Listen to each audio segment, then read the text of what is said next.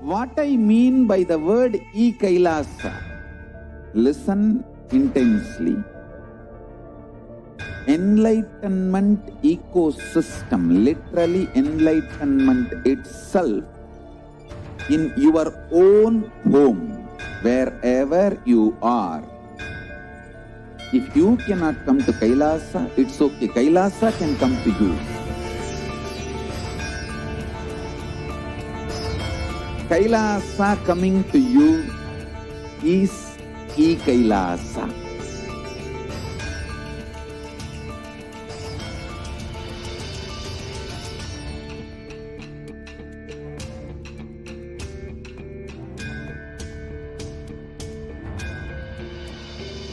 I will revive Hinduism. I am a Hindu revivalist. Any revolution, but by evolution.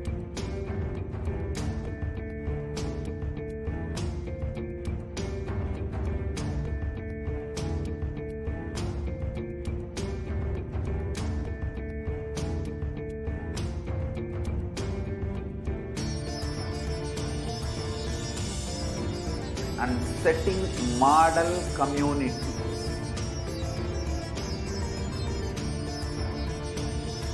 Kailasas, enlightenment ecosystems, Sarvanya Pitas all over the world.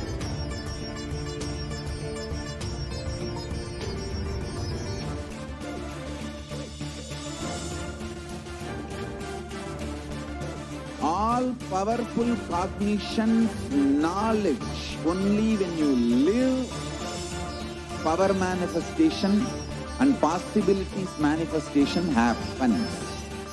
It's a fundamental truth.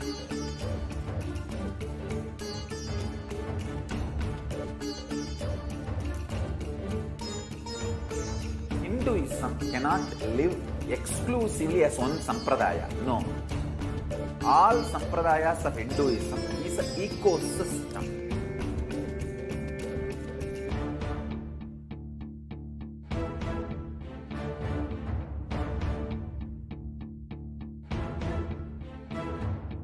So don't keep quiet thinking that if one sampradaya is attacked, only that sampradaya is going to be affected. All of us are ecosystem.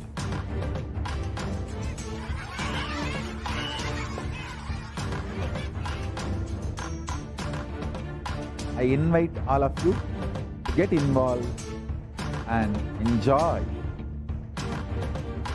Hinduism by the principle of Dharmo Rakshati Rakshitaha.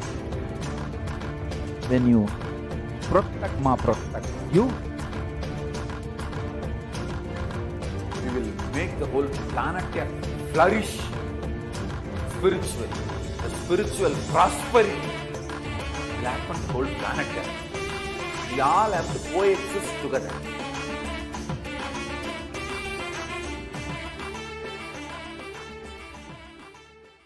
Just be alive for next 3 years. Don't die within next 3 years.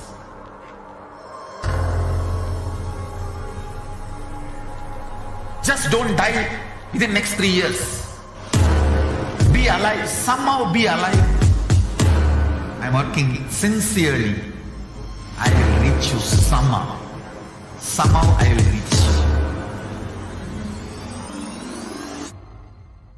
It's my commitment to humanity.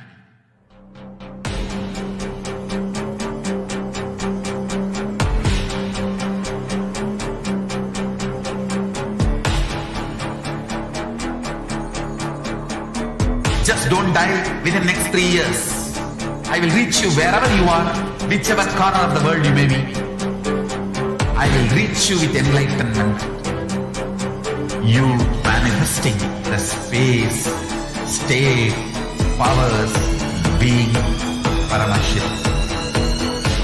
It is possible, and it is possible for you.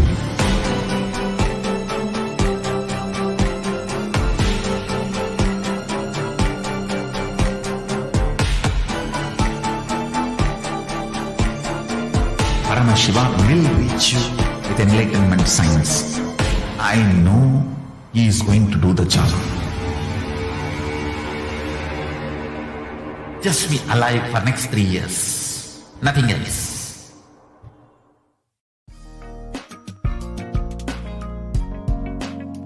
We get you help.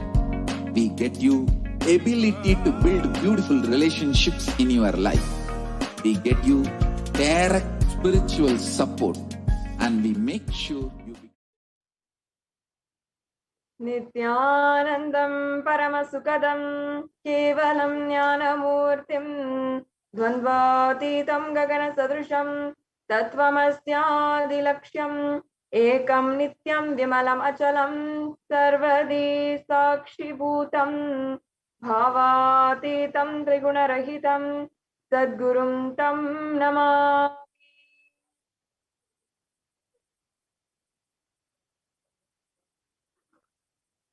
Nithyanandam.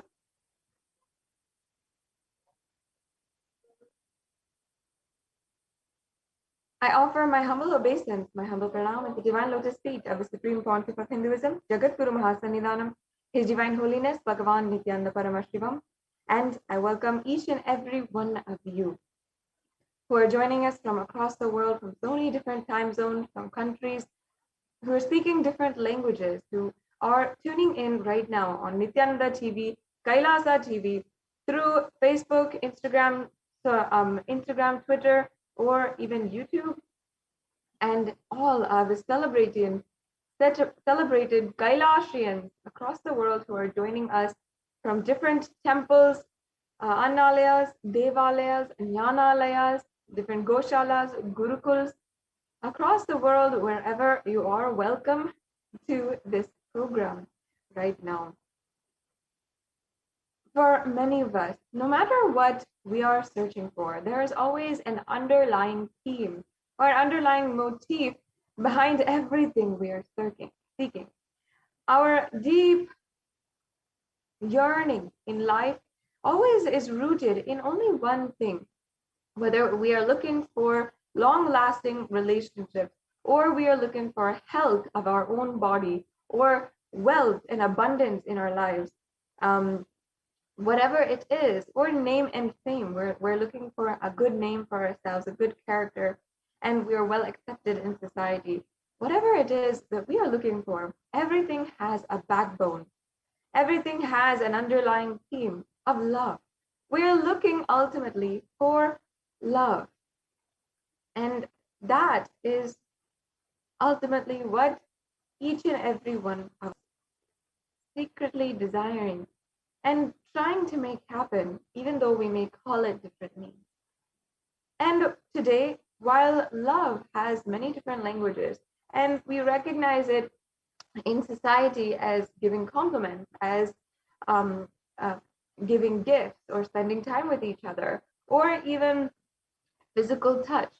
No matter what, though, we still haven't understood that love has a transcendental, divine property, a divine quality to it, which is far beyond anything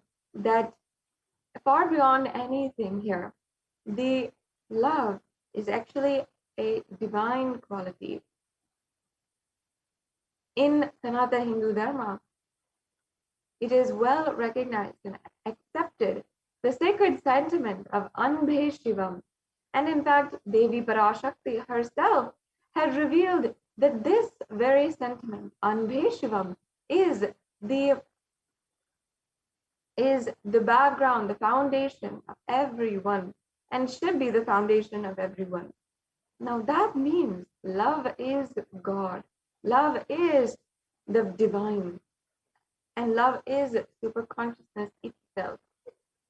Devi Parashakti revealed even that only those who have strong love in their hearts and use it for their life every single day and remind themselves of the purpose of love, only those people are the ones who will survive even during this pandemic, during this extremely grave, tense, strenuous times that we are living in. Not just through the pandemic, but social upheaval all over the world, so many different corrupt governments getting away and not held accountable for the death and suffering of millions of people. And all on one side, while so many people are dying and so many people are losing their lives and suffering, nobody is held accountable for it. Now, each and every one of you today can experience that divine love through the darshan and diksha of Devi Parashakti herself in this Devi Parashakti Akashic reading program. Now, let us just begin with an introduction to Devi Parashakti and the Bhava Samadhi Darshan.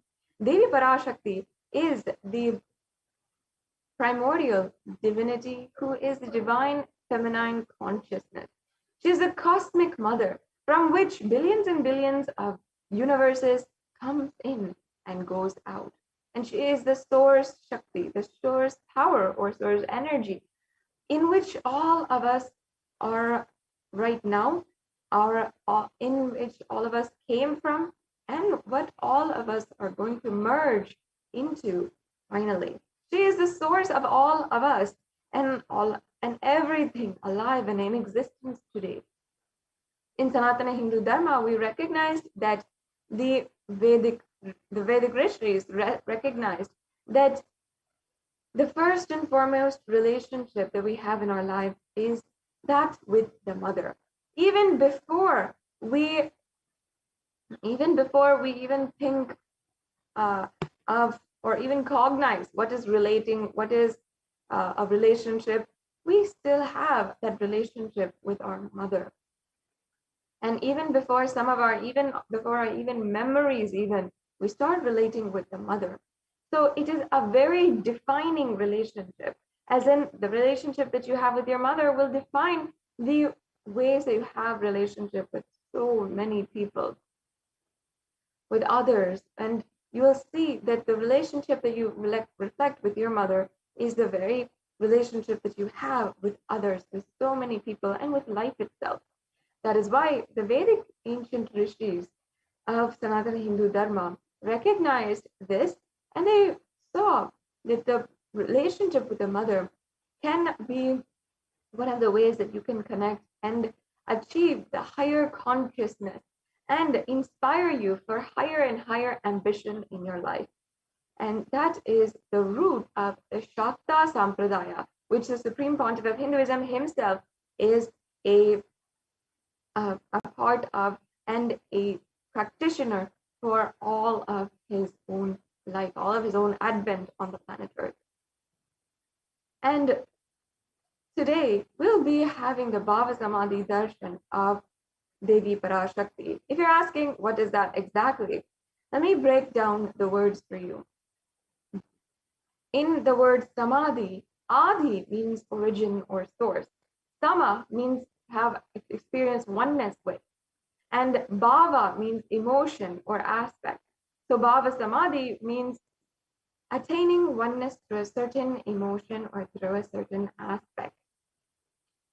So then Bhava Samadhi Darshan is this beautiful way that you can experience oneness with the divine through the Nijavatar, the Supreme Pontiff of Hinduism, who is expressing a certain bhava or a certain emotion or a certain aspect of the divinity. For example, motherliness in Devi Parashakti, or compassion and wealth and abundance in Lord Venkateshwara, or ferociousness and integrity in Lord Kalabhairava, or supreme courageousness and valor in Lord Muruga, or if it is the compassion, love, romance, and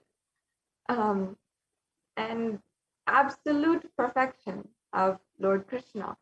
All of these deities literally manifest through the Archavatara. All these deities manifest through the Nijavatara, the Supreme Pontiff of Hinduism. And that is exactly what the Bhava Samadhi Darshan is, where Paramashiva manifests through the body, the Nijavatara of the Supreme Pontiff of Hinduism. So today in this Bhava Samadhi Darshan, you will be able to experience so much more, even activate the latent potential energy inside of you, which is proven to increase your energy levels more than 1300%. And you can even see the reverse aging process and recovering from so many mental health issues and removing fear and conflict in your life. And let us now be introduced to the very being who has made this available for each and every one of us to enjoy today completely. That is the Supreme Pontiff of Hinduism. The Supreme Pontiff of Hinduism was born on planet Earth on the 2nd of January 1978, and the Supreme Pontiff of Hinduism was recognized and birthed by a esteemed group of enlightened beings who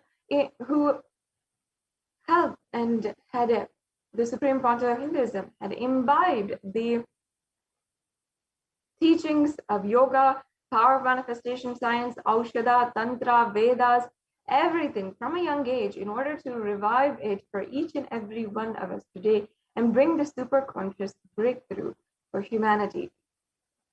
And the Supreme Pontiff of Hinduism as well has revived the 14 ancient indigenous kingdoms today. That is the Tonde Mandalam Adhinam, which the Supreme Pontiff of Hinduism is the 233rd Guru Mahasannidhanam, and the Supreme Pontiff of Hinduism is the incumbent emperor of the Surya Vamsa Surangi Samrajya, and the Supreme Pontiff of Hinduism is the 293rd Jagat Guru Mahasannidhanam of the Madurai Adhinam, the Kailashonata Shamala Pita Sarvagnya Pita. As well, the Supreme Pontiff of Hinduism is the Mahamandaleshwar of the Mahanirvani Akada, the oldest apex governing body of Hinduism. As well, the Supreme Pontiff of Hinduism is the 1008th incarnation of, the 1008th Acharya Mahamandaleshwar of the Atal Akada. The Supreme Pontiff of Hinduism is the 23rd Guru Mahasannidhanam of the Dharma Mukti Swargapuram Adhinam. And in 2015, the Supreme Pontiff of Hinduism was elected by a congregation of esteemed global Hindu leaders as the Supreme Pontiff of Hinduism. And for each and every one of these titles, the Supreme Pontiff of Hinduism has done so much of work that supersedes the amount of recognition he has in the world received. For example, the Supreme Pontiff of Hinduism has authored over 300 books and spoken in English, Tamil, and Sanskrit, and translated into 50 further languages, which have literally enriched and enriched billion people all over the world, either digitally or physically. And the Supreme Pontiff of Hinduism has revived over 100 Sarvagnya Pitas, the ancient ruling ancient Hindu ecosystems around the world. The Supreme Pontiff of Hinduism as well has commented and is renowned for being a prolific commentator on the various different scriptures of Sanatana Hindu Dharma, including the Brahma Sutras, the Jain Sutras, the Yoga Sutras, the Shiva Sutras, the Upanishad, the Bhagavad Gita, and so much more.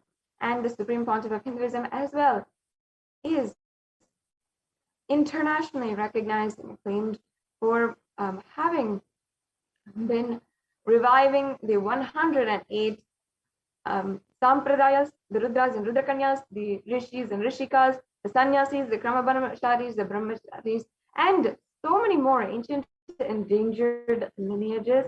And the Supreme Pontiff of Hinduism as well has established the Kailasa's Nithyananda Hindu University, the world's largest Hindu university, with satellite campuses in more than 150 countries.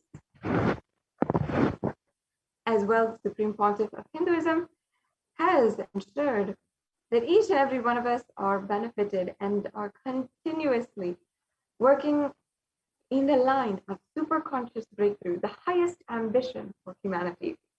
So with this, we'll now come to a conclusion of this introduction segment, and shortly we'll be having joining with us the Balasans of the Nithyananda Gurukul to proceed with the next segment of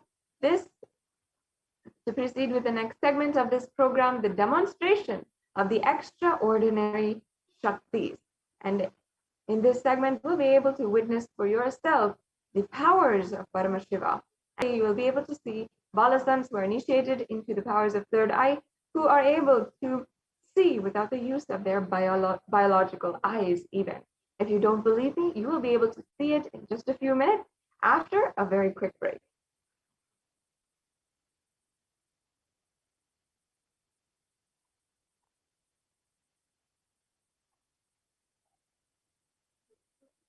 Yes, it seems like Ma Yoga Prana and the Balasans of the Nithyananda Gurukul, Ma Viraja, Ma Kaladara have joined with us right now. We'll now be proceeding into the next segment. Thank you, Nithyananda.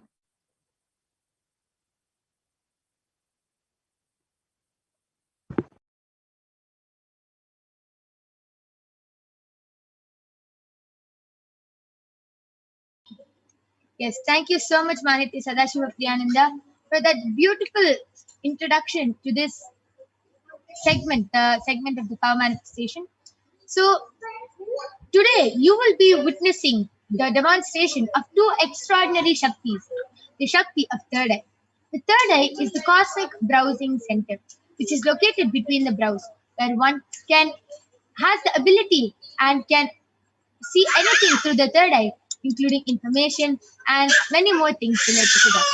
And the second power of the second power will be manifesting is the power of body scanning, which is where the one awakens the ability to be able to scan illnesses, diseases, medically diagnosed issues, and reveal solutions and even root causes of the problem.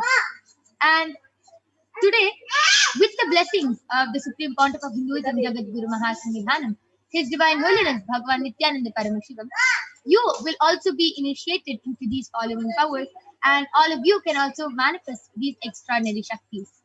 So, before we begin, what are Shaktis? Let us learn about what are Shaktis. In the Vedagamas, the source scriptures of Hinduism, Paramashiva reveals in elaborate detail that every human being is hardwired to be able to manifest these 463 plus extraordinary Shaktis, like the powers of third eye, body scanning, consciousness over matter, remote vision, and much, much more. And Shaktis, manifesting powers, are described as a system, as a method and a science for human beings to explore the various possibilities and powers, and to have access to the various states of consciousness. Shaktis manifest from the fundamental cognition that you are the divine and that you need to manifest the divine, not that you are a man and that you need to reach the divine. Who? Okay, so before we move on, there are two types of manifesting powers, Shaktis and Siddhis. Let us see the difference between both of them.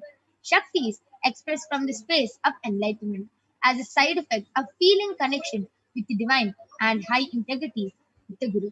Shaktis are the source of enlightenment. Siddhis are powers that manifest from tapas or penance for enlightenment. Siddhis are on the path of enlightenment. Shaktis express through ordinary human beings in extraordinary ways, just with the initiation from the avatar, and Shaktis are permanent, whereas Siddhis are not permanent and they may divert you from enlightenment. So, who is the source of all these Shaktis? Paramashiva is the primordial divinity in Hinduism, the ultimate reality and cause which is self-effulgent, Swayam Prakasha, all-pervading, unchanging, beyond time, space, form, and causality. As a fundamental base of Avyakta, the unmanifest, and Vyakta, the manifest existence, he performs the Panchakritya, or the five cosmic acts of Srishti, creation, Sthiti, sovereign rulership and maintenance, Samhara, rejuvenation, Prabhava, pulling out of delusion, and Anugraha, liberating grace for all living entities. And that Paramashiva has come down and landed in the form of the Supreme Pontiff of Hinduism, Jagat Guru Mahasangidhanam, His Divine Holiness Bhagavan Nithyananda Paramashivam, as the 1008th living incarnation and representation of Paramashiva and the revival of Kailasa, the ancient enlightened Hindu civilizational nation, which is the great cosmic borderless Hindu nation. Ever since the beginning of the civilization, the Sanatana Hindu Dharma has been the cradle of enlightened beings and highly advanced sciences. It was where the science of enlightenment was lived and taught as a lifestyle. And for the first time in modern day, the Supreme Pontiff of Hinduism, Jagadguru Mahasannidhanam, His Divine Holiness Bhagavan Nithyananda Paramashivam, is transmitting it to the world at a record-breaking speed which was never accomplished before. And the Supreme Pontiff of Hinduism was recognized as an avatar at a very young age. Knowledge and the science of manifesting these Shaktis were passed down to Swamiji through the Guru Parampara, the initiation by the enlightened Gurus. So you can see the Guru Parampara over here. You can see so many of the enlightened Gurus of Swamiji, Mata Vibhudananda Puri, Pundi Swamigal, Isaki Swamigal, Annamalai Swamigal, Visari Swamigal, Yogi Raj, Yogananda Puri, so many of the Gurus who have taught Swamiji, who have trained Swamiji into each one of these sciences. Just so Swamiji can revive these initiations, knowledge, science, everything from the disciplines of Vedanta, Tantra, Shri Vidya, Yoga, Yogi powers, Mantra Shastra, Siddha Vidya, the science of Aushadha, Advaita, Bhakti Yoga, Paramashivoham and Paramashivoham. So, how do we awaken these divine Shaktis in us? Every ultimate truth, jnana, mapped into your consciousness, prajna, manifests as a power and a possibility of every being, prajnana. So let us now watch a small video which explains the power of initiation, which shows what happens when we get the Diksha from the avatar. Diksha is the direct transfer of spiritual energy by an enlightened being through look, word, or touch. The traditional Vedic book Navaratneshwara states, Sarva Samapi Diksha.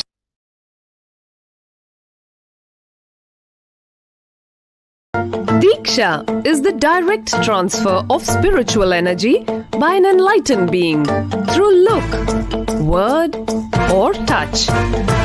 The traditional Vedic book Navaratneshwara states, Sarva Samapi Dikshanam Muktihi Phalamakhanditam Avirodhat Bhavantyeva Prasangyastu Bhuktayah. The main benefit of all initiations is moksha, enlightenment. As a side effect, health, wealth, leadership, and well-being happen. And in Rudrayamala Tantra, Shiva says, Devi Diksha Vihinasya Na Siddhihi Na Cha Sadgatihi Tasmat Sarva Prayatnena Guruna Dikshito Bhavet. The one who is not initiated does not attain liberation nor a better future. So by all efforts, one should get initiated by Guru. What is the science of initiation? Neuroscience has proved that the process of initiation floods the brain with energy. This is the superconscious energy of Kundalini, our own highest inner potential energy. As the Kundalini flows from the thalamus to the cortex, it sets up a powerful energy loop within the brain, which awakens the latent non-mechanical parts which we have never used before. With increasing levels of coherence, the whole brain comes alive, turning into a superconductor of conscious energies that heal, empower, transform our lives, bliss and fulfillment. Initiation creates high awareness, visualization, creativity. It also slows the aging process and improves the immune system. Kundalini awakening, healing experience, levitation, teleportation, materialization. Experience the power of initiation through a range of exclusive programs conducted at the ashram. Nithyananda.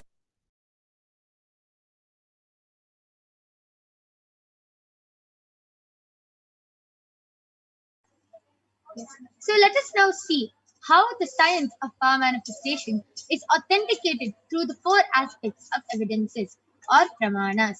The first is the Shastra Pramana, which are the eternal unchangeable truths that are revealed in the source scriptures. The next is the Apta Pramana, the experiences and results of Aptas or the authorities of Hinduism, the Vedic rishis and scientists who have time tested and verified this extraordinary science. Third is the Atma Pramana, or the account of the Supreme Pontiff of Hinduism, Jagadguru Mahasannidhanam, His Divine Holiness Bhagavan Nithyananda Paramashivam, who has also time-tested and verified this science.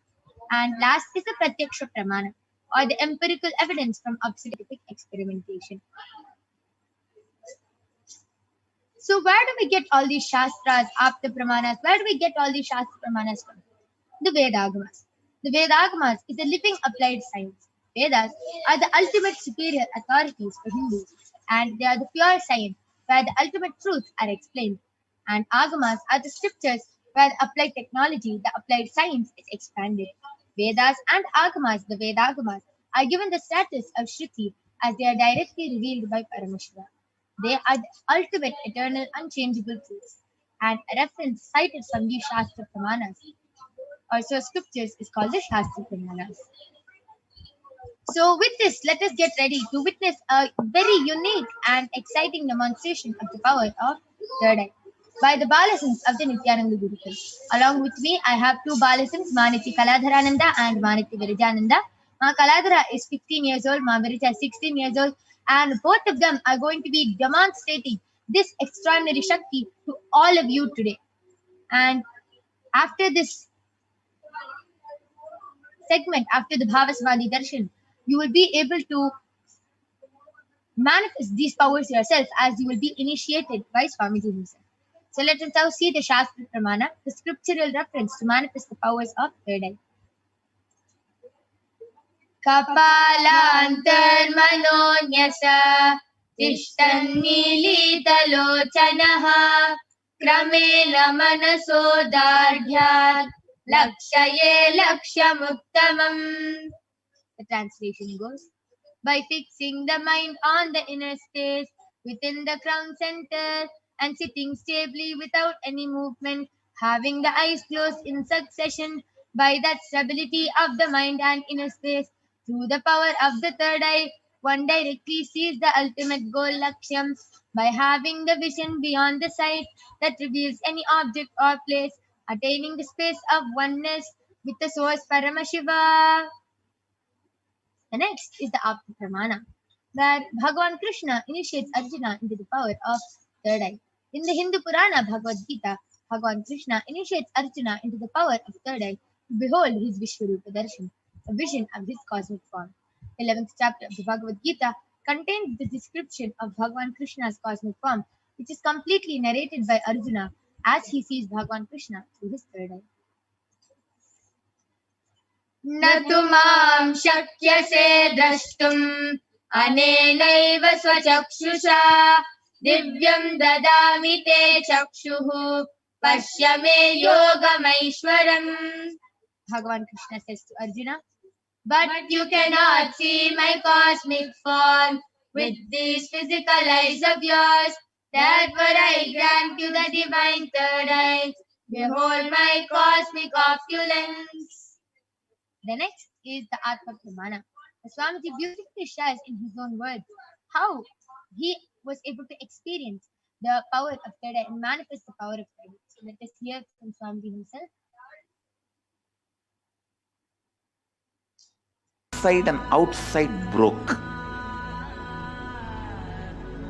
The first experience is that I was able to see everything around me, above me, the whole 360 degree, 10 direction, below me, everything.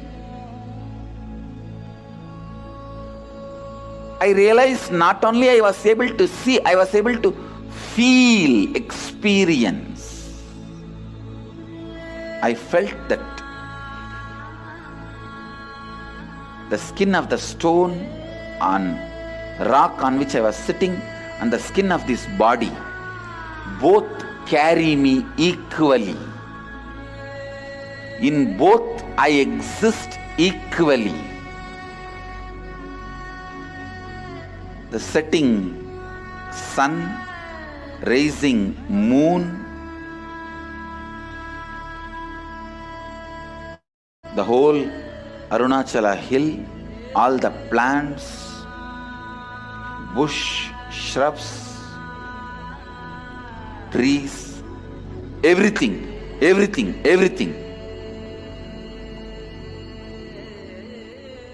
just become so alive. The idea, something is inside.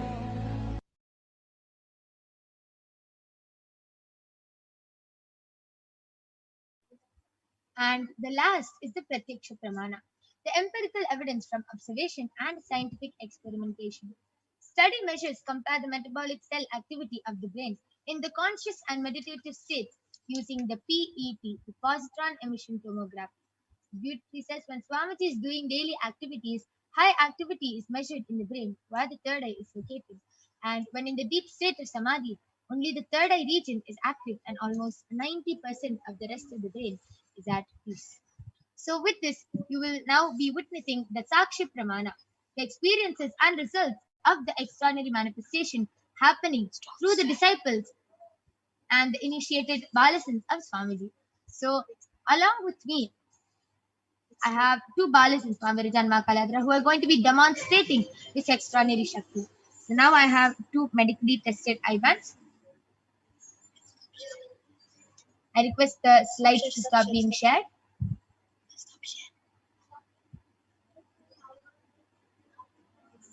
So along with me, I have two medically tested eye bands. In front is a complete opaque sheet, and behind is a thick sponge. And you can see that there's two straps which will comfortably strap the eye band to Ma Virita and Ma Kaladra's head. Under there is no gap between the eye band and the opaque sheet, and there is no possible way of light entering in any gaps. So this is a medically tested eye band, completely tested by the top 10 hospitals of India. It is proven that there is no possible way of light entering in this eye band even with your eyes open. So now I'll be placing these eye bands on Margarita and Makaladhara. So in front of all of you, I am opening the eye band and placing it on her eyes. And Margarita or Makaladhara will not be touching their face after I place the eye band on them. They'll not be even moving their hands near their face. Yes. Mavirita, are you comfortable? Yeah.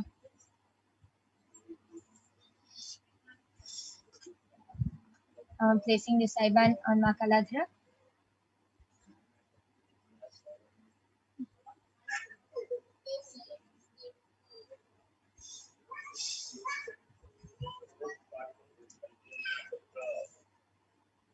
Makaladhara, are you comfortable? Yoga Prani, can you adjust my eye band middle, ma? Yes. Now are you comfortable? It still has to be in the middle. Now? Yes. Yes. So I request both of you to turn to your right, left, up, down. Yes. So all of you can see that there's no gaps between Ma Birija and Ma Kaladhara's eye band. So now I request the YouTube comments to be projected.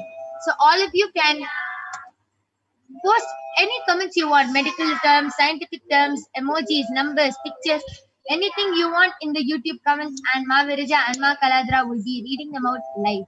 So before we move ahead to reading the comments section, I request my Yoga Prana to send to the eye band.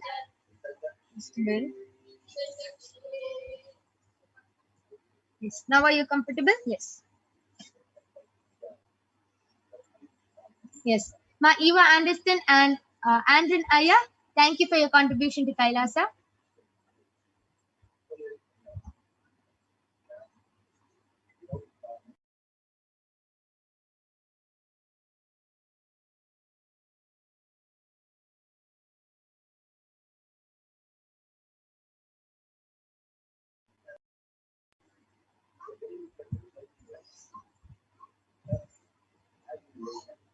Yes, I request all of you to continue posting your comments. And Ma Virija, Ma Kaladra, you can go ahead.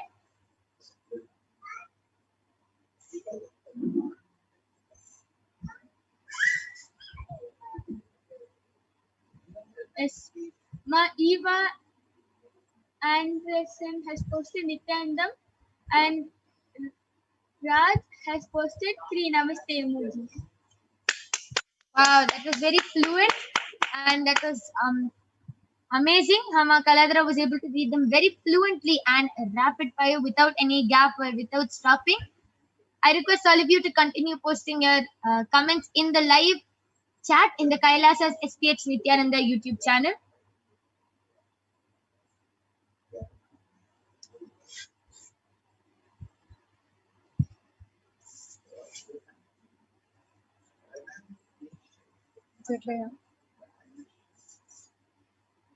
Yes, Mavirija, you can also go ahead and start reading.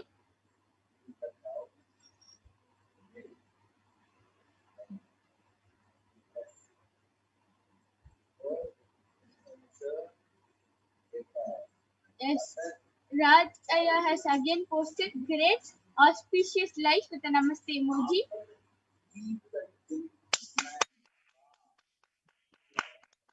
Amazing. I request all of you, please continue posting your comments. You can plug the comments with anything, medical terms, scientific terms, anything you want. And Ma Virija and Ma Kaladra will be reading them out live.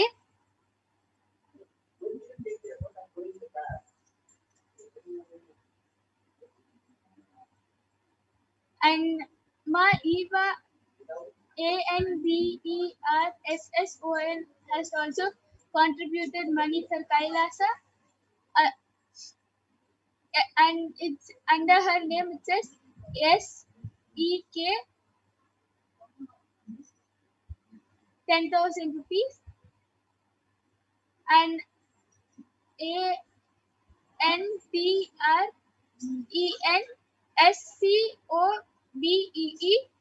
has also contributed money for Kailasa, and under the name it says SGD 1.48.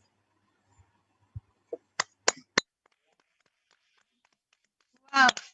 Ma Kaladra is able to read numbers, letters, words, sentences, and even able to see emojis through her third eye. Amazing. And along with the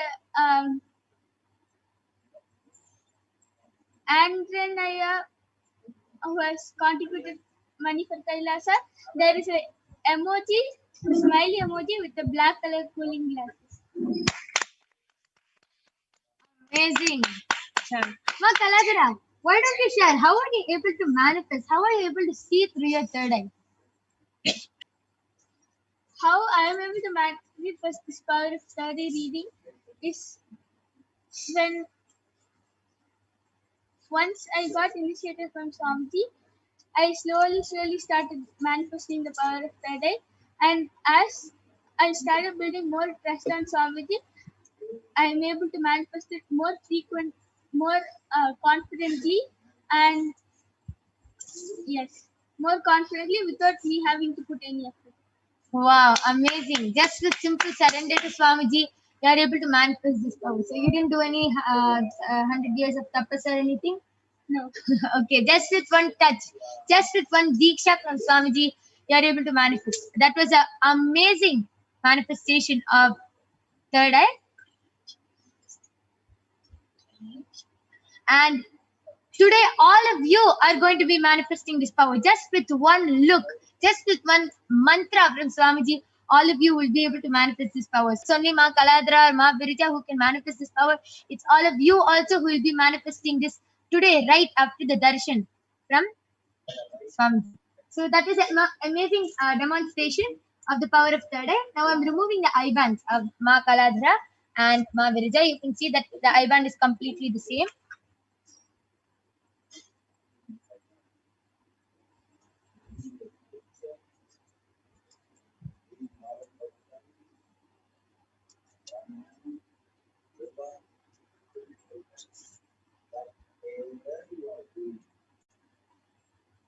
Mm-hmm. Yes.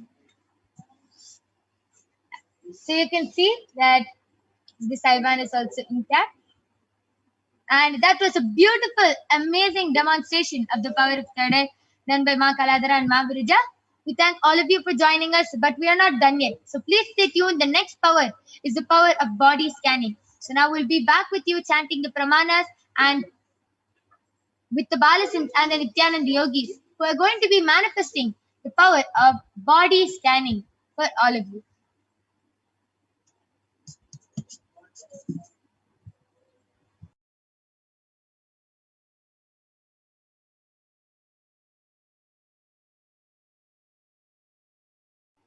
Yes. So now the next power is the power of body scanning, where one awakens the ability to manifest the power of body scanning and will be able to scan illnesses, diseases, medically diagnosed issues, and reveal not only what problems they have, will be able to reveal the root cause of the problem. So let us now chant the Shastra Pramana for the power of body scanning. स्वदेहे जगतो वापि सूक्ष्म सूक्ष्मतराणि च तत्त्वानि यानि निलयम् ध्यात्वान्ते व्यज्यते परा. Bhagavan Paramashiva says, cognize deeply that from the subtle to the subtlest constitutive principles of your whole body, Swadeha, or of the whole universe, simultaneously consist of the essential reality. They are being absorbed in their source cause, Paramashiva. And by the experience of such restful awareness, one becomes complete from all thoughts, and the ultimate universal divine power, Paradevi, Adi Shakti, is revealed, and the supreme power manifestation happens. Next is the Apta Pramana, the reference of the power of body scanning from the life of a Siddha. Teriyar was a Siddha and one of the prominent disciples of Agathya. One day, a man suffering from a severe headache came to Agathya for healing. Agathya uses the power of body scanning and identifies the root cause of the headache. He reveals that there is a small tere, a type of a frog, sitting in the person's brain, and Agathya immediately instructs Teriyar, his disciple, to perform an open head surgery. Remember, this is more than 5,000 years ago. He requests his disciple to perform an open head surgery and remove the frog. And the surgery is completed successfully, and the person is completely healed and cured of the headache. Thus, he gained the name Teriyar. Next is the Atma Pramana of how Swamiji was able to manifest this power, how Swamiji time tested and authenticated this science. Swamiji beautifully shares, only when I had a multiple compound hand fracture, I was forced to go for surgery and therefore for medical checkups related to that. At that time, they detected heavy metal quantity in different organs of mine, and it was revealed that I had been poisoned without our knowledge. I immediately used diagnostic methods instead of medical facilities to study the body condition due to the poisoning. And through the power of body scanning, I found out what the problems and imbalances had happened and where the balance had to be done. I used allopathy as a second opinion just to verify my findings. Next is the Sakshi Pramana. You can see how the experiences of the extraordinary manifestation happening through the initiated disciples of Swamiji. So you can see how the Paramashivoham participants have posted in Facebook that they are able to manifest this power of body scanning with the grace of Swamiji, and they are able to scan other people's lungs and was able even to see issues that they've had since birth. And now you will be witnessing a live demonstration of the power of body scanning by the Balasins and the Nithyananda Yogis. So we have the Balasins and Nithyananda Yogis eagerly waiting to manifest this power of body scanning. So please stay tuned. Till then, go ahead, post all your requests and comments, call your family members and friends to witness this extraordinary Shakti. Post your comments in the Kailasas HDH Nithyananda YouTube channel, and we'll be back with the Balasins and the Nithyananda Yogis. With this, we thank all of you. Please stay tuned, and we'll be back with the Balasins. Thank you.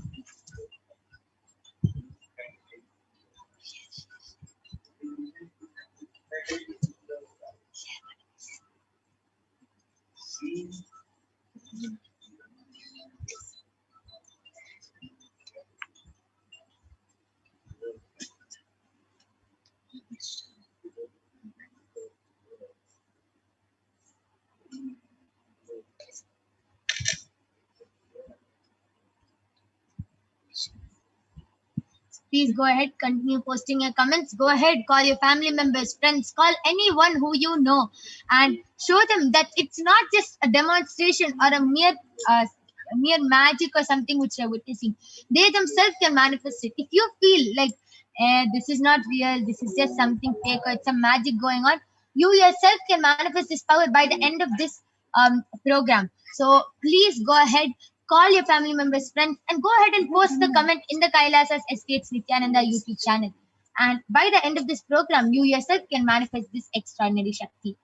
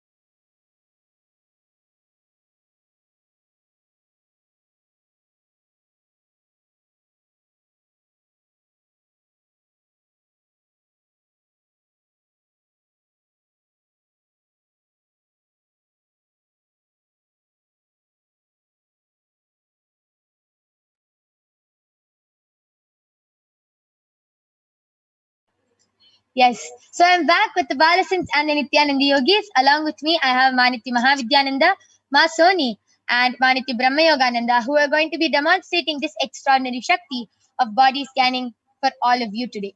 So I request the YouTube comments. Yes. All of you can go ahead, post your comments in the Kailasa's SPH Nithyananda YouTube channel, and the Balasins are eagerly waiting to manifest this extraordinary Shakti for you. Go ahead, post your requests and comments, and we'll be doing a body scanning for you.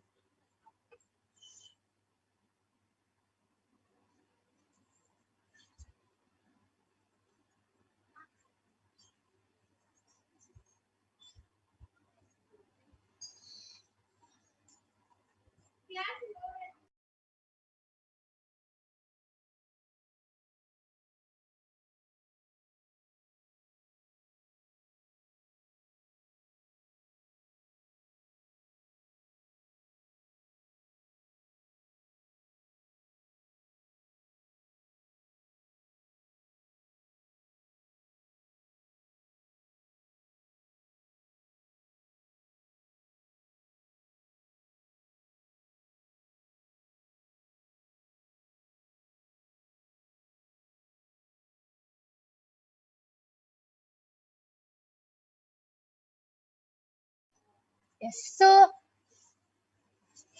now I'll be explaining how the power of body scanning works. So what is the difference between the power of body scanning, getting a body scanning done by a Balasanta or the Nityananda Yogi, and what is the difference between going to a doctor? The difference is when you go to a doctor, example, you have some disease, cancer, cold, cough, it can be anything. When you go to the doctor will diagnose it. Okay, you have this disease, you have this cancer, and the doctor will give you a medicine to get healed. Yes, just before I continue, Eva Anderson has requested for a body scanning. So Ma Soni, you can do the body scanning for Ma Eva Anderson. Rajavendra Naya has requested for a scanning for his skin problems. Ma Brahma Yoga, you can do a body scanning for Rajavendra Naya. And Andren Scobie has again requested for a body scanning. Ma Mahavidya, you can do a body scanning for Andren Naya. So continuing. When you go to a doctor, they will diagnose you and give you a medicine for the problem. But will the doctor ever be able to find out what is the root cause of the problem? No, of course not. Because the doctor does not know what incompletions or what root patterns you are holding inside of you. Our body is very mysterious. A cancer is actually, Swamiji beautifully tells, cancer is actually self-hatred which you have. So if you complete with your self-hatred, automatically your cancer will also heal. So the root cause of the problem is completely different. Yet the doctor gives you a medicine for the external problem. That is why when you get a body scanning from Paramashiva's third eye through one of the Balasans or the Nithyananda yogis, they reveal what is the root cause of the problem, why the problem has started, whether it is SDHD, self-hatred, self-denial, self-doubt, or whether it is some past life incompletion, or whether it is a childhood incompletion, or whether it is an actual problem in your body. The third eye will reveal the root cause of the problem, and Paramashiva will reveal an exact solution just to hit that root cause. Just as how you have to uproot a wheat plant to completely stop it from growing, Paramashiva will give a solution which will completely heal the root problem, which will problems you are facing. So yes, Ma Brahmayoga, are you ready? Yes. Yes, you can go ahead. Rajvendra Naya, Paramashiva revealed to me that why you're having skin problems is you're having too much of spice in your food. You're having too many chilies and too much of spice in your food, and you're not having enough of water. And because of that, your skin is becoming really dry, and you're getting these kind of black and red dots on your skin. So you should reduce this spice in your food. Starting for 1 week, you should have really mild food, and you should have at least 3 liters of water. And slowly, you can like increase the spice a little bit, but you should not eat too much of spice. The spice should, the maximum you can go to half the amount that you're having right now. If you just reduce the spice that you're having and increase the amount of water that you're drinking, then all your skin problems will heal. Wow, a very, very, very amazing body scanning done by Ma Brahma Yoga for Rajivendra Naya. So, Aya, you have requested for a body scanning for your skin problems. Paramashiva revealed a very simple solution. Reduce the spice in your food and drink more water. So, please follow this solution and get back in the chat whether you were able to relate with what Ma Brahma Yoga has said. And please share with all of us if you are eating too much spice, drinking less water. Please share how you felt by this body scanning. And yes, Ma Soni, you're ready? You can go ahead. Nithyananda Ma Eva Anderson. Ma Paramashiva revealed that day by day your bones are becoming more and more weaker, ma. And it's due to you are not having a proper diet. Like whatever food you are eating, it's not giving enough nutrition to your bones. So and especially you are not eating like veggies, which gives you protein and vitamins to your bones. So Paramashiva revealed that to start eating more and more vegetables and fruits. Yes, beautiful, a very amazing body scanning done by Ma Soni. So, Ma Eva Anderson, please get back whether you were able to relate with the scan and how you felt by this body scanning. And yes, Ma Mahavidya, you can also go ahead. Yes, so this is a body scanning for Andren Sobi Aya Nithyananda, and Paramashiva is revealing that actually during your day there is a lot of movement. You're walking around a lot. Just in your house there is a lot of movement, and very clearly Paramashiva is showing that the way you are moving and the body weight is stressing your ankles. So your part of the feet, the lower calf and the ankle, and which is also making you feel more and more tired. The arm strength is becoming less, and it is as if your arms are not moving fast enough to whatever you want to do. So, what Paramashiva revealed is one of the reasons for this is also you are eating a lot while you're walking. So, while you're on the phone or you're talking or just moving around in your house, you're not sitting down and eating. So, for solution for you, Aya, because all of this is starting to create a heart problem and a BP problem within you. The solution that Paramashiva and Swamiji revealed is first Just reduce the amount of tea you are taking in the day, amount of tea that you have, the number of cups.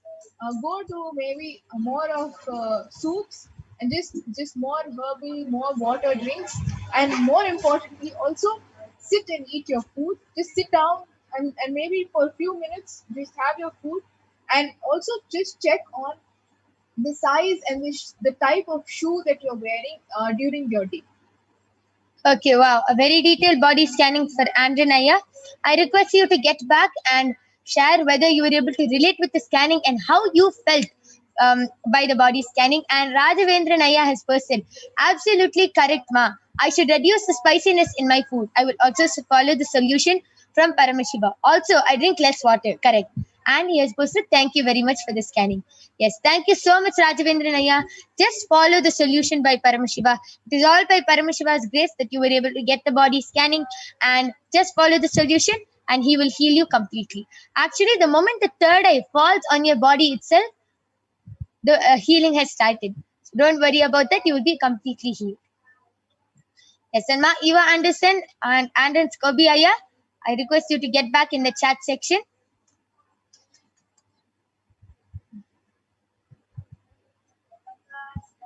And Andren Skobiaya has contributed to Kailasa with the emoji of thumbs up. So thank you, Aya. I request you to share how you felt by the body scanning. How did you feel when the body scanning was happening for you? Why don't you go ahead and share?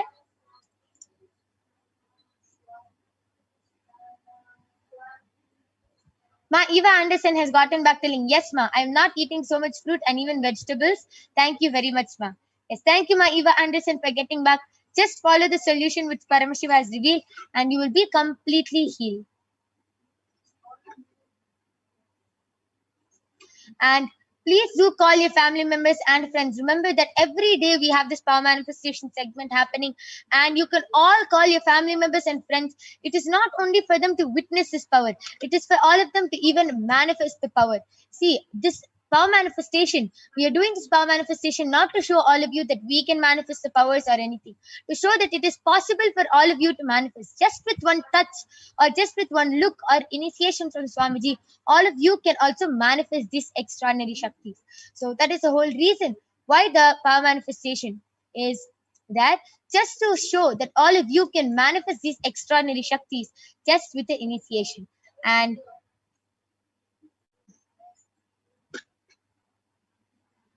with this, we would like to conclude the power manifestation segment. We thank all of you for joining us in this power manifestation segment. And please stay tuned for the upcoming segments where you will be learning about who is Devi Parashakti and what are the Akashic readings and much, much more. Thank you, Nithyanandam.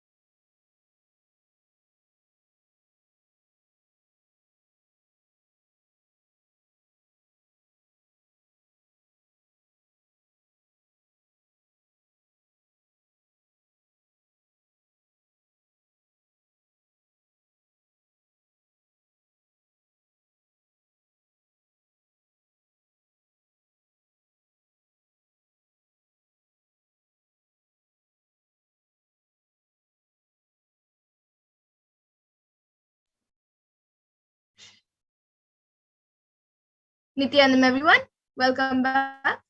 So now we will be moving to the next segment where we will be learning about the divine feminine consciousness. We will be learning about Devi Parashakti. So we will be first looking at the Dhyana Shloka for Devi Parashakti, which speaks about the beauty of Devi Parashakti. And this Dhyana Shloka comes from the Lalita Sahasranama. So I will be chanting it now for all of you. सिन्दूरारुण विग्रहां त्रिनयनां माणिक्यमौली स्फुरत् तारानायक शेखरां स्मितमुखीं मापीनवक्षोरुहां पाणिभ्यामलिपूर्णरत्नचषकं रक्तोत्पलं बिभ्रतीं सौम्यां रत्नघटस्थरक्तचरणां ध्यायेत् परामम्बिकाम्. And this shloka says, the Divine Mother is to be meditated upon as shining in a vermilion red body, with a triple eye sporting a crown of rubies, studded with a crescent moon, a face all smiles, a splendid bust, one hand holding a jewel cup brimming with mead, and the other twirling a red lotus. And another Dhyana shloka, which also comes from the Lalita Sahasranamam, it says, Arunam karunam tarangatakshim dritapashankusha pushpabana chapam animati viravrita mayukaihi rahamityeva vibhavaye bhavanim. And this verse says, I meditate on the great empress. She is red in color, and her eyes are full of compassion. She holds the noose, the good, the bow, and the flowery arrow in her hands. She is surrounded on all sides by powers such as anima for days, and she is the self within me. And Devi Parashakti is the ultimate pure feminine consciousness. Parashakti is the mother. It is her cosmic womb, from which billions and billions of universes go on. And it is the source where the Big Bang and black holes go on and on. Parashakti is the source Shakti, the source energy, source power, from which all of us came, all of us are in even now, and which all of us are going to merge into. And out of her extreme love and compassion, Parashakti herself is manifesting through the embodied form as a Nijavatara of the Supreme Pontiff of Hinduism, Jagadguru Mahasannidhanam, His Divine Holiness Bhagavan Nithyananda Paramashivam, gracing us, answering all our questions, attending to our prayers, giving boons, healing us, revealing our past, present, and future, and delivering profound spiritual truths, and ultimately giving us the experience of Paramashivoham itself. And in the words of Devi Parashakti herself, breathing as Omkara, expressing as Vedas and Agamas, blossomed as Hunkara, filled as Parashorasi, living in 40 triangles, the Kailasha Swami who is in Kailasha, Sri Purachintamani, Parashorasi, sitting as part of Paramashiva, Parameshwari, who rules the world, Paramashakti, Manonmani, Meenakshi, as Nithyananda, I took Nijavatara here to give good boons to everyone, to bestow all goodness. Hiranyagarbha Swarupini, Brahmanda Yoni, Shami, Chandramauli, Rapala, Aparna, Uma, Parvati, Savitri, Navayavana, Samrajya Lakshmi, Parameshwari, Parashorasi, Meenakshi. Taking the form of Nithyananda, I came here as Nijavatara. With great compassion I am blessing. Listen, people, to do good to all of you, I took the form of Nithyananda and came down as Nijavatara. And again, in the words of Devi Parashakti herself, she beautifully says, raising in Omkara, blossoming as Shiva, Shiva manifesting as source of existence, powers of existence, expression of existence, from the oneness of Om, blossoming into two as Prakriti and Purusha, blossoming as three Shaktis, Icha, Kriya, and Jnana, growing as 4 Vedas, expanding as 5 Panchabhutas, beyond 6 chakras, filled as Gotras of 7 Rishis, expanding as 8 directions, existing as 9 Grahas, blossoming as 10 Indriyas, being as 11 Rudras, creating all the worlds, bringing life to tell and make fruit blossom, and to do good. Parashorasi, Meenakshi, in the form of Nithyananda, I came to bless every one of you. So this is what Devi Parashakti says, to bless all of us. And now let's see how we can receive Devi Parashakti. So literally you are seeing Paramashiva and Parashakti at that moment. She is there on your screen. So you can always receive her very traditionally. You can keep 2 betel leaves, 1 banana, 1 betel nut, and 1 coin in front of the screen as you watch Devi Parashakti. And for those of you who don't know, the coin is actually considered the traditional Lakshana in the Hindu tradition. It can be the lowest value. In India, it can be just 1 paise, and in the US, it can even be just a cent. Swamiji says, I'm not trying to monetize. Keep even 1 cent, it is okay. So for 100 days, if you have the darshan, it will add up to $1. In India, even 1 paise is okay. And once you offer that to Devi, and after the darshan is over, you can do namaskar and eat the banana and the betel leaf and the betel nut, and taking it as prasadam directly, immediately. And the coins which you collect, you can send it to the LA temple. And some of you might be wondering how this betel leaf and betel nut will benefit you. Swamiji says this betel leaf and betel nut may look too small, but in a few days you will see how much it adds to your sentiment, that really she is there. You will not take the Devi darshan for granted. Rituals will break your monotonous unconscious mentality and lifestyle and remind you and raise you to powerful cognition. It will break your unconscious behavior. And now all of you can also see how you can set up your tambulam. You can set up the 2 betel leaves, 1 betel nut, 1 banana, and 1 coin in a plate and keep it in front of Devi Parashakti. Keep it in front of the screen as you watch the darshan.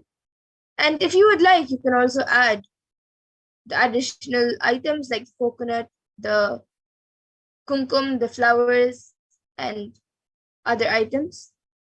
But the 4 basic items is the betel leaf, betel nut, banana, and coin. So you can arrange everything in a plate and keep it in front of the screen.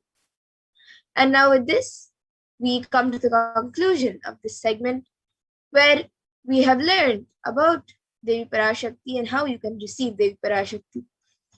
So now we will be moving to the next segment, where we will be learning more about what Devi Parashakti has revealed and how she has helped humanity. So we will be back after a short break to see and learn more about what Devi Parashakti has revealed.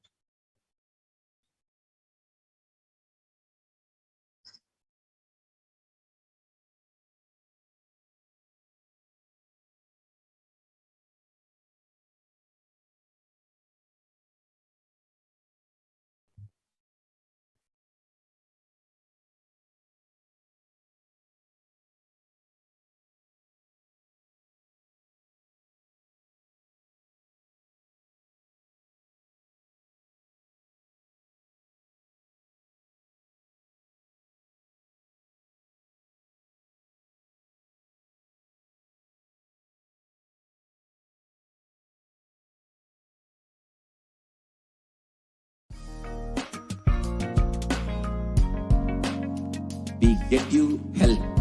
We get you ability to build beautiful relationships in your life.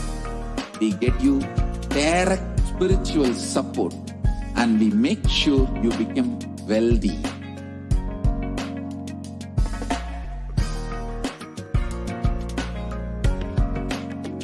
We won't stop giving you just good life. We will literally not stop till you live enlightened life. Manifesting the state of Paramashiva, space of Paramashiva, powers of Paramashiva, being of Paramashiva.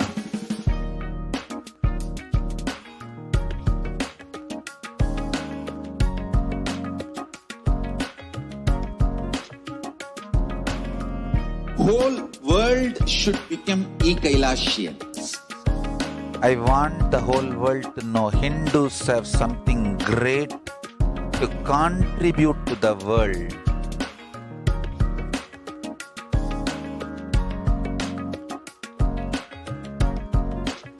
We have something great to contribute to the world. Let us do that.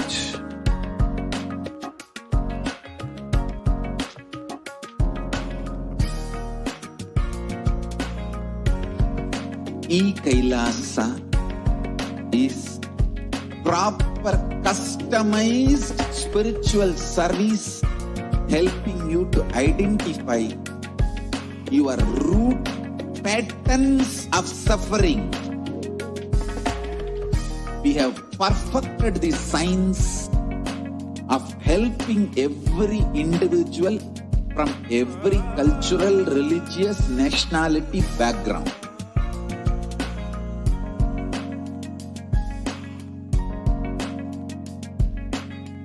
who will have lowest reactionary assumptions, highest awakened response, alive response for life continuously.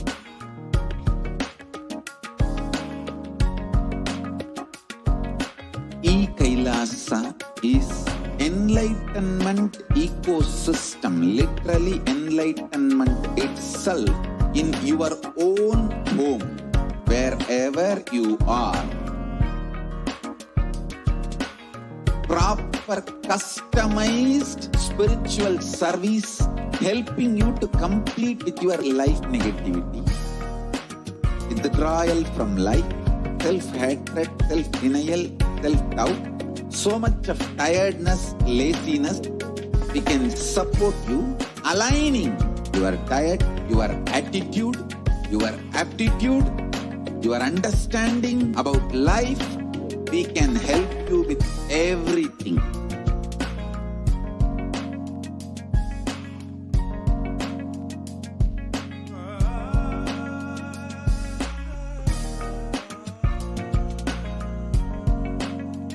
If you are interested in enlightenment, we will immediately bring this to you. If you are not interested, we will explain the whole science, inspire you and make you interested in enlightenment time. We need to cater this enlightenment science to the whole world wherever they are, because enlightenment is the birthright of all human beings. Kailasa is responsible to provide that to all human beings.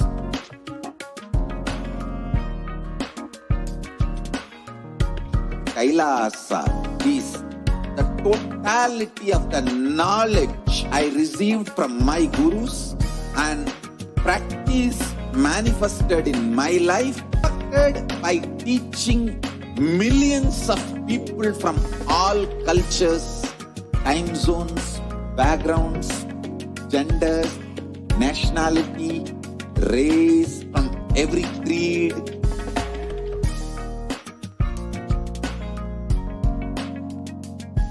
So this absolutely perfected knowledge available to you, served to you in your home without even you moving out of your couch, free of cost.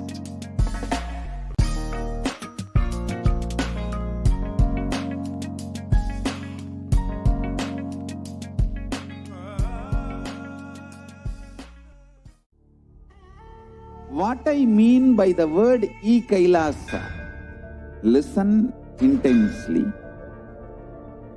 Enlightenment ecosystem, literally enlightenment itself in your own home, wherever you are. If you cannot come to Kailasa, it's okay. Kailasa can come to you. Kailasa coming to you is E-Kailasa.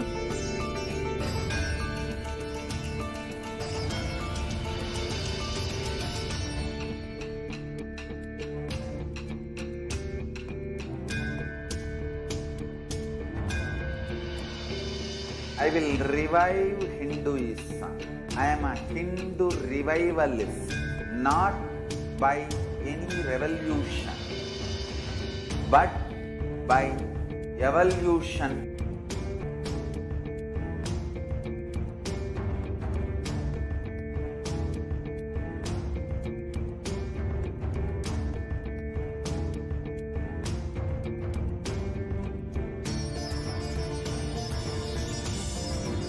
And setting model community.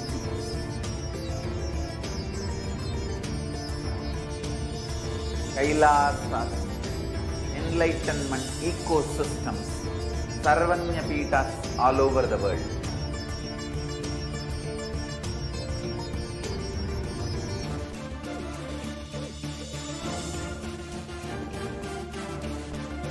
All powerful cognition, knowledge, only when you live power manifestation and possibilities manifestation happens.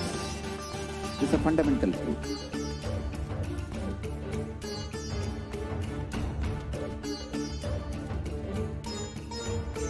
Hinduism cannot live exclusively as one sampradaya. No. All sampradayas of Hinduism is an ecosystem.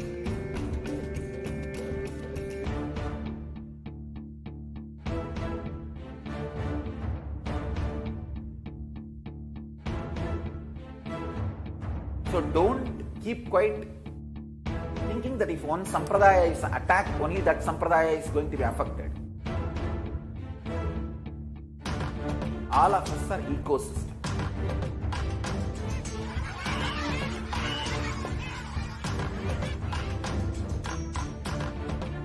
I invite all of you to get involved and enjoy Hinduism by the principle of Dharmo Rakshati Rakshitaha. When you protect Dharma, Dharma protects you. We will make the whole planet flourish spiritually. The spiritual prosperity will happen to the whole planet. We all have to coexist together.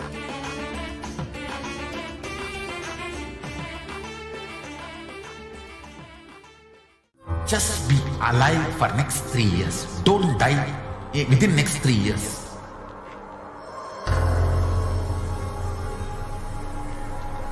Just don't die within next 3 years. Be alive. Somehow be alive. I'm working sincerely. I will reach you somehow. Somehow I will reach you. It's my commitment to humanity.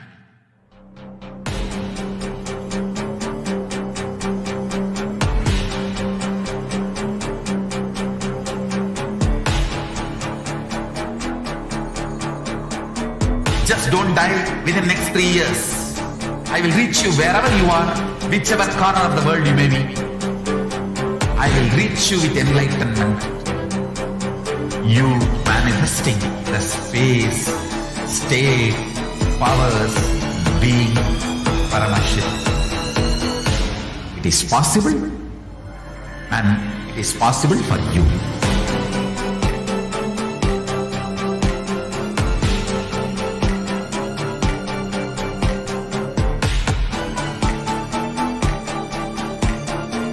Paramashiva will reach you with enlightenment science. I know he is going to do the job. Just be alive for next 3 years. Nothing else.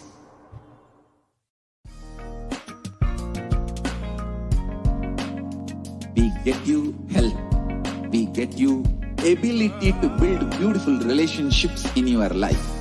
We get you direct spiritual support, and we make sure you become wealthy.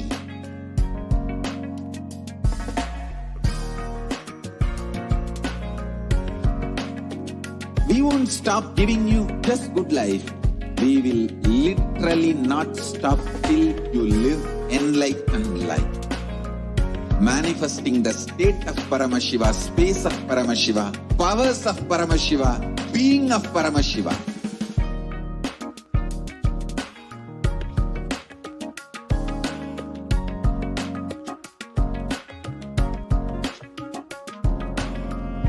Whole world should become Ekailashian. I want the whole world to know Hindus have something great to contribute to the world.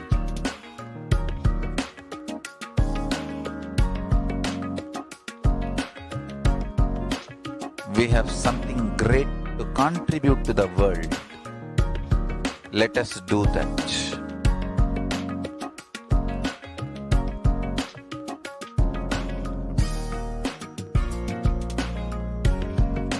E-Kailasa is proper customized spiritual service helping you to identify your root patterns of suffering.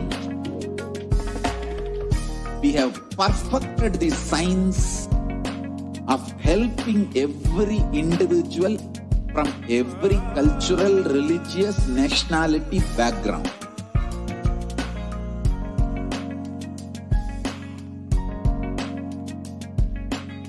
You will have lowest reactionary assumptions, highest awakened response, alive response for life continuously.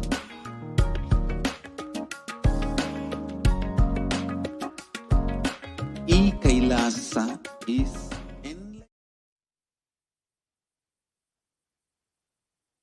Nithyananda, welcome back, dear viewers. Now we will be entering into this next segment where we will understand some of Devi Parashakti's revelation made for humanity.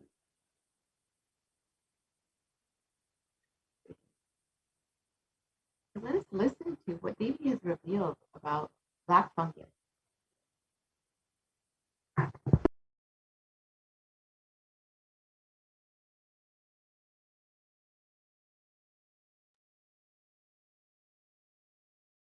ஞானமும் நன்மையும் தந்தோம். மகனே, அஞ்ச வேண்டியதில்லை, அஞ்ச வருவதொன்றுமில்லை. தருமார்த்த காமமோக்ஷமெனும் நான்கொடும் நன்மையும் சாமீபிய சாயுஜ்ய முக்தியும் தந்தோம். கைலாசத்து நற்பதவியும் உலகிருக்கும் நன்மையும் உத்தம சிவ யோகாமும் தன்மையொடு தந்தோம் மகனே, அஞ்ச வேண்டியது ஒன்றுமில்லை. நம்பிக்கையோடு வாழ்ந்திடு, நம்மவன் நீ, ஒரு குறையும் இல்லை. இந்த வினாடி உடல் வியாதிகள் எல்லாம் தீர்ந்தது. அளித்தேன் ஆரோக்கியம், ஆனந்தம் உடனடியாய் வந்தது. உண்மையான ஆரோக்கியமும் உடல் நலமும். ஓம். வாழ்வாய் வளத்தொடு பெரும் செல்வமும் உடல் நலமும் 16 தந்தோம். வளத்தொடு வாழ்வாய், வாழையடி வாழையென நலத்தொடு நாடெலாம் பெயர் நற்புகழ் ஓங்க.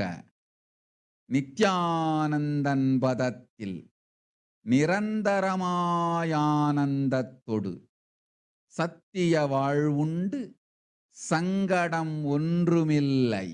ஓம் ஓம் ஓம். சங்கரனார் அருள் உண்டு. ஓம் ஓம் ஓம் ஓம். லக்ஷ்மீ கனகரத்னம் ததாஸ்து. சிதம்பரானந்தா, இந்த வினாடி உடல் இருக்கும் வலியெல்லாம் அழிந்து வலிமை மலர்ந்திடும். முதுகொடு தோளும் நம் சக்தியால் உயர்ந்தெழுந்து நன்மை அடைந்திடும். அச்சம் வேண்டாம், ஆனந்தமுண்டு. ஓம் ஓம்.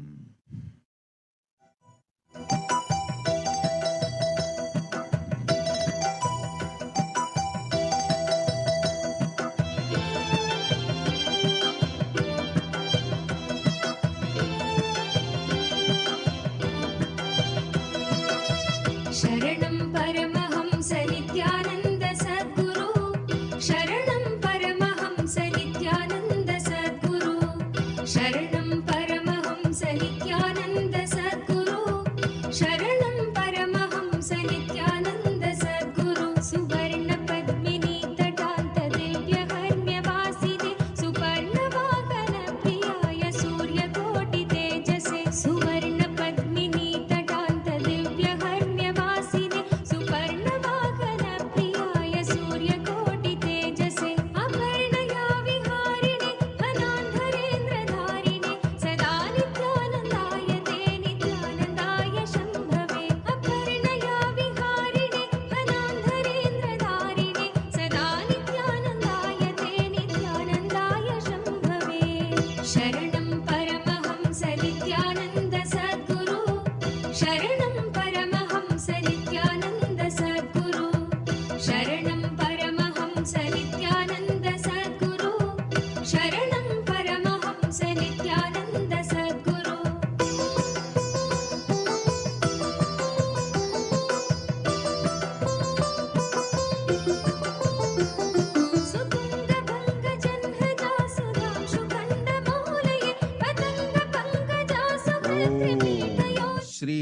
கிரிஜானந்தா கரும்பூஞ்சை வியாதிக்கு வைத்தியம் கேட்கின்றது கொள்.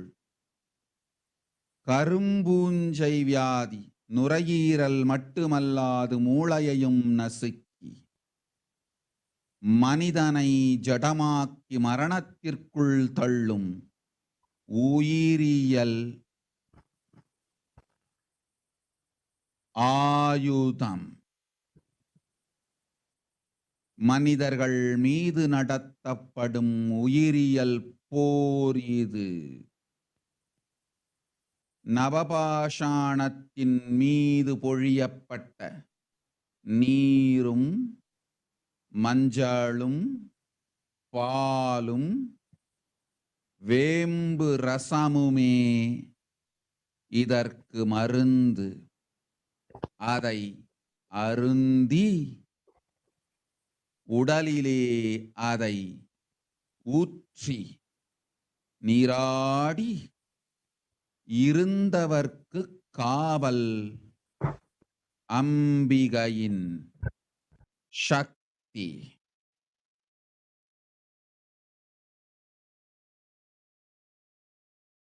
ஓம் ஓம் ஓம். சிருஷ்டி Yes, we can move to the next slide, நஷ்டமாகாது. please.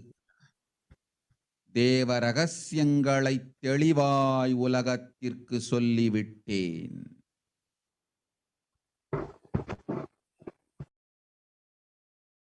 இந்த ரகசியங்கள் எல்லாம் உலகத்திற்கு நாம் நித்யானந்தன் வடிவு கொண்டு சொல்லும் பொழுது எதிரிகள் பெருங்கோபத்தொடு நித்யானந்தன் திருவுருவை அழித்திடாமல் இருந்திடவே அவன் திருவுருவை கைலாயத்திற்கு கொண்டு வந்து பாதுகாப்பாக்கிக் கொண்டு பிறகு இந்த உண்மையெல்லாம் உலகத்திற்கு சொல்லுகின்றேன்.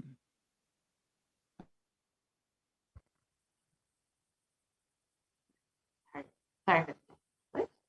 So we will just be right back and listen to the English translation of Devi Parashakti's revelations made on black fungus and why we should take heed to Devi's revelations and how we can protect ourselves during this pandemic that has been affecting a large population within India, and this pandemic within a pandemic, this black fungus pandemic, which has also been severely affecting many of the patients within who have recovered from coronavirus. So the revelations made by Devi, translated in English, are: you are asking a remedy for black fungal disease. Know properly, black fungal disease, not only it will affect the lungs, it will smash the brain. Also, it is a bioweapon that makes humans a lifeless matter and pushes them to death. The demonishness and atrocities of humans is dancing in the world that even Mother Parashakti needs to do self-protection before telling the truth to the world. So let us understand a little bit about black fungus. Initially, it was denied and dismissed as rare. Then it was eventually declared as an epidemic by several states. And eventually it has been declared as a pandemic within a pandemic. And as Devi has revealed, it eats the brain, mutilates the body, face, and eats the bones, and affects primarily COVID-19 patients, and is extremely fatal with a 50% mortality rate for those who've been infected with fungal disease. And black fungus has already been declared as an epidemic in several states. And here you can see an article that shows that black fungus disease is linked to COVID-19 spread across India.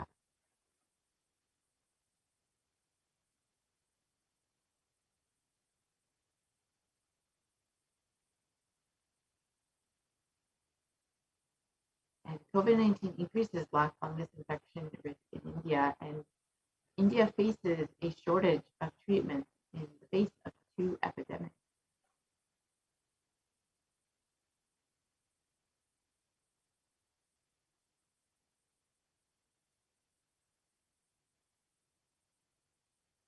black fungus, the deadly black fungus outbreak has been declared as an epidemic as cases climb to 12,000 in COVID-19 India. And COVID-19 hit India, and this was published in May 2021, which was nearly 3 months ago. And this, 2 months ago, this you can see is the numbers would have been much, much higher now that it has been nearly 2 months of this infection spreading across India.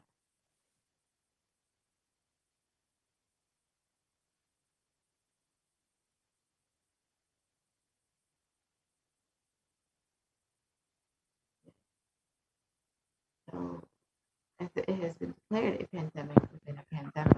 And after COVID-19, the soaring number of fungus infections among the recovered patients have emerged as a new medical concern. And more than 12,000 cases of fungal disease have been discovered within COVID-19 patients. And this was, again, in May. And unfortunately, black fungal disease is still very much affecting the country, and the numbers have drastically risen since then.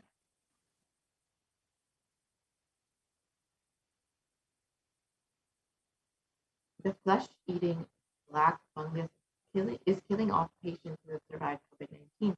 Black fungus has a nearly 50% mortality rate and tragically is killing off many who were relieved to have survived COVID-19. And the infection can eat through the skin, soft tissue, and even bone, and it attacks the brain and other critical organs. Once it starts growing this way, it's very difficult to control. And doctors studying the outbreak in India say that steroids and other treatments for COVID-19 also weaken the immune system and leave patients more susceptible to this fungal disease. And just as they be revealed, it will smash the brain, as we are discovering that the black fungal disease actually eats the tissue and even can eat the brain.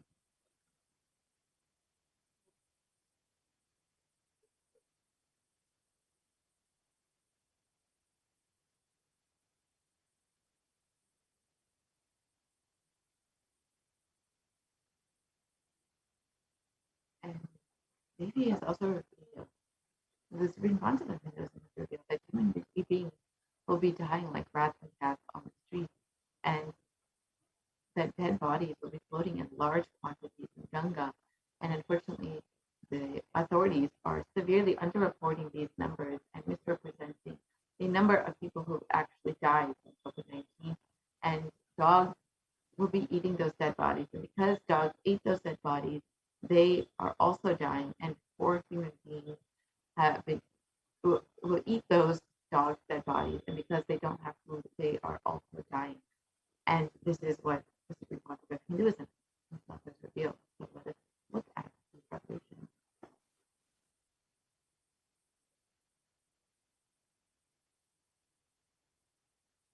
Here you can see that the dead bodies are floating on Ganga. Here is an article where it shows that several bodies have been found floating in Ganga, and they are unidentified and unclear where these bodies come from, but it's very clear that the Supreme Court revelations are, in fact, how they are manifested.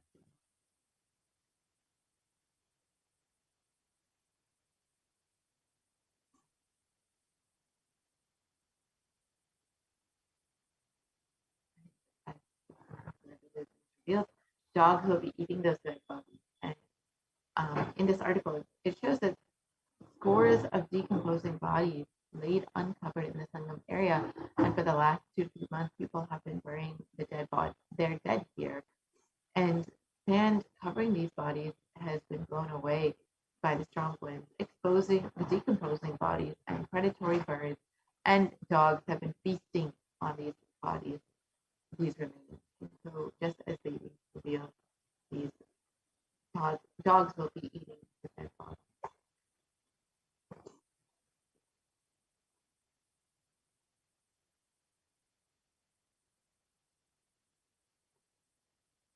And as India is reeling under a massive second wave of COVID-19.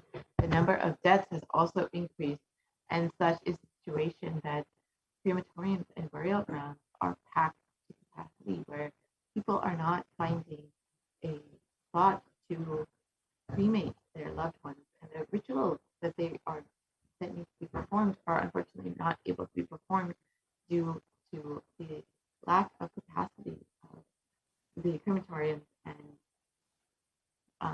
available spots for the burial.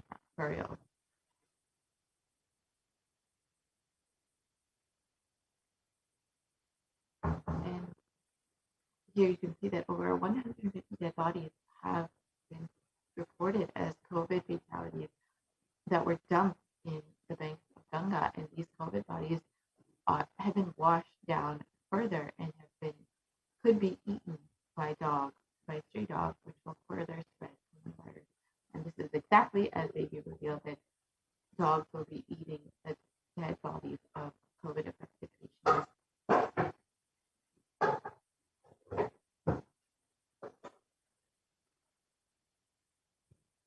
And dead bodies have been washed up on the banks of Ganga and were sighted again. And this time was in Ghazipur, Uttar Pradesh, where the spot is around 55 kilometers upriver from Bihar's Buxar, where more than 800 bodies were found yesterday, evoking shock and anger. And in Bihar, the authorities have argued that the corpses have been floating down from Uttar Pradesh, and their state has no tradition of consigning bodies to water. And so you can see again that how the positive responses of Hinduism revelations have been manifesting in our lives.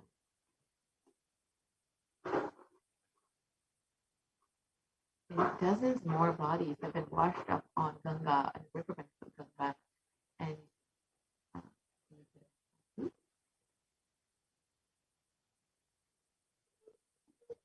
unfortunately, the number of reported COVID fatalities has been severely underreported, with the reports showing many more numbers. The actual reality showing many more numbers than what has been reported in the media and in various reports.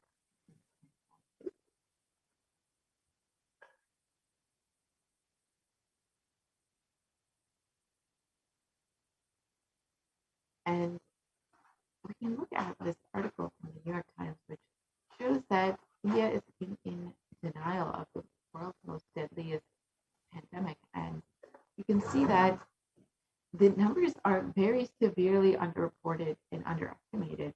While the reports say around 27 million people have been infected with COVID-19 and over 300,000 people have died from COVID-19, the reality is much more stark, with nearly, in a best case scenario, nearly 400 million people affected with COVID-19, with over 600,000 deaths. And this is probably a very conservative estimate, which shows that the numbers are nearly double what is estimated. And this is probably a very conservative estimate. And the numbers could be much worse. It could be nearly 540 million people who have been infected with COVID-19, with over 1.6 million deaths.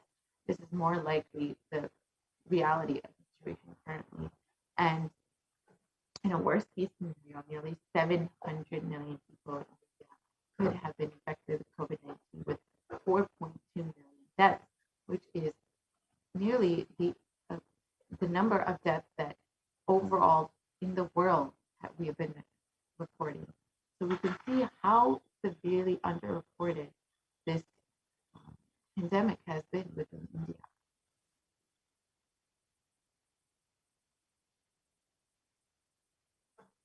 And again, more articles showing that several dead bodies have been found floating on the River Ganga. And this article shows over 2,000 bodies have been found.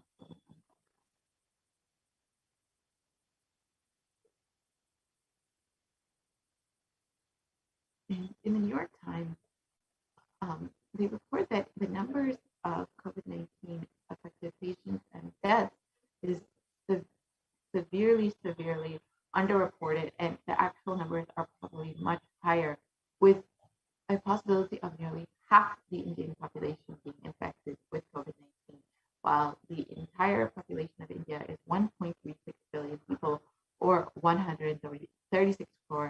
the possible number of infected people is around 700 million or 70 crores. So that is nearly half the population that could possibly be infected with COVID-19.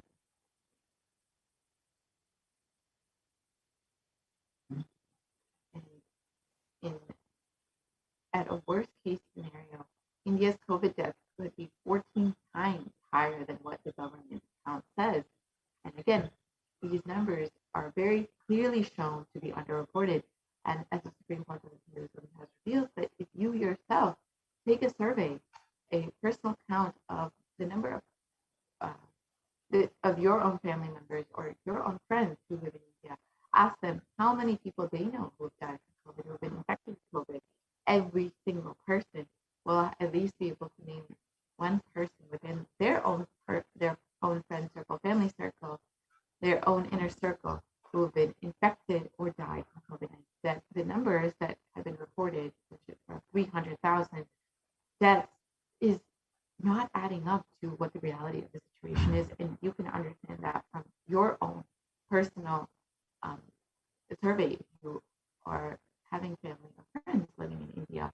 And so the numbers could be up to 14 times higher than what has been reported.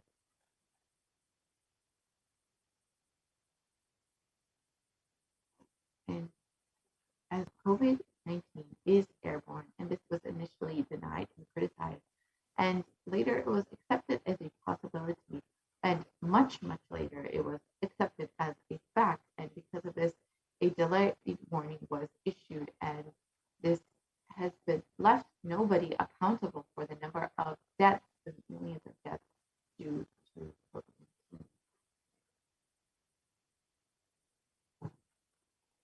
So the next slide, please.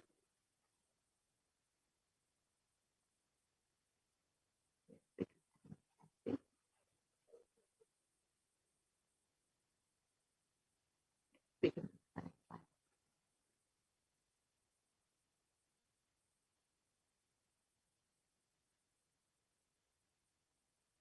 And here we can see that scientists have been saying for quite some time that COVID-19 is now airborne, and authorities have officially released a statement as well.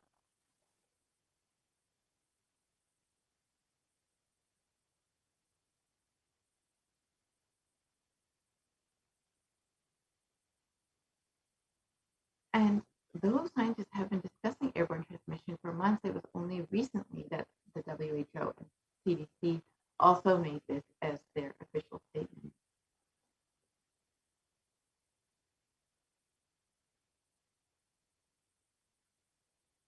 And here you can see that how COVID-19, now that we understand that it is airborne, you can see how much more transmissible it can be, because how it spreads much further within the air, which requires much more strict standards of social distancing, quarantine, isolation, and protection for yourself and your family, because COVID-19 is airborne and much more infectious than we initially thought.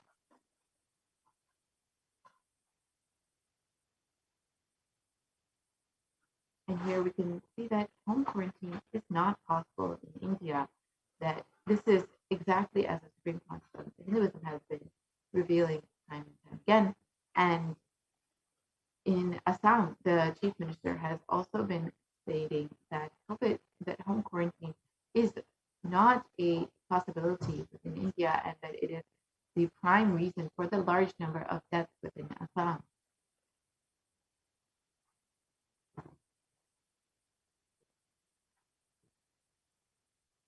And in Maharashtra, the government has announced that the decision to stop home quarantine in 18 districts would show higher COVID positivity rates than other states' average. And the state public health minister has said that the decision is taken to ensure better healthcare facilities to patients in districts which are showing higher positivity rates.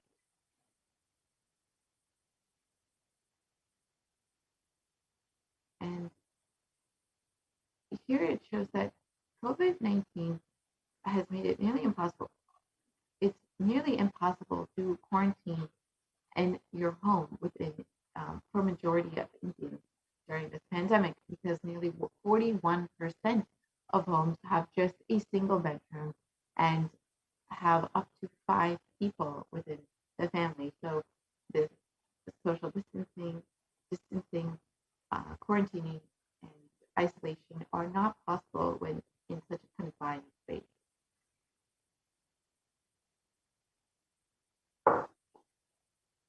And it is nearly impossible for 40% of Indian families because of the confined space that people are living in. About 42% of Indian households um, are living in houses where, on average, there are more people sharing a single bedroom. And in the context of coronavirus, this is a challenge for physical distancing and is much greater in rural areas, 45% of households. And so you can see that as the Supreme Pontificate of Hinduism revealed in India, it is not possible for home quarantine.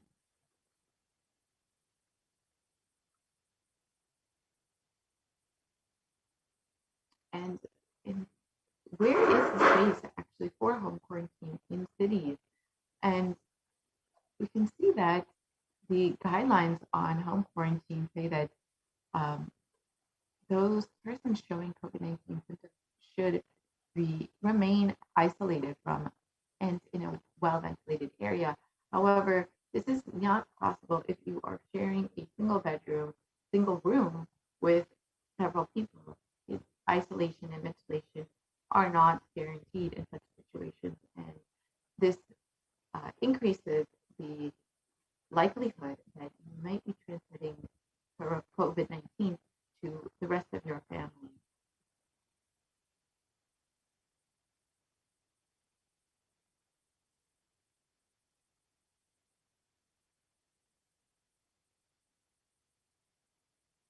Yes. This we will be moving on to the next segment. You can see that the Supreme Pontificate of Hinduism again and again has been revealing that we should take heed to Devi Parashakti's revelations and the Supreme Pontificate of Hinduism's revelation that COVID-19 is still very much affecting India and that we need to protect ourselves during this time, that the only priority is to keep ourselves alive during this time. The only priority for this year is to keep ourselves and our family alive.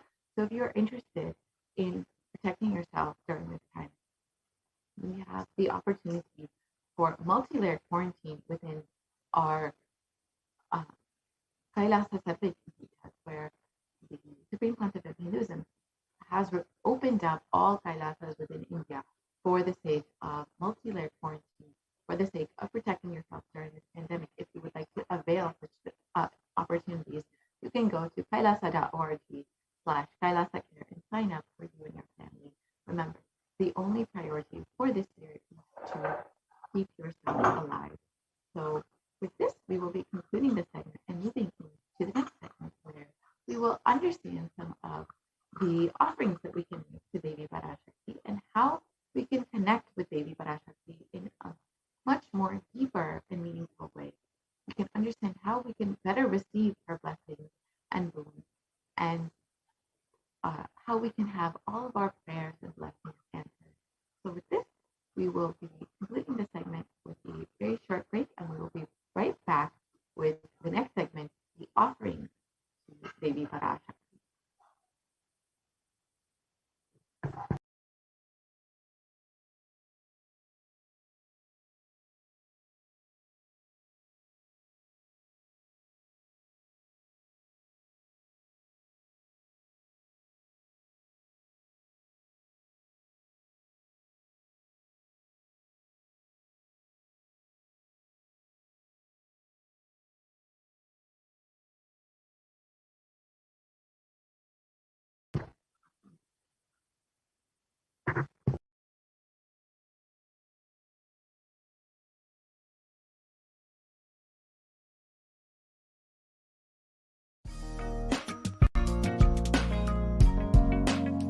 We get you health. We get you ability to build beautiful relationships in your life. We get you direct spiritual support, and we make sure you become wealthy.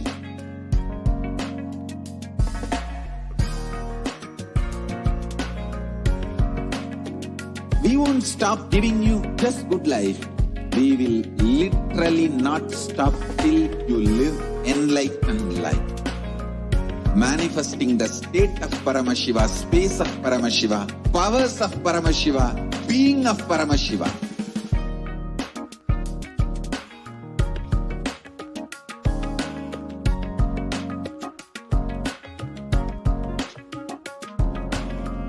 Whole world should become e-Kailashians.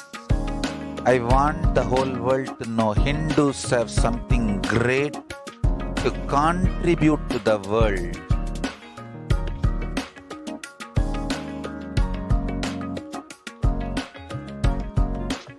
We have something great to contribute to the world. Let us do that.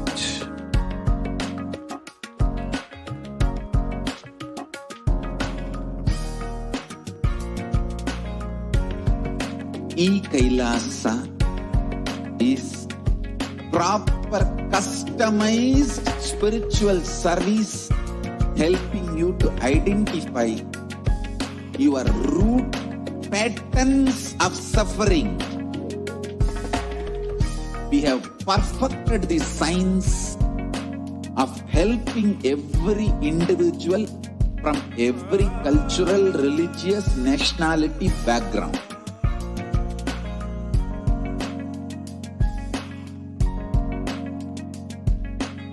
You will have lowest reactionary assumptions, highest awakened response, alive response for life continuously.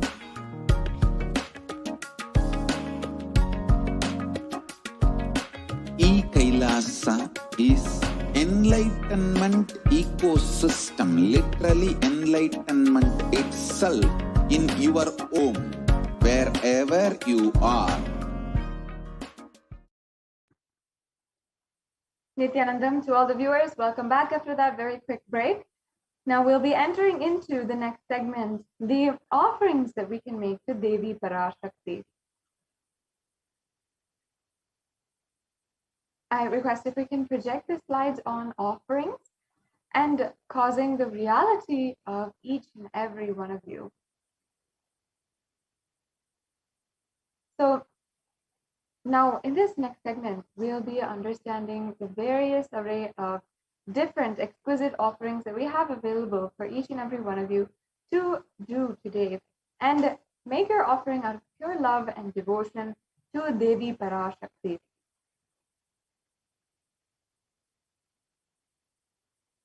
Yes, thank you, Ma. So yes, let us now begin this segment. In the Hindu tradition, whether it is our birthdays, our weddings, or wedding anniversaries, or our the days that we are giving a car or getting a new car, or if we are getting a new home, or if we're starting school for the first time or starting a new business endeavor, whatever it is, we always offer our gratitude to our favorite God and offer our gratitude for having guided us and brought us thus far, given us these new things, or guided us thus far and protected us thus far. And we ask them for their continued guidance, protection, love, and presence in our life.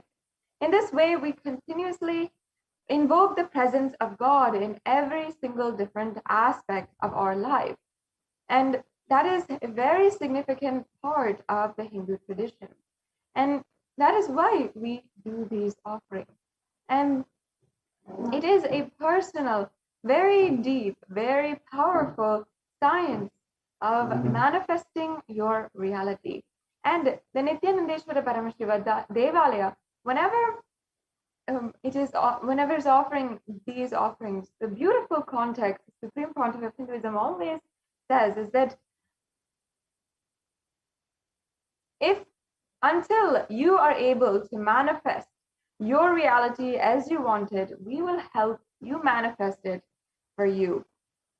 And that's a beautiful sacred sentiment. Until you are able to manifest your reality as you want it, all these offerings, all these temple rituals will help you manifest it for you, so that you don't have to do anything. You can just offer and you will get the grace and blessings of Devi Parashakti and your Ishta Devata and the Guru, Supreme Pontiff of Hinduism, to manifest whatever reality in your life.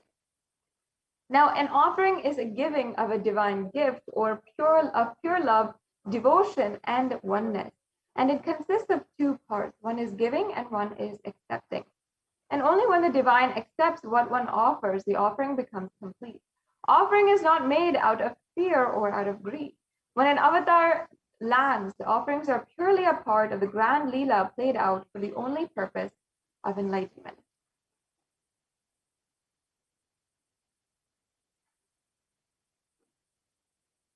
So before we enter into all the different array of offerings and we lay the foundation of what is an offering and why we're doing these offerings, let us begin by invoking the divine presence of Devi Parashakti and chanting the Dhyana Shloka for Manonmani, the embodiment of Devi Parashakti who is seated on the very lap of Paramashiva.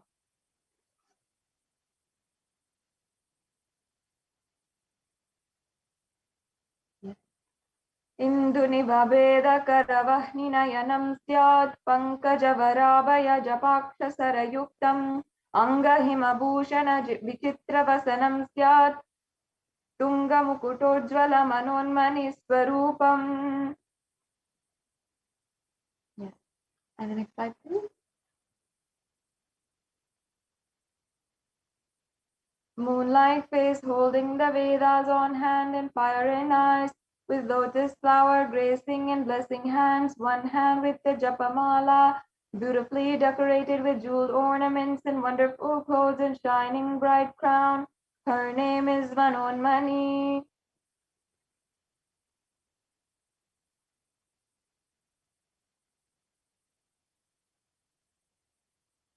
And the next Dhyana Shloka. ध्याये देवीं त्रिनेत्रां शशिनिभवदनां वेदहस्तां ददानां सव्ये पद्मं वरदमपरे शाभयं चाक्षमालां दिव्यैराभरणविभूषिततनं ब्रह्मादिभिः पूजितां देवीमेव मनोन्मनीं प्रतिदिनं कामात्रधात्रीं शुभाम्.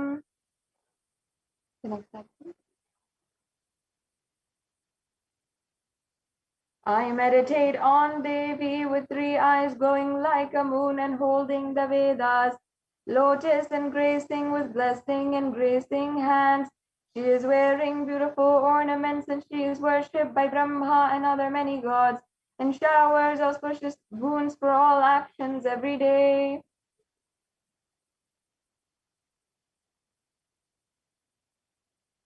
Yes. Now, having thus invoked the divine presence of Devi Parashakti and requested her to be among us as we celebrate and remember her in this beautiful segment, let us first lay the foundation with the significance of the divine element gold. Now, in the Atharva Veda, there is a beautiful verse where it describes the virtue and power of the element gold. And not only that, it describes and relates gold with immortality, as many of us can see it in this day and age. In that verse, the translation goes, triply born by birth is this gold. From the atoms of Agni is one. It becomes dearest to Agni, and one fell away from the Soma when it was heard. One they call the seed of virtuous and powerful apaha, or watery molecules. Let that triple gold be for your long life. All of us in the modern day and age, we all understand that gold has a value. It has an economic value. It's one of the most precious.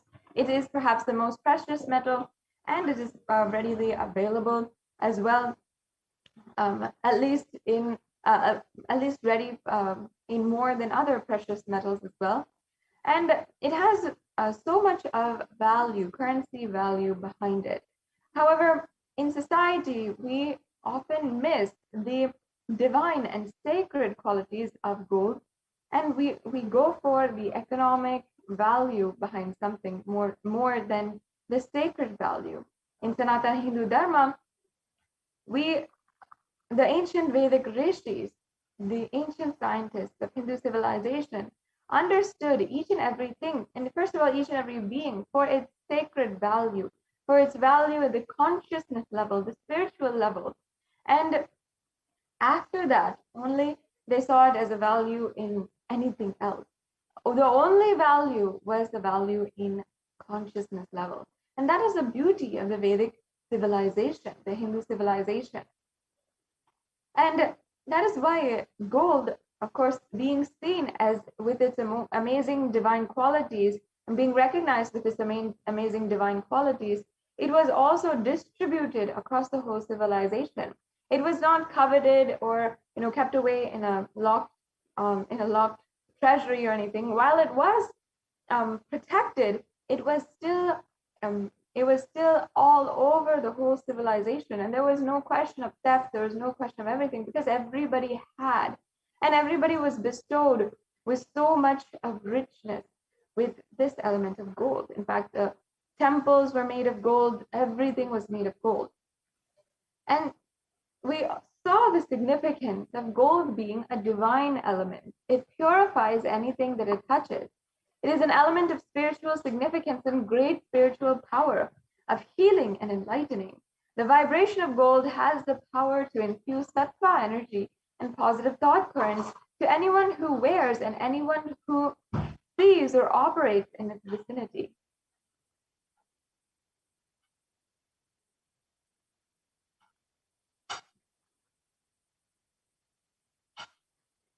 And gold is present in all the scriptures, the agamas, the Vedas, the Shrutis, Smritis, Itihasas, and Puranas. In all Hindu scriptures, it is abundant that gold is the most auspicious and purest metal which purifies our being. In the Hindu civilization, everything was built in gold and exchanged in gold. Ritual fees were offered in gold bricks. When one was to be saved from life-threatening illnesses, gold was offered as a ritual fee. And gold was in abundance and used for weighing equivalent amounts of commodities, including cows. Kingdoms were built with huge doors of gold. The streets would have huge columns and huge archways made of gold. And horses and cows were also dressed in gold.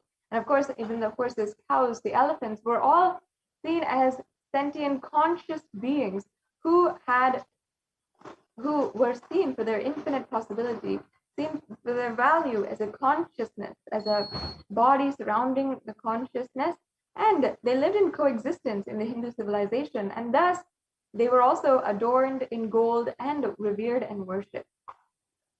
And the Hindu civilization thrived on the banks of rivers of gold. The Indus River was the Hiranyamaya, the river of gold in the Rig Veda, and the river Saraswati was called Hiranyavartani in the Atharva Veda.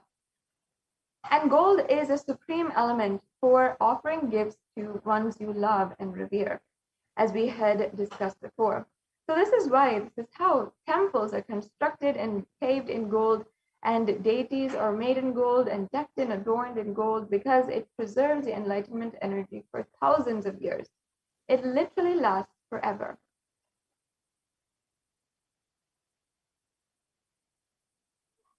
Yes, so having this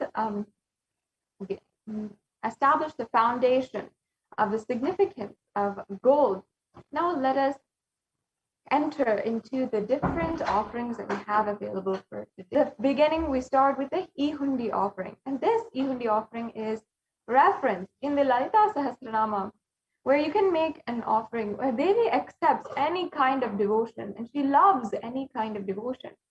I'll just be chanting that verse now.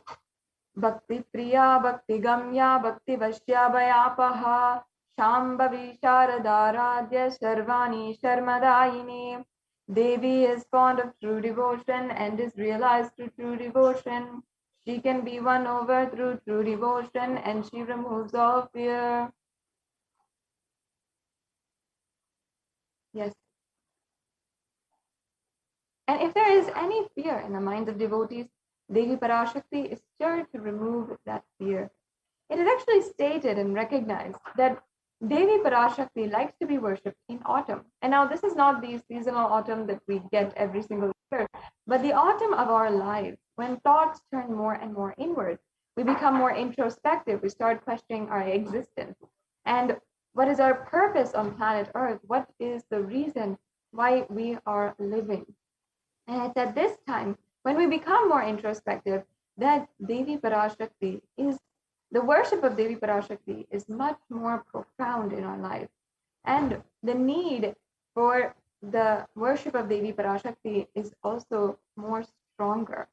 So it's at this time, even during this pandemic time, during the times where we are being literally in a storm of different kinds of social upheaval or institutional breakdowns, so much that has been happening.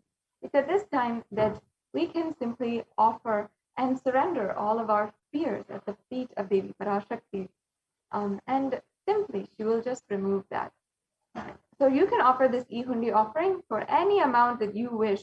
And you can either do it through the registration links, the payment links, or you can do it through the YouTube super chat, which we'll be going over at the end of this segment. The next slide, please. The next offering is the Sankalpa chanting. And this is reference from the Devi Mahatmyam, chapter 12, verse 34, where Devi Parashakti is described as the goddess who enchants this universe and who gives birth to this universe.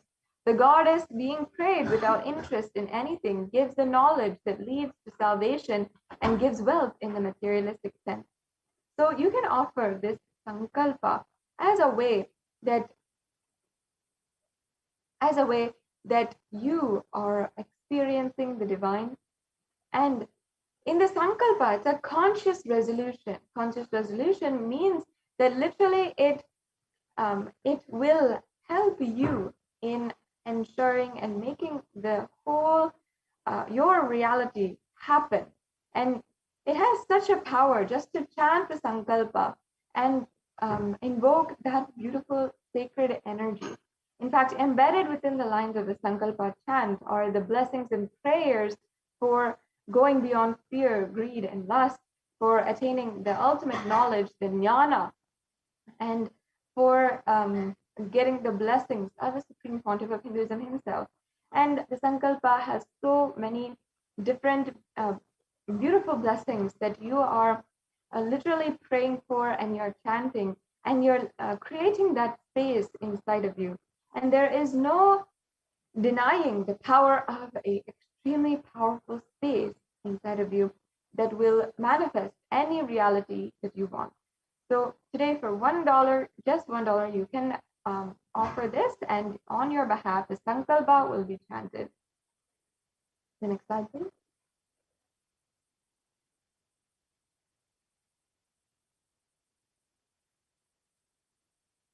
We can go on to the next slide now.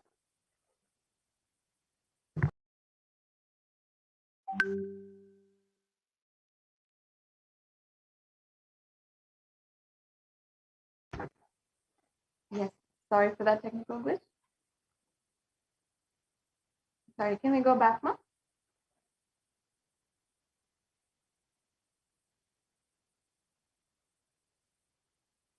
The next offering is the Devi Swahasranama Swarana Kasu. And this offering is an ode and tribute to Devi Parashakti, who is named as Nama Parayana Prita, meaning she who likes the repetition of her own various names. And this is from the Lalita Sahasranama 7, verse 731. And in the Lalita Sahasranama, she says this, or Devi Parashakti is described as such, because there is so much of power in literally chanting her name and repeating her name.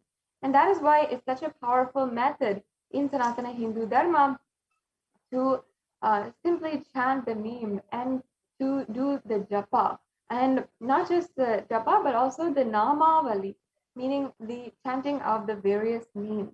So in this offering, you are offering the 1008 names of Devi Parashakti, and it's going to be offered directly directly to the Mahameru of Devi Parashakti, which is the three-dimensional form of Devi Parashakti, the three-dimensional geometric form and of the energy of Devi Parashakti, the divine cosmic feminine consciousness.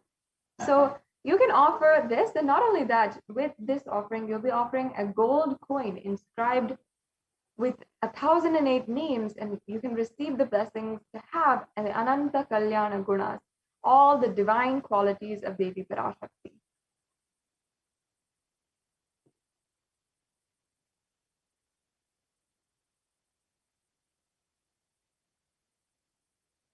Yes, and the next offering is the Mukta Anguti. This is the offering of the finger ring with the pearl.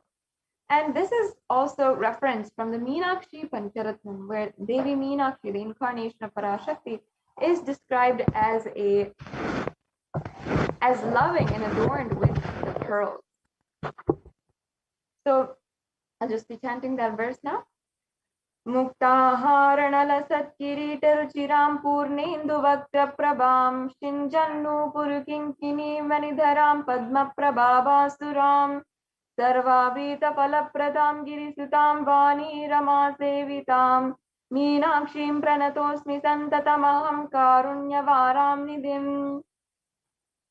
And the English translation: I bow down to the goddess Meenakshi, whose crown has garlands of pearls and face shining like the full moon, who wears anklets that are studded with gemstones and has small bells, who is shining like the splendor of a lotus, and who grants all wishes, the daughter of the mountain, who is worshipped by the goddess Vani and Rama. I remain ever bowing to the goddess Meenakshi, the ocean of compassion.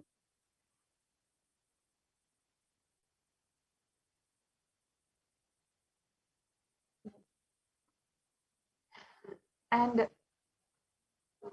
now, Devi Meenakshi is the very embodiment of Devi Parashakti, who incarnated on planet Earth, and she conquered all the 56 deshas. At that point in human history, all the human civilization was living in isolated tribes, and she literally conquered all of the 8 directions, brought it under one rule, the sovereign rule, and ruled with Sundareshwara himself as the with Sundareshwara himself, and both ruled from Madurai. This is the first human civilization that was so big and so huge.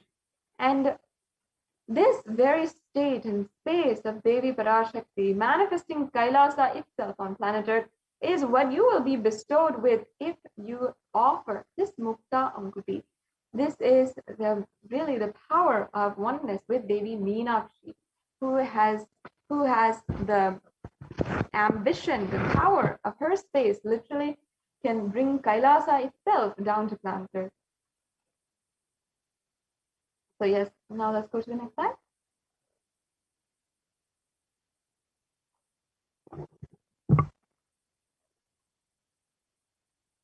And the next offering is the Swarna Padma Pushpa, or the golden lotus. And this is referenced from the Kamikagama, where it says that all the kalashas should be wound around with suitable thread and covered with new cloth, and they should be adorned with a lotus flower made of gold. And next slide, please. And there are hundreds of scriptural references for the lotus in the worship of Paramashiva. And not just the worship in Sanatana Hindu Dharma, the arts, the architecture, every single aspect is so closely associated with the lotus, because we consider it as a divine flower.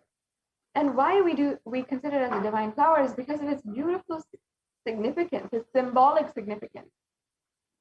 The lotus has the qualities where even in polluted waters or pond waters or very little water, the lotus can bloom and it'll still be that really beautiful, elegant flower that we all picture when we think about lotus. it'll still have that radiance and resilience. And for this very reason, we consider it as a divine flower. And that is the very state that we associate with Devi Parashakti herself, that in all different kinds of adversity, she stands with the beauty, the elegance, the radiance of Devi Parashakti herself. And that is never tainted, that is never gone or lost. And it's impossible to lose that beautiful quality. So that is what you can literally gain, having the state, space, powers of Devi Parashakti in any and every adverse situation of your life with this offering of the golden lotus. Yes, we can go. The next offering here is the Swarna Medti. And the Swarna Medti has beautiful significance as it is a toe ring. And in Sanatana Hindu Dharma, we actually had the roots of this toe ring piece of jewelry. And the toe ring is actually given to every single Hindu woman when she is married. And in the ritual, she actually, during the marriage ritual, the energy of Devi Parashakti is worshipped in her, and she is adorned with this toenail. And in doing so, it's actually worshipping her, recognizing her as the embodiment of Devi Parashakti herself. And why Devi Parashakti's toes and feet are worshipped so much is referenced in the following verse. I'll just be chanting that verse now. Nakhadiditi samchana namajjana tamo guna padadvaya prabhajala parakrita saroruha. You whose brightness from toenails destroys the darkness of ignorance from the minds of your devotees who prostrate at your feet. You whose brightness from your 2 feet overpowers that of the lotus flower.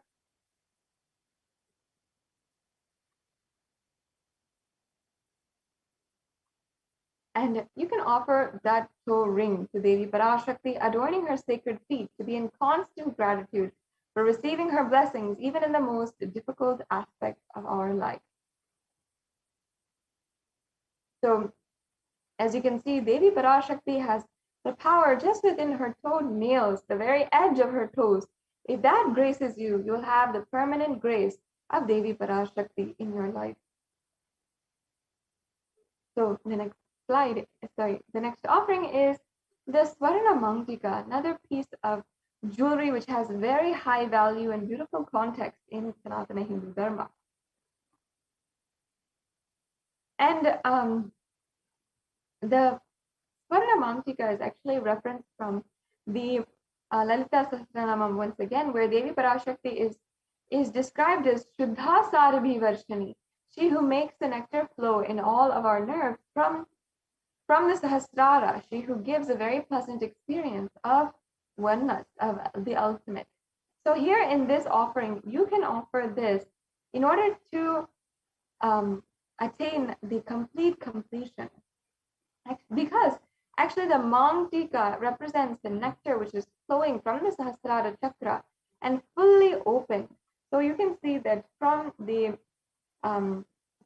crown center to the forehead, the Mangtika will be on the hairline, and it's beautifully representing the nectar which is overflowing from the Sahasrara chakra.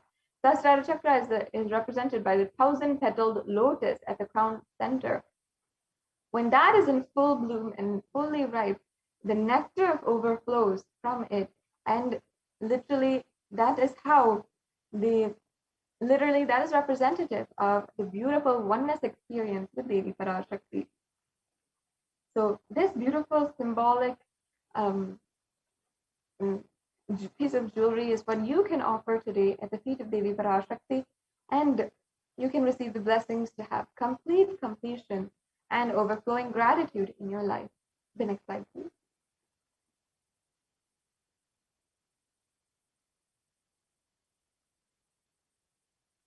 And the next offering that we have today is the Pratyaksha Pada Puja. This is another beautiful offering that you can make. It's a very precious offering, especially that we are in the presence of the divine incarnation of Paramashiva, the Jagadguru himself, who is gracing us and allowing us to offer this puja.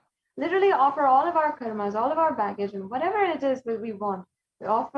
We simply offer it at his feet, and we can make that reality happen in our lives. And this beautiful offering as well is really important as we are continuing the celebrations of the Guru Purnima Brahmotsavam, which happened just a few days back. And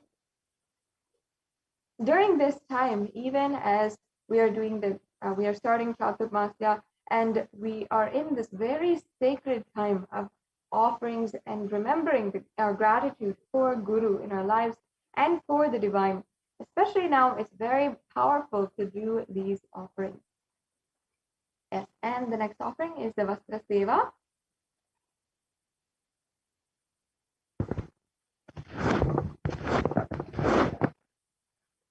This offering is the Vastra Seva, where you can offer the sacred cloth or the sacred adornment at the feet of Devi Parashakti and a supreme font of Hinduism. So now this brings us to a conclusion for the various array of different offerings that we have today. And you can, in the next slide, you'll be able to see a summary of all the various offerings. So as you can see, there's the e-hundi offering, which you can make for any amount of money if you want, or how much ever you want, how much ever you are capable of doing right now.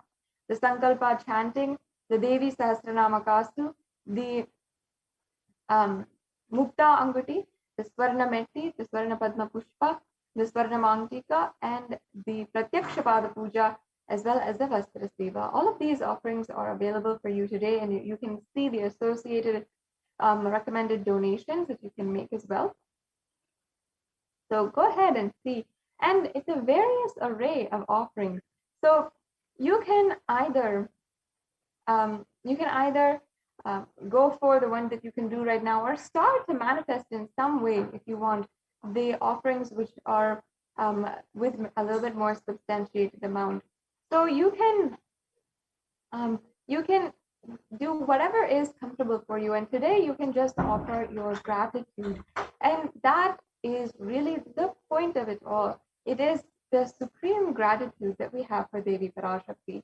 I know many of you have already had your questions answered by Devi Parashakti, and she has given the beautiful answers. She has given revelations, and she has given you revelations in the past, present, and future. She might have given you healing blessings. She might have given her ultimate protection, or she might have given so much to you, the wealth or long-lasting relationships, the completion in relationships, or the divine knowledge, whatever it is that she has given. This is a very beautiful way that you can offer your gratitude through any of these offerings. And Devi Parashakti, without asking for any of this, or without making any of these required, she has literally made this available for every single one of you. She doesn't make these offerings required for you to gain the benefit or for you to ask and get the blessings of Devi Parashakti. This is not a requirement at all, but it is a beautiful way that you can offer your gratitude, because we have so many people, thousands of people who have received the blessings of Devi Parashakti in some way or form. And they asked their question, and their reality was just more than what they asked for was given. And they wanted to offer their gratitude in some way or form. That is the beauty of the context of these offerings, is that Devi Parashakti bestows you with everything that you want, and she literally gives you everything. And just by asking one question, she'll just shower you with all of the different auspiciousness and blessings and everything that you wanted in your life, and something more that you'd never be able to understand with any kind of logic.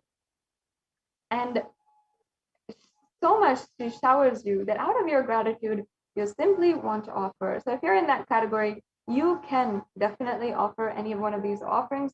These are the options that you have, the various different options that you can choose from, whatever you're comfortable with. And ultimately, it's not anything out of profit or anything like that. It is a pure offering of love, gratitude at the feet of Devi Parashakti. That is the beauty of what Devi Parashakti has done. That is the beauty of these different offerings. First, only Devi Parashakti showers and showers and showers, and out of your fulfillment only do we offer anything. So you can do these offerings, and in the registration form, there are two options that that you can do right now. So either, sorry, can we continue projecting that slide? So either you can, either you might be in the category where you want to manifest these different offerings. If you are in that category, you can go to tiny.cc/Bhava Samadhi, and you will be able to see, you can go to that link and fill out that form in order to make your intention today for offering one of these offerings. If you feel that you don't have the time, the resources, or the money, you can just fill this form and you can start manifesting in your life these offerings today. And the next offerings we also have is, the next option that we also have is, if you are ready to make the payment, you can go ahead to the to tiny.cc/Devi-offerings, as you can see here. And the link for, if you are ready to make the online payment, is tiny.cc/Devi-offerings. And you can go through that. You can just add the offering that you want to the cart, proceed to checkout, then fill out your billing details and your payment details. It's a very simple online payment step-by-step process, which many of us who are doing online shopping right now are very used to. So it's the same kind of process. And you also have another option to do donation through the YouTube Super Chat, another beautiful option that we have, where you can, through the YouTube feature for Super Chat, if you are a member of the channel, then you can go to Kailasa's Nithyananda YouTube channel. You can become a member, which has many, many benefits, and I highly recommend, encourage each and every one of you to do so in your life, to have constant updates about the live special darshans of the Supreme Pontiff of Hinduism, and have access to more than 7,000 videos of the Supreme Pontiff of Hinduism. You can become a member of the channel, and then you'll be able to make a donation on the YouTube Super Chat. That's an option that you'll find right in the chat of the YouTube live video. You'll see a $sign. You can click on that, and then you can go to Super Chat. You can make a donation through credit card, PayPal, or debit card today. So with this, it brings us to a conclusion of this segment in today's program. And we have joining with us Ma Dayamayi Swami, Ma Nitya Dayamayi Swami, and she will be guiding us as a representative from Adi Kailasa Sarvagnya Peetham. The Adi Kailash ship the Supreme Pontiff of Hinduism has built in order for us to sail through this pralaya. And she will be helping us, guiding us in how the Supreme Pontiff of Hinduism has literally made this extremely powerful ship, whether it is spiritually, whether it is spiritually, or through the different people and ancient lineages that the Supreme Pontiff of Hinduism revived, including Sannyas, including Rudrakanyas, including Balasant. Every single lineage the Supreme Pontiff of Hinduism revived in Adi Kailasa, and as well including the different institutions that the Supreme Pontiff of Hinduism established as departments of the government of Kailasa, including the Nithyananda Gurukul, the Nithyaneshwara Paramashiva Devalaya, including Nithyananda Sacred Arts universities. All of these are tremendous, globally operating facilities that are governing Kailasas across the world and catering to Kailasas across the world, catering to the global Hindu diaspora of 2 billion Hindus across the world. So whether it is this digital program, the digital live events, or whether it is the deities in the various different temples across the world, or whether it is the programs that you take, like Paramashivoham program, whatever it is based from and sourced from Adi Kailasa Sarvajna Peetham, which the Supreme Pontiff of Hinduism poured himself into and poured his time, his energy, literally his blood, sweat, everything into in order to revive today and establish as this extremely powerful ship that is helping us sail through the floods of this pralaya, the deluge that is going on. So now in just a few minutes, we will be joined by the representatives from Adi Kailasa Sarvajna Peetham, who will be guiding us in this program. And I'd like to first, before that, we can go into how exactly you can ask your questions. So either during the live Nithyananda Satsang or during the live Devi Bhava Samadhi Darshan, you will have a beautiful blessing, grace of the Supreme Pontiff of Hinduism, to be able to ask your question, either for personal blessings or for personal health, wealth, whatever way you want to manifest, or if you want to ask a question in general as well, you can ask, and with the grace of Devi Parashakti, with the grace of the Supreme Pontiff of Hinduism, you might be just answered during the live event. So you can go to different platforms. We have different platforms available for you today, where the Supreme Pontiff of Hinduism has made himself available, and where literally Supreme Pontiff of Hinduism is manifesting Devi Parashakti, and she herself has made herself available to answer all and give her blessings to all, to give the blessings of the Divine Cosmic Mother and heal every single one. And in this very, very powerful darshan, you can ask your questions either through YouTube, Facebook, Instagram, Twitter, in these main four platforms. And if you're not in these main four platforms, we also have options for you today as well. So in YouTube, once again, you should and make sure that you are joined as a member of the YouTube channel on Kailasa's HDH Nithyananda YouTube channel.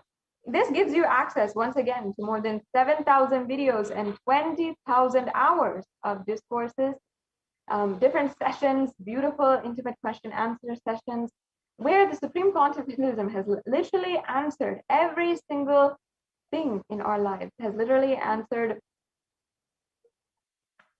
yes, thank you, has literally answered whether it comes to fear or any kind of conflict or depression in our lives. In the YouTube channel, as you can see here, we have the YouTube channel projected.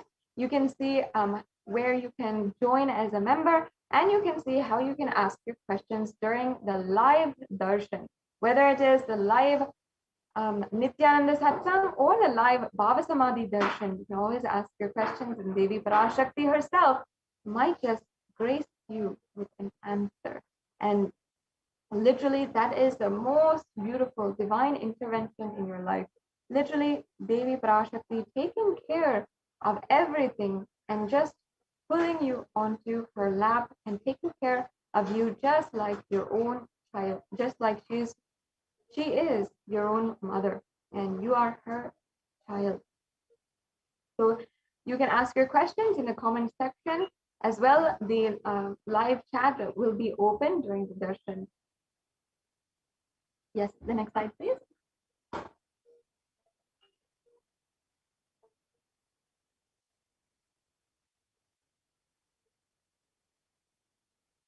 Yes, in the next slide, you can see where you can ask, oh, sorry, we can go back to the last slide. You can see where you can ask your questions on Facebook. And you can go to Kailasa's SPHJGM Nithyananda Paramashivam Facebook page. As you can see, this is the Facebook page. And you can make sure that you are liking and following the Facebook page in order to get the live notifications as soon as the special darshans, the dikshas, everything goes live immediately. And you can ensure that you don't miss any of the live functions. And also, you can, if you do miss, if you're perhaps at work or you're commuting or something is going on, you do miss, then you can always go back and you can make sure that you watch and you have the darshan of the Supreme Pontiff of Hinduism. And surely none of these darshans, the beautiful darshans of the Supreme Pontiff of Hinduism, and the divine knowledge which he is bestowing on all of us can and should be missed. So make sure that you are liking and following on the Facebook page. And then if you would like to ask your question during the live Nithyananda Satsang or the live darshan, then you can ask your question in the comment section. And you can ask your question in the comment section beneath the live video. So as the live video is going on, you can ask your question, and Devi Parashakti will be able to see it, and she might just answer your question. The next slide, please. Yes, and if you are a user of Twitter as well, you have the option to also ask your questions, and also you can ensure that you are liking, you're following on Twitter. And again, here you will get all the different notifications, the different news updates, as well as the personalized messages from the Supreme Pontiff of Hinduism in each and every one of these social media platforms as well. And you can ask your question through Twitter by replying to the tweet at Sri Nithyananda. You can reply by tagging at Sri Nithyananda and using the hashtag #AskTheAvatar, and you can reply to the live feed in the same thread. You can ask your question as well. The next slide, please. In Instagram as well, you can ask your questions on the Instagram feed post. And during the live darshan, there will be a feed post for the live darshan satsang during the satsang or during the darshan. So you can ask your questions during the live darshan in the comment section of the Instagram feed posts. The next option here is, if you might not be social media savvy, you might not have even social media accounts, you can ask your questions through WhatsApp in kailasa.org. So kailasa.org is the official website of Kailasa, and you can chat, you can directly ask questions by going to the WhatsApp widget, which you can see in the left-hand corner of the kailasa.org, or you can also ask your questions through the live chat as well. So this brings us to a conclusion of this segment of today's program. We'll now be moving into the next segment with Ma Daya Mayaswamy, who is joining us. Yes, and she will be guiding us into the different details and contributions for the last 27 years by the Supreme Pontiff of Hinduism from Adi Kailasa Sarvagnapeetham. So thank you, Ma, for joining us, and we'll now enter into the next segment. Thank you, Ma. Sadashiv Priya. Nithyanandam, everyone. Now let's enter into our next segment. In this segment, we are going to learn the Kailasa's multi-layered quarantine opportunity for India during COVID-19 as a practical solution resulting in health, joy, and bliss. With the blessings of the Supreme Pontiff of Hinduism, Jagadguru Mahasannidhanam, His Divine Holiness Bhagwan Nithyananda Paramashivan's blessings, Kailasa's Department of Enlightened Civilization presenting this segment. Let's start with the Sadguru Vandanam. Nithyanandam Paramasugadam Kevalam Jnanamurtim Dvandvatitam Gagana Sadrusham Tattvamasya Ekam Nityam Vimisakshi Bhutam Bhavatitam Triguna Rahitam Sadgurum Tam Namami. Yes. So, on the Devi's Akashic readings, Devi Parashakti revealed from the cosmic archives, the Akashic reading, the state of the world. Revelations to the world by Devi Parashakti on 5th June 2021. Not only people dying in crores, financial and mental retardedness. You will also see minds getting collapsed. Freedom from all this suffering is the life of living enlightenment. First, prevent yourself from this deadly corona. Oh, people, do the job of saving your life as first priority. On 5th June, Devi continued that listen properly, people. The only way to protect yourself from this overflowing cosmic pralaya and from the demonic people who search for destruction for themselves and for others because of pralaya, go to Adi Kailasa, getting shelter at the feet of Paramashiva, save yourself from corona and death.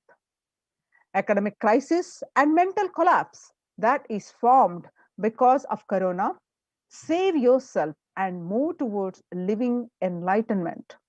Move towards Paramashiva, Paramparul, doing yoga and tapas, doing seva to all the devotees of Paramashiva, live a good life.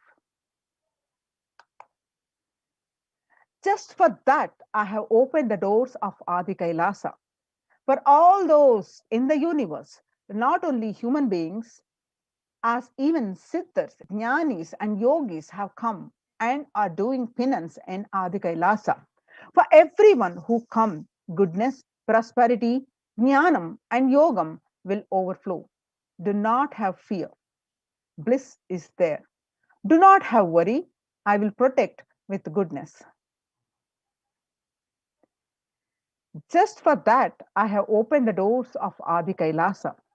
For all those in the universe, not only human beings, as even siddhas, jnanis, and yogis have come and are doing penance in Adi Kailasa. For everyone who come, goodness, prosperity, jnanam, and yogam will overflow. Do not have fear. Bliss is there. Do not have worry. I will protect with goodness. Happiness is there. Enlightenment is there. Do not have fear. Bliss is there. I am solving sufferings. I am the Samya Puratu Kannatal who comes and helps at the right time. Now, let's understand what Devi revealed and what actually exactly how Devi revealed is happening across the world. Revelations about mental health issues by Devi on 5th June 2021 and media articles confirming the same on 6th June 2021. You could see the statistics, the psychiatric symptoms like depression, anxiety exhibited by COVID-19 patient study. According to a new study, neurological symptoms like depression and anxiety are also showing to be common in those who have contacted COVID-19, even in more mild cases. The more revelations about mental health issues by Devi on 5th June 2021 and media article confirming the same on 8th June 2021. BMC Psychology, the BMC Psychology published on BMC Psychol on 2021 published online on June 8th. It states that impact of COVID-19 on the mental health of US college students.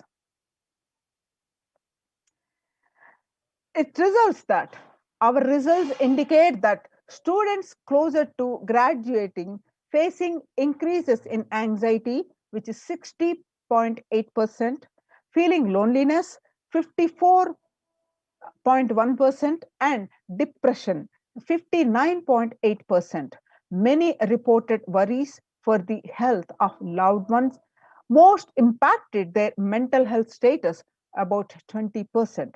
And the need to take care of a family most affected current and future plans, which is 31.8%. Almost one half of students took to exercising and and further studies. The revelations about mental health issued by Devi on 5th June 2021 and research confirming the same on 10th June 2021. The rates of anxiety and depression among college students continue to soar, researchers say. Researchers at the Dartmouth College, who have tracked the moods and behaviors of about 200 college students for 4 years, say stress levels are at their highest. The report by Lauren Lumpkin on June 10th, article by Lauren Lumpkin on June 10th, 2021. Revelations about mental health issues by Devi on 5th June 2021 and research confirming the same on 10th June 2021. The Dartmouth College researchers began tracking 217 students when they entered the school as freshmen in 2017 in the hopes of understanding how they behave. They have seen students' stress levels rise and fall, usually in tandem with midterm and final exams. But since the onset of the coronavirus pandemic, the rates of depression and anxiety have soared and have showed no signs of coming down, said the Andrew Campbell, a researcher and computer science professor. Psychology Today published that coronavirus, the psychological trauma and PTSD event, how this pandemic will result in trauma responses. Much has been said about the mental health crisis that is occurring related to the coronavirus pandemic. Much of this information has focused on the all-consuming anxiety, panic, and fear that many are experiencing. While this is important and needs to be at the forefront of discussions, something that has not been discussed in the psychologically traumatic nature of what our nation and our world is experiencing. This pandemic is no doubt a psychological trauma crisis waiting to happen. In this article, much has been said about the mental health crisis that is occurring related to the coronavirus pandemic. Much of this information has focused on the all-consuming anxiety, panic, and fear that many are experiencing. While this is important and needs to be at the forefront of discussions, something that has not been discussed is the psychologically traumatic nature of what our nation and our world is experiencing.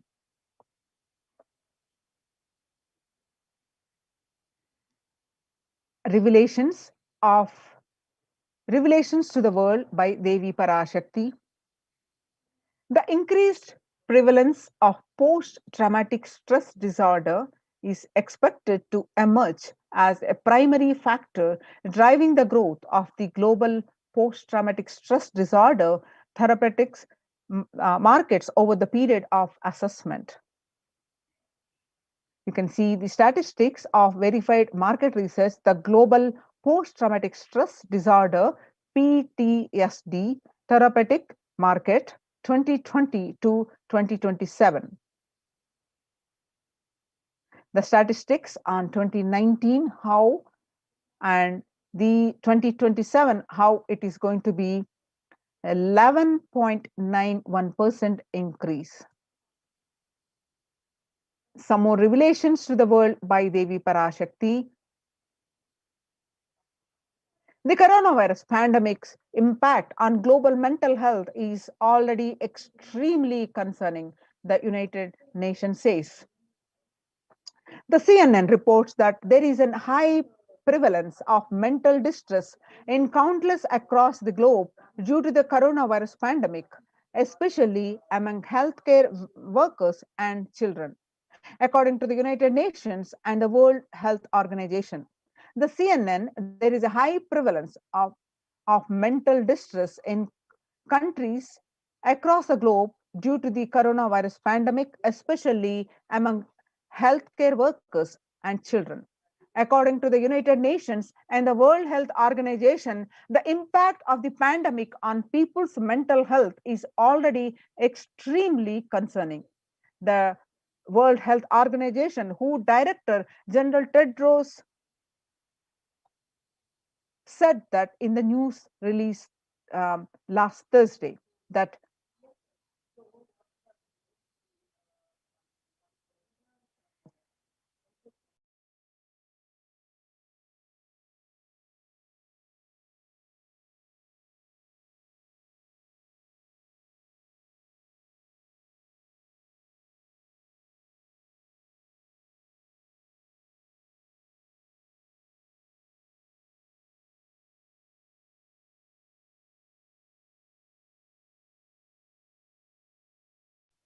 the CNN Health, the coronavirus pandemic's impact on global mental health is already extremely concerning, the United Nations says.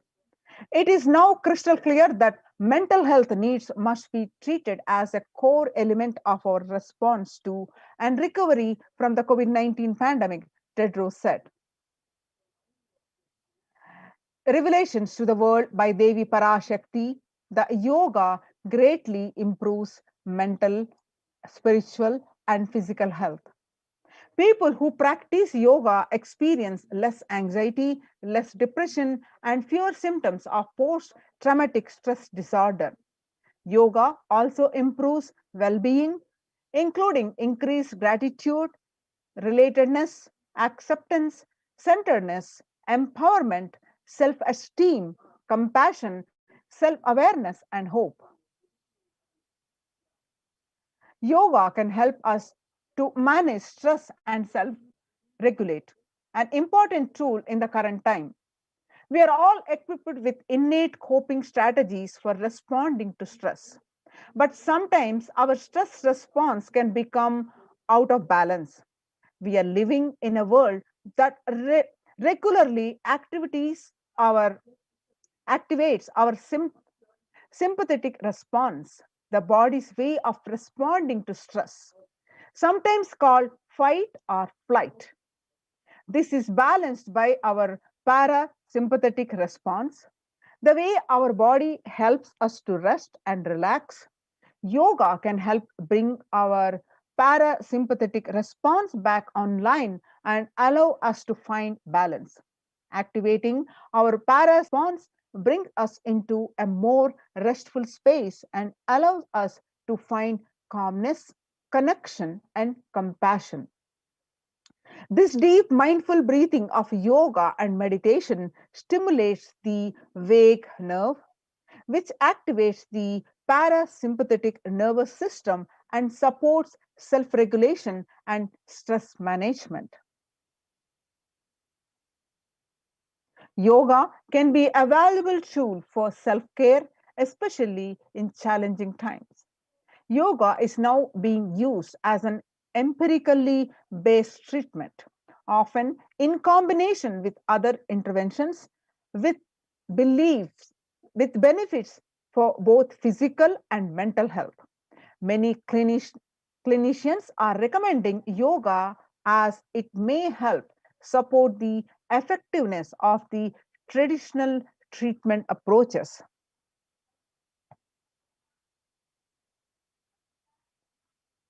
Some more revelations to the world by Devi Parashakti and how it is coming through. Psychology Today, the content available as remember that many yoga teachers have just lost their primary livelihood. If you do have the means, please consider paying for online content when possible. While adjustment to the trek of virtual classes can be a challenge, online yoga can be a wonderful opportunity to take a class and with a favorite teacher that is not local or even try a class in a different country. Additionally, people who struggle with body image can practice without fear of judgment. There is no denying or minimizing how challenging the current times are. It is okay to be the unsure of what to do. It is okay to feel anxious, overwhelmed, or sad. It is okay to take comfort. The individual and collective well being, when we actively choose a tool of self care, we better equip ourselves to survive and seek resilience in different circumstances. While it is but no one tool, yoga offers the potential for connection and well-being, even in these challenging times. When we actively choose a tool of self-care, we better equip ourselves to survive and seek the resilience in different circumstances.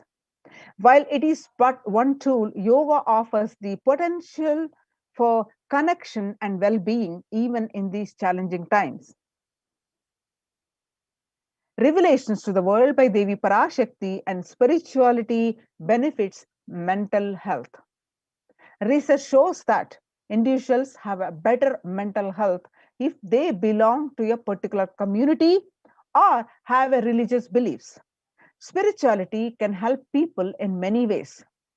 First and foremost, spirituality or religion can help people find meaning in their lives, which is instrumental in improving one's mental health. Spirituality can perhaps help you connect with your divine self. In addition to endowing meaning to your life, it has the potential to improve mental, physical, and emotional well being as well. It has been a source of relief and comfort from various challenging issues for thousands of years. Revelations of the World by the Supreme Pontiff of Hinduism, Jagadguru Mahasannidhanam, Bhagwan Nithyananda Paramashivam on 22nd May 2021. Paramashiva is very clear. Focus on making your body alive. Life alive. Mind is obsessive compulsive reaction. It is nothing but a bunch of unconscious reactions. Do not try to sympathize with the mind. Make your body and life alive. That is the only priority for all of you. I'm talking to everyone who has a little love and sympathy for me. For all of you, take this as Guru Walk. Make your body consciously strong. The gym will build muscles, make your look very nice in the outside, but only yoga and Ayurvedic lifestyle will make your body conscious. Just see all over the world. All the gym bodies are just dropping dead. Only yoga will make your internal organs strong and your ability to manifest consciousness strong.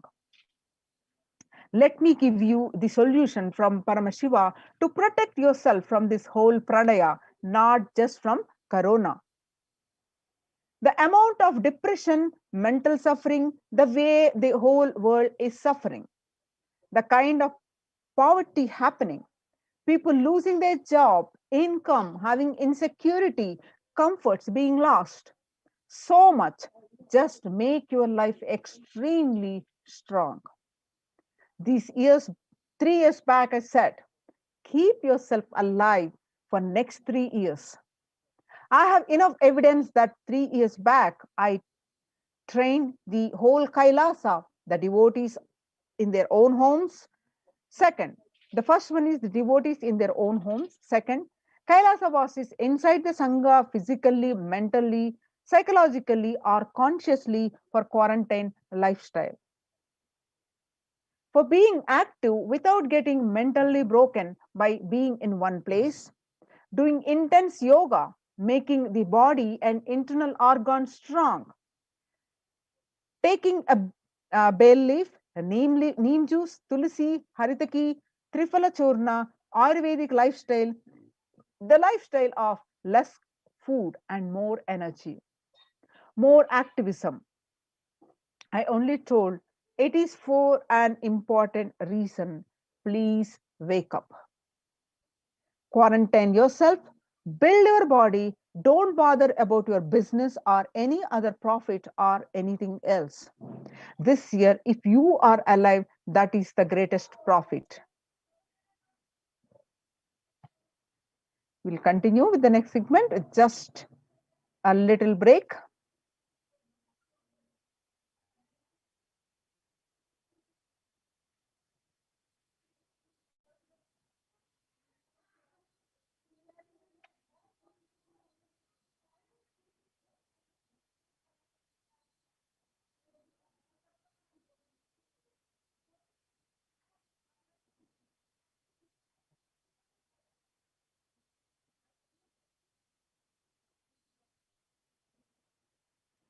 Having understood that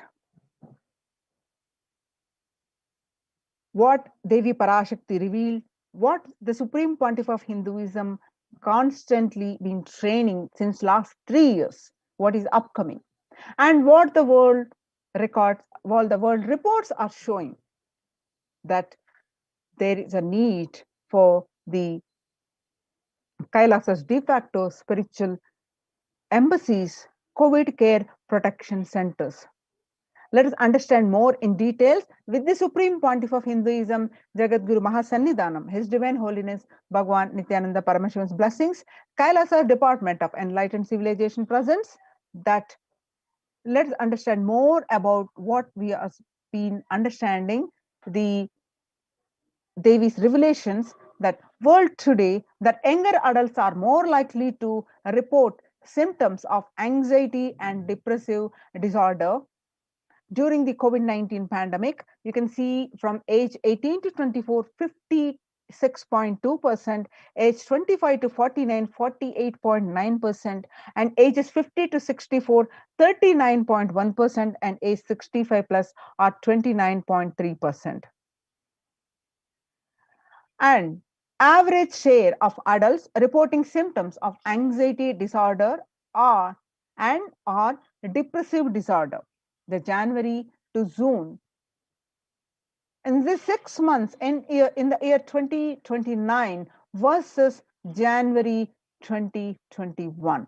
This is 6 month records. The report of 6 months report is just 11% of last year 2019, and in January 1 month the household pulse survey in 1 month that increased to 41.1%.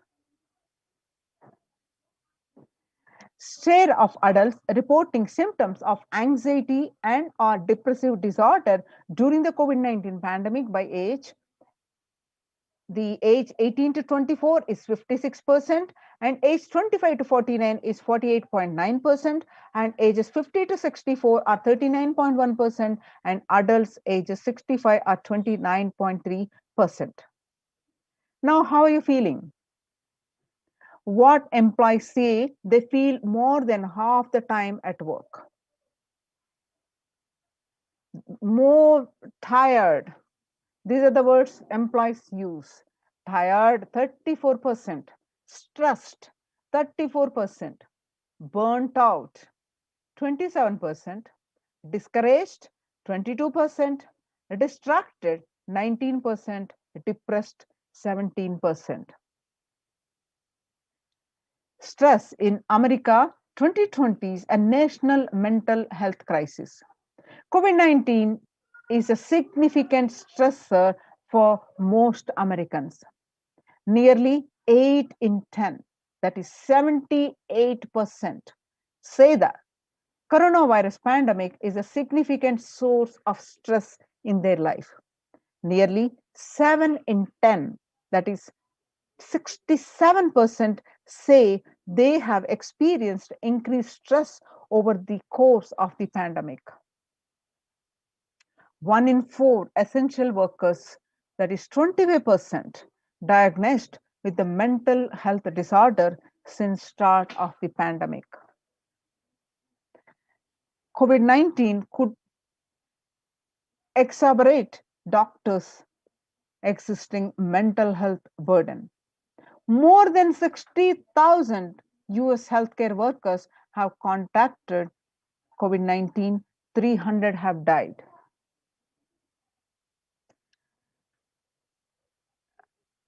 Of the health workers who treated patients during the China COVID-19 outbreak, 50% showed signs of depression, 45% showed signs of anxiety, adding to preliminary research.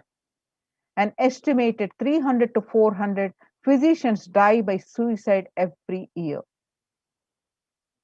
US cases of depression have tripled during the COVID-19 pandemic.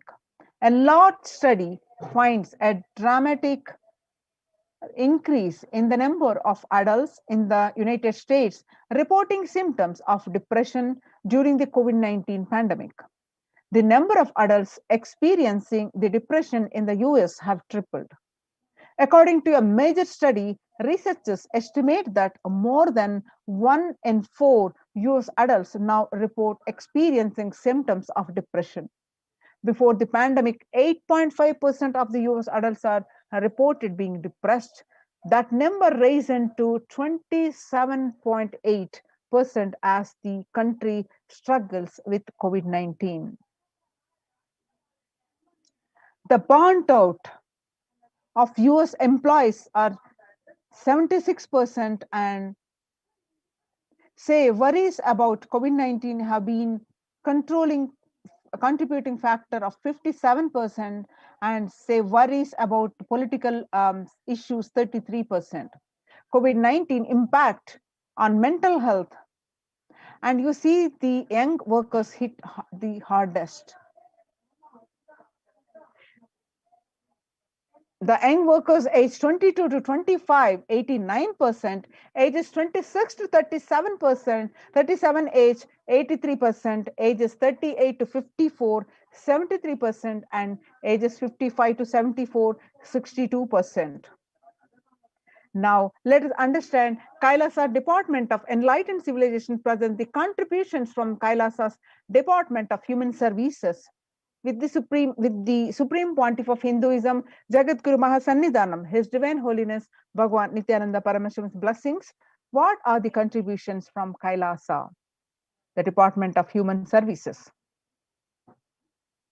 Kailasa's Department of Religion and Worship and Department of Human Services and each of Kailasa's temple ecosystems consider the right of happiness to be the highest fundamental right of all humans, in fact, all beings. The ultimate goal for Hinduism and Kailasa, led by the Supreme Pontiff of Hinduism, Jagadguru Mahasannidhanam, His Divine Holiness Bhagwan Nithyananda Paramashivam, is the material and spiritual well-being and prosperity of humanity. Kailasa is a place where everything related to superconsciousness is revived. All the sampradayas, all the spiritual ecosystems created for the enlightenment will be revived and established in such a way it never gets lost again. They're forever serving the humanity, says the Supreme Pontiff of Hinduism on 6th January 2019. You can see the pictures of how the Supreme Pontiff of Hinduism for the over two decades, how he has been continuously, tirelessly worked to establish the Kailasas across the world. On 21st October 2006, following a meditation under the sacred banyan tree in Adi Kailasa, the peacekeepers of Kailasa, along with the children of Nithyananda Gurukul, celebrate the auspicious occasion of Diwali, Adi Kailasa and Bidadi, Bangalore. And these pictures you see are 22nd December 2018. The peacekeepers of Kailasa and participants of the Paramashivoham meditation workshop take part in the celebration of hosting ceremony. Pictures are taken in Adi Kailasa, Bidadi, Bangalore. And you can see, seeing the pictures are where you find the Supreme Pontiff of Hinduism as conducting the Nithyananda Spurana Convention which is also called Life Bliss Program Level 2, a meditation workshop happened at the Chennai, South India. With the pictures are taken on 14th December 2006. On 17th December 2006, you're seeing the Supreme Pontiff of Hinduism himself conducting the another program, Nithyananda Purana Convention Life Bliss Program Level 2 at St. Peter's Engineering College, Chennai, India, where thousands of devotees attending this program. On 26th May 2006, the peacekeepers of Kailasa and the Supreme Pontiff of Hinduism embark on the Himalayan Yatra, the traditional sacred pilgrimage to the Himalayan mountains, and up to the river Ganga, Harshil, India. The temple ecosystems of Tiruvannamalai serves as the driving factor in maintaining the lifestyle of health, wealth, and well-being for the citizens of Tiruvannamalai, one of the remaining living temple ecosystem. The pictures you see the Supreme Pontiff of Hinduism welcoming the thousands in the procession as part of the celebrations, with picture is taken on 20th December 2021. This blissful picture that you're seeing taken on 31st December 2018, peacekeepers of Kailasa and participants of the Paramashivoham meditation workshop take part in morning meditation and the traditional yoga or ritualistic worship. This picture is taken at Adi Kailasa, Bidadi, Bangalore. The peacekeepers of Kailasa, led by the Supreme Pontiff of Hinduism, take part in Karaseva, the voluntary contribution of physical service towards the cleaning or construction of the sacred Hindu temple. The picture taken at Adi Kailasa on 11th September 2016, where the Supreme Pontiff of Hinduism himself demonstrating the value of the Karaseva, the selfless, the physical work. Kailasa's ecosystems around the world. You can see the various Kailasas across the world established by the Supreme Pontiff of Hinduism, spread over across the continents. Starting from the 1994 leftmost picture that you see, Mataji Vibhudananda Puri handed over the Kailasa in Tiruvannamalai, traditionally passed on to the hands of the Supreme Pontiff of Hinduism, Jagadguru Mahasannidhanam, His Divine Holiness Bhagwan Nithyananda Paramashivam. And at the same Adhinam in the year 2017, you see at the same Kailasa in Tiruvannamalai, receiving visitors and delegates for the Kalpataru meditation workshop on and Shivadiksha. 11th March 2017, Kailasa in Tiruvannamalai, thousands arrived to celebrate the enlightenment ecosystem and to traditionally meet the Supreme Pontiff of Hinduism, Jagadguru Mahasannidhanam, His Divine Holiness Bhagwan Nithyananda Paramashivam. And you can see on the Western Hemisphere, the Kailasa in Los Angeles as a 25,000 square foot temple complex housing 80 plus deities. It is one of the largest Hindu temple ecosystems in the West. You see the picture is from Kailasa in Columbus, Ohio, USA. The first temple established by the Supreme Pontiff of Hinduism outside of India. The temple physically came to life in just 9 months. The chief presiding deities of the temple are Nithyanandeshwara Paramashiva and Nithyanandeshwari Paramashakti. The deities are 7 feet tall, made of granite, weighing 6 tons. And their divine faces have been directly hand-carved by the Supreme Pontiff of Hinduism. The pictures that you're seeing now are from Kailasa in Seattle, Washington, USA, housing the blissful dancing form Ganesha and the largest living Nataraja deity outside of India. The Kailasa in Seattle is also known as Chidambaram of the West.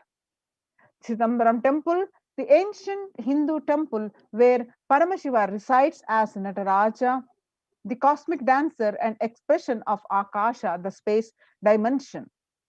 Nataraja also has been revealed to be the center of the Earth's magnetic equator.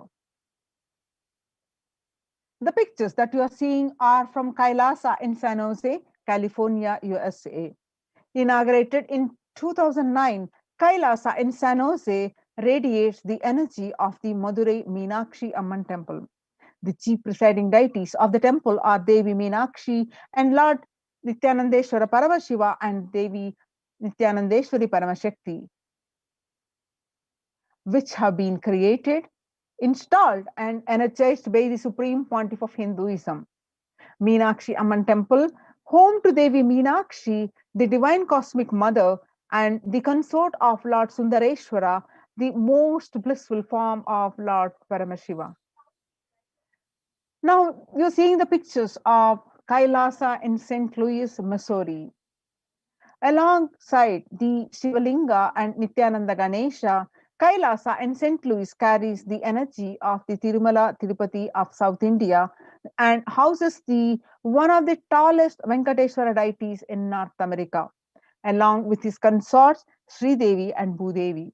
The beautiful landscape nestled among the woods and rolling hills of Missouri stretches for 20 acres. Tirumala Tirupati Devasthanam is one of the most beloved of Lord Vishnu, whose temple is the most visited in any religion in the world.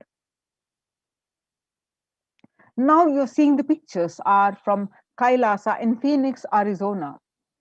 Home to over 21 deities and with a temple structure of 2,500 square foot, Kailasa in Phoenix has been directly established by the Supreme Pontiff of Hinduism, serving as an energy field of worship, meditation, and celebration for over 7 years.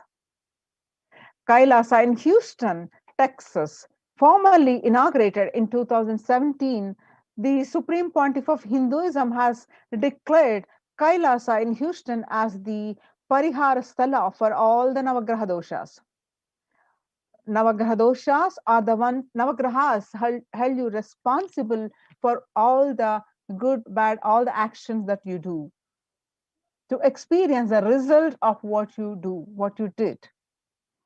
So, but in course of time, if you have realized and you want to do the prayaschitta, you want to realize your mistakes and wanted to come out of this sin or the bad deeds that you did, you can do the prayaschitta with the praying to the Navagrahas. So this is the Supreme Pontiff of Hinduism has declared the Kailasa in Houston as the Parihara Sthala for all the Navagraha doshas.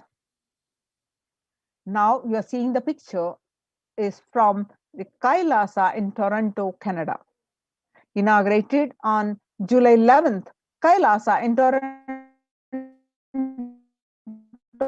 is the only Hindu temple in the West with all 63 Naimanas and 18 Siddhas residing as deities.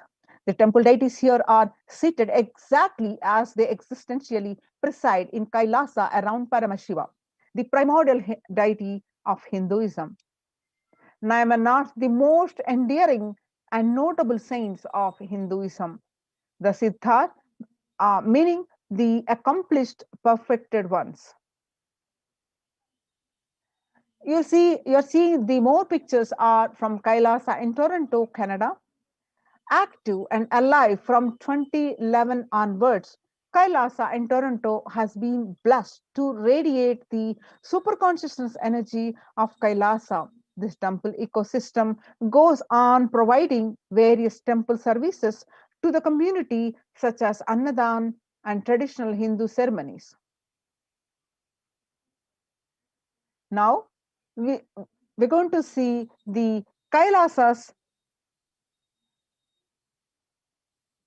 Department of Enlightened Civilization presenting the morning spiritual routine and enlightenment ecosystem in all these Kailasas and how the blessings of the Supreme Pontiff of Hinduism, Jagat Guru Mahasannidhanam, His Divine Holiness Bhagwan Nithyananda Paramashivam. Revelations to the world by the Devi Parashakti on 12th May 2021 that I came as Nija Avatar. I am blessing you, listen. People, listen. To do good to all of you, I have taken the form of Nithyananda and came down as Nija Avatar. People of India, listen. Carefully listen. Time after time, Bharatam is Jnana Bhumi, where enlightened beings comes, and we cannot make Jnana Bhumi as infertile. Enlightened beings have to come. They have to live, and it has to flower. Few hypocrites, because they are stuck in delusion, we cannot sacrifice the world. Cosmos cannot be destroyed. The ship I did to save the cosmos from being destroyed. That is called Adi Kailasa. The ship I did to protect beings from Pralaya is Adi Kailasa. Because of conspiracy of Drohis and enemies' rule, the captain has to leave. Before 12 years, knowing the great deluge that is going to happen, all Aushadas by this Guru Purnima, that Jnana Rasavadam, Navapashana is going to flower. Allow people to come and take dip in Navapashana flower. People, whoever comes and dip in Vaidya they will not have death. They will not have corona. Crores and crores of people will come in time. Every day they will take the dip in the Ananda Lingam. On 30th May 2021, Devi continued that listen well to my words. For India, I made ship as protection. The Nithyananda Navapashana Lingam in Vaidya Sarovar. Go to Adi Kailasa, O Indians, listen. All those regretting losing Nithyananda Nijavatara without confusion and without talking as a lip service, go to Adi Kailasa. Scores of people will come there looking for health. Navapashana water feast and medicine to get health and protection and enlightenment. To protect India from the great destruction, I, Parashakti, made this huge ship. Even if captain is not there, ship is there.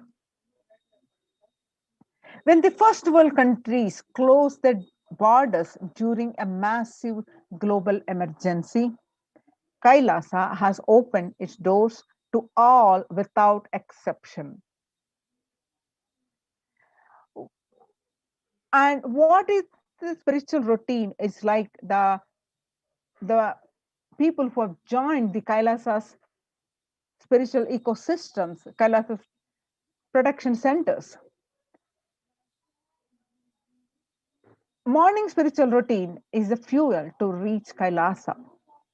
Morning routine and the chemical changes it brings in you, and the healing it does in your system, and the biological rhythm it sets in your system. All of them are very important. It is an important fuel for you to experience the multiple dimensions of the universe.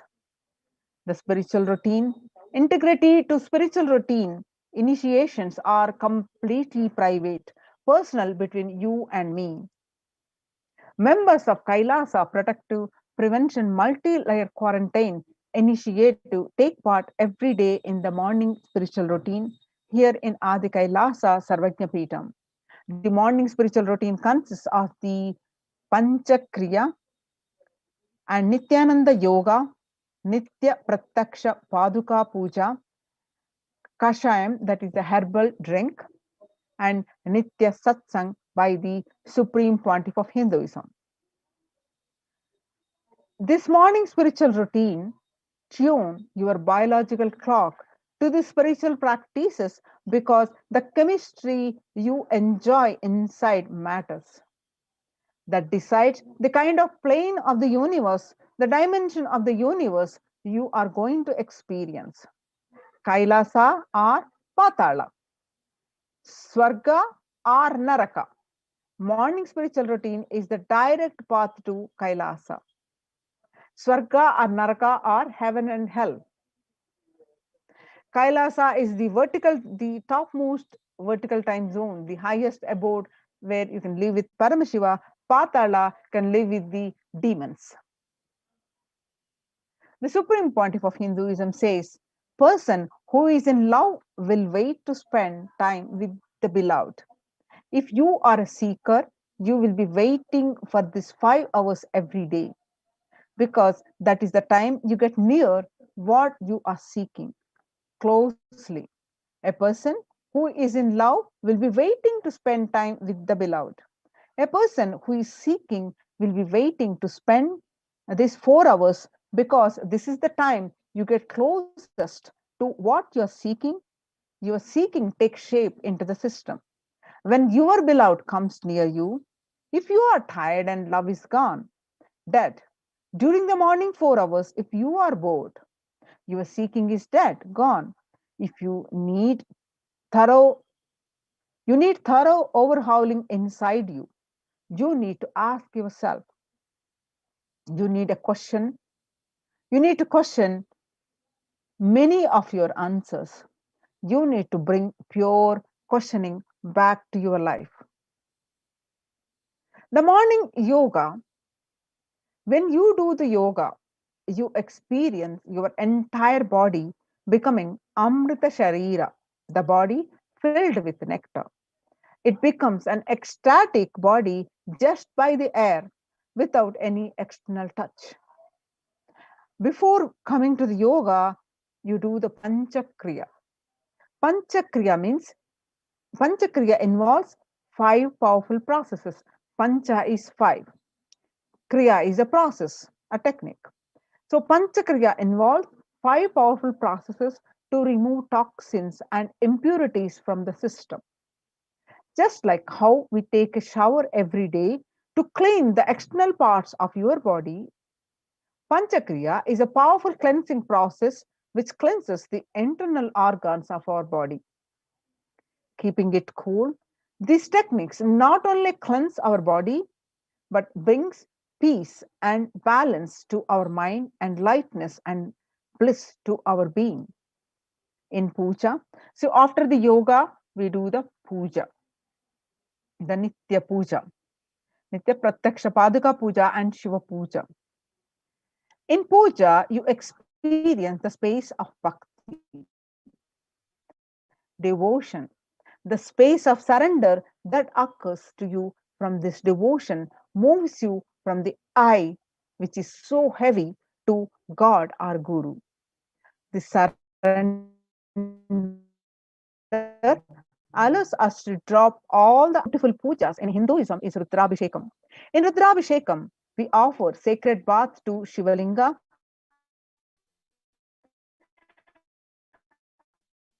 while chanting powerful mantras. Its form indicates how God is beyond form and formless. When we sit down and connect with the God by performing the Rudrabhishekam, O Sadashiva, O God, I know you are the source of everything. You are everything and you are in this Shivalinga. You are in this body. Let me connect with me. Let you reveal yourself to me.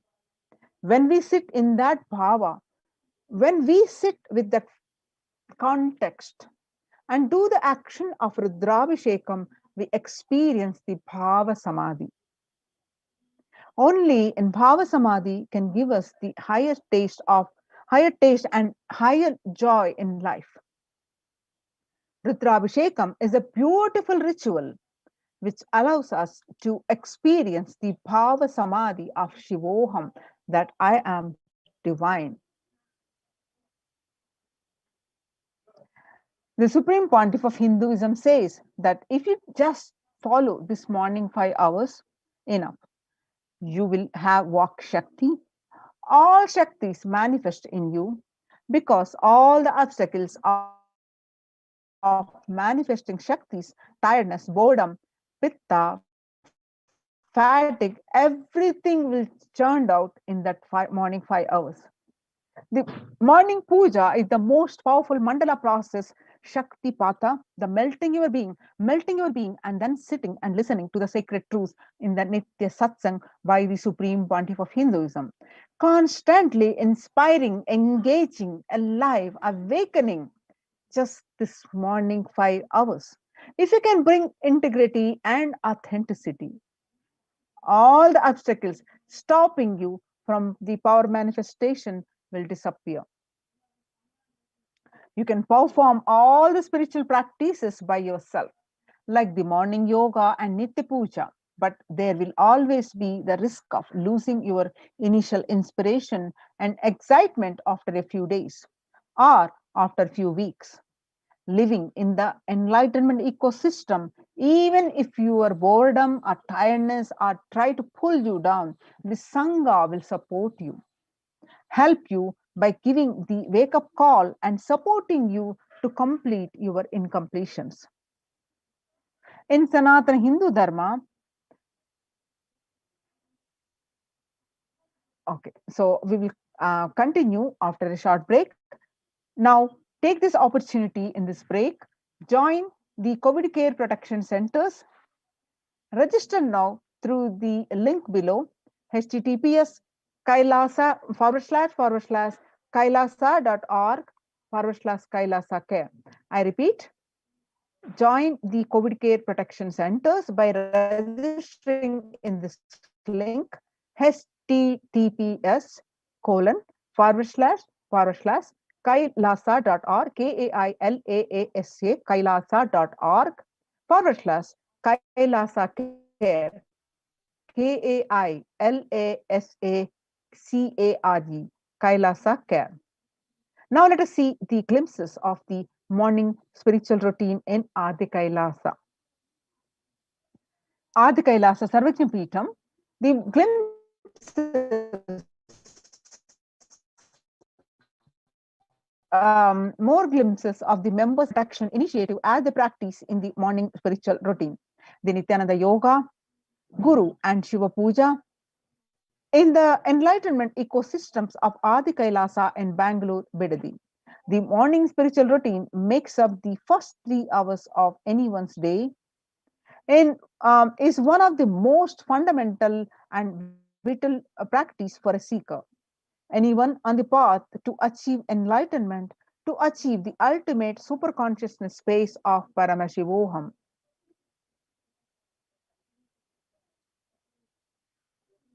You can see more glimpses from this Adi Kailasa's morning spiritual routine and more pictures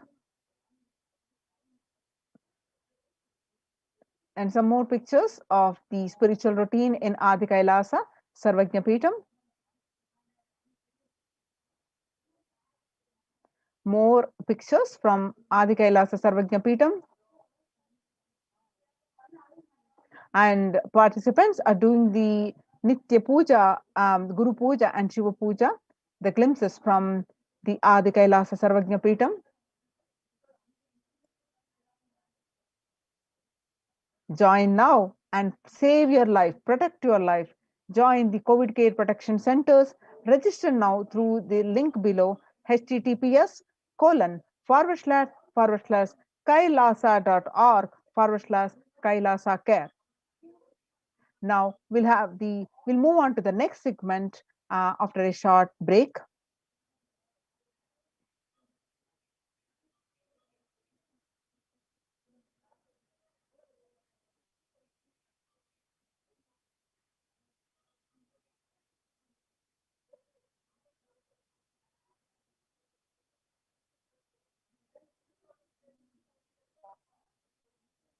Now, in this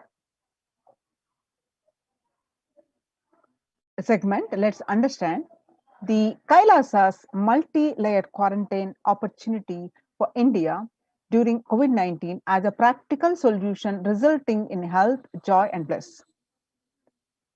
With the Supreme Pontiff of Hinduism's blessings. Now, let us listen from Devi Parashakti's revelations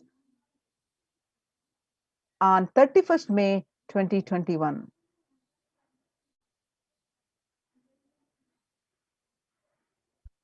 நீ சொல்லும் நபர்கள் போடும் சண்டை சச்சரவெல்லாம் எரியும் பெருநெருப்பில் இருக்கும் 2 எலிகள் போடும் சண்டை போன்றது.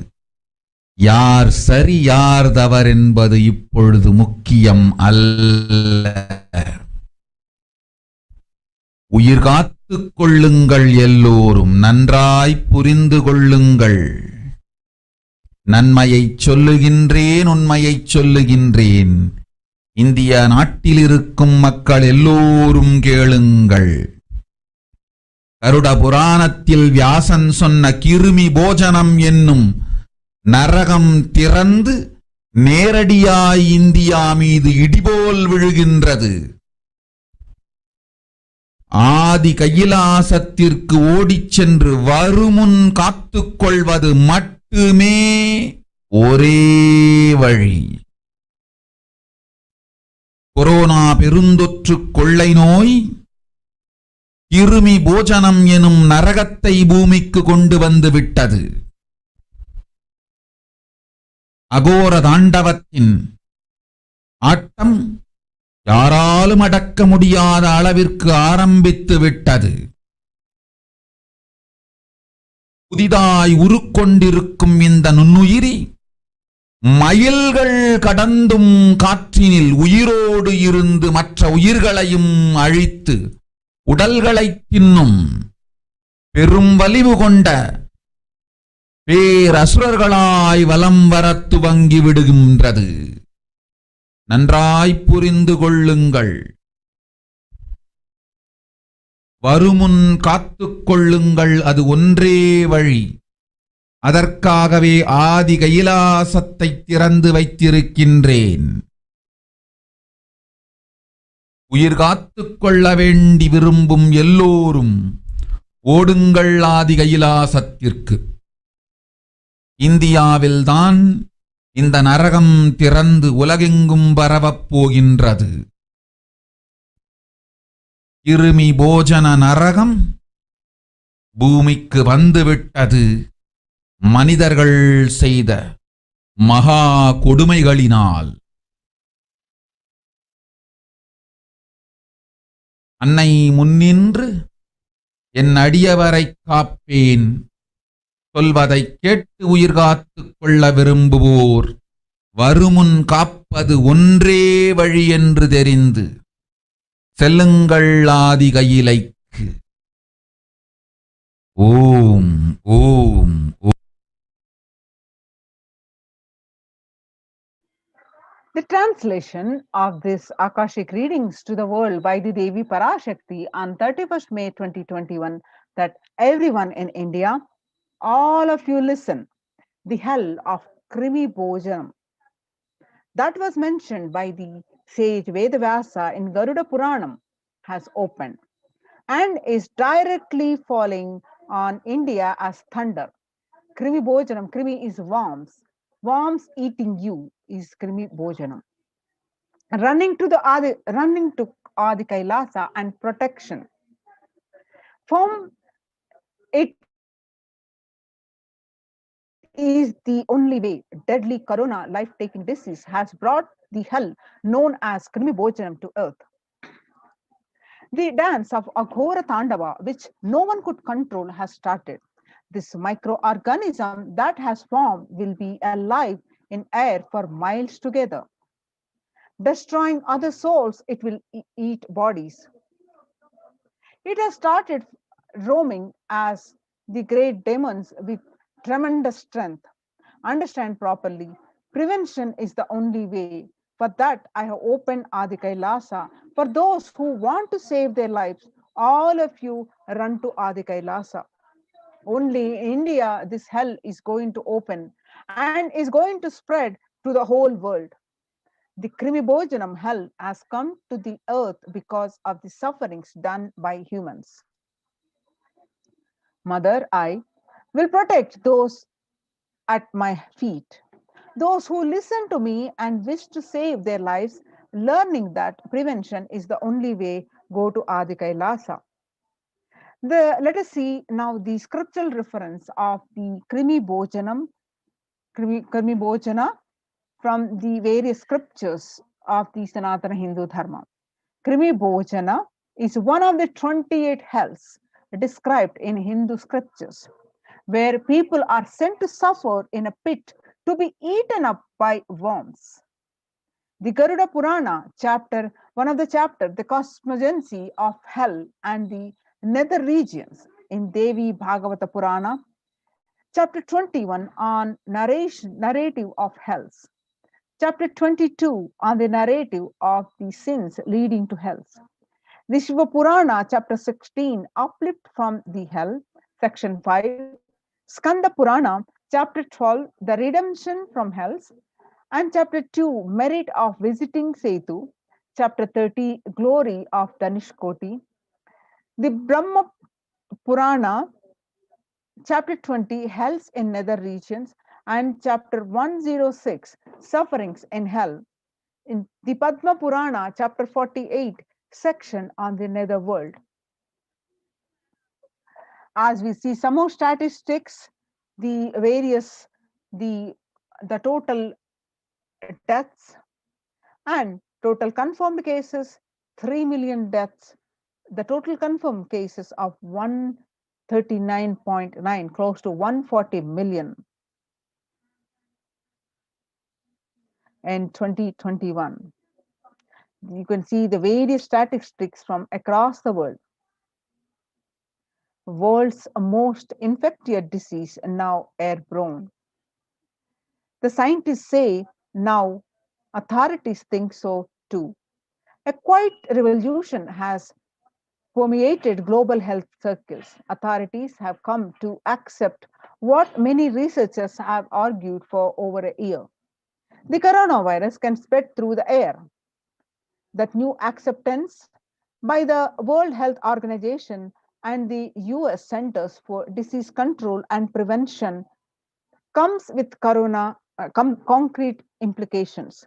Scientists have calling for ventilation systems to be overhauled like public water supplies were in the 1800s after the fetid pipes were found to harbor cholera. Cleaner indoor air won't just fight the pandemic.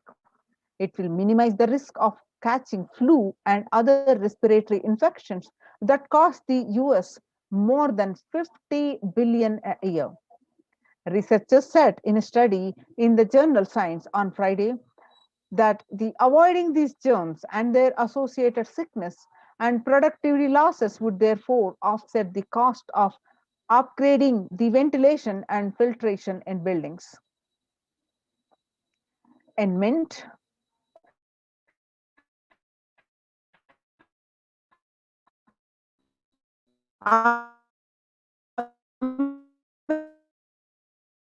America's delayed acceptance and travel on very small particles that disperse quickly outdoors, but can build up inside.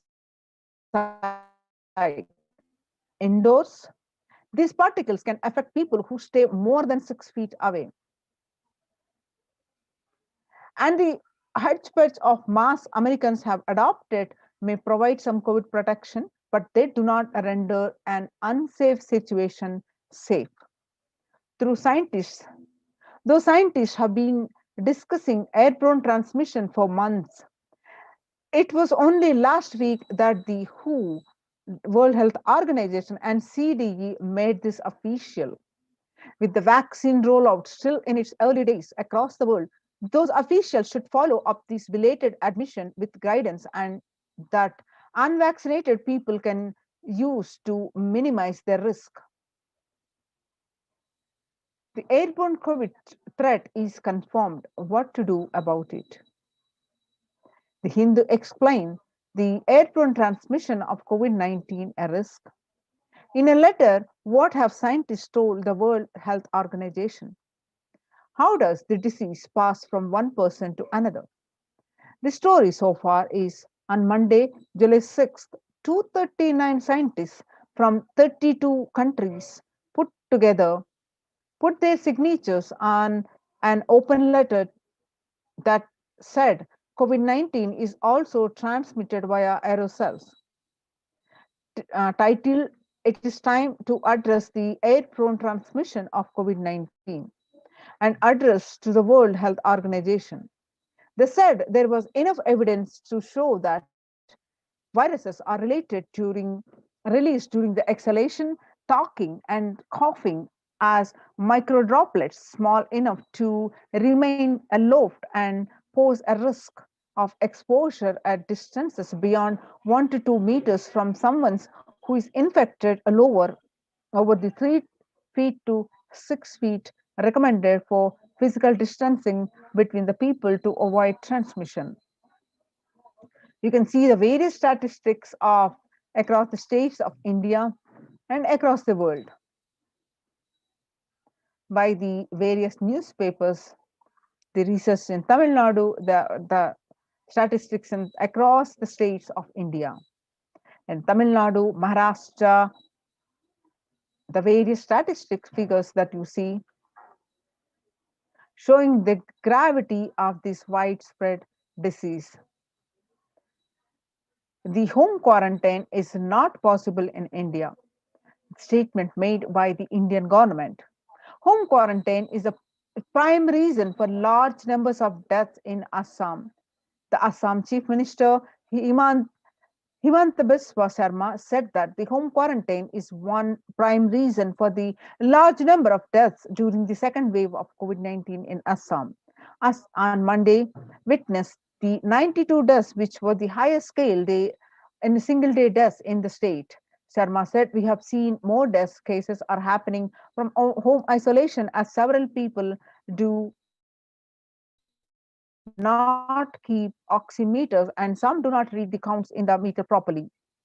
Maharashtra government on Tuesday announced the decision to stop home quarantine in 18 districts, which show higher COVID positivity rate than the state's average.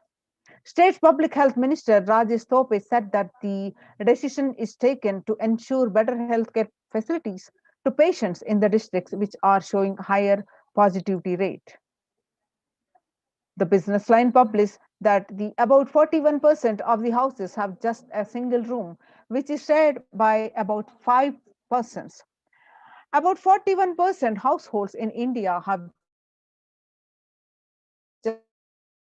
just one room or don't have an exclusive living room, and about 5 people share such accommodations, and about 32% of the households have 2 rooms, and addressing to the O's is in fact the only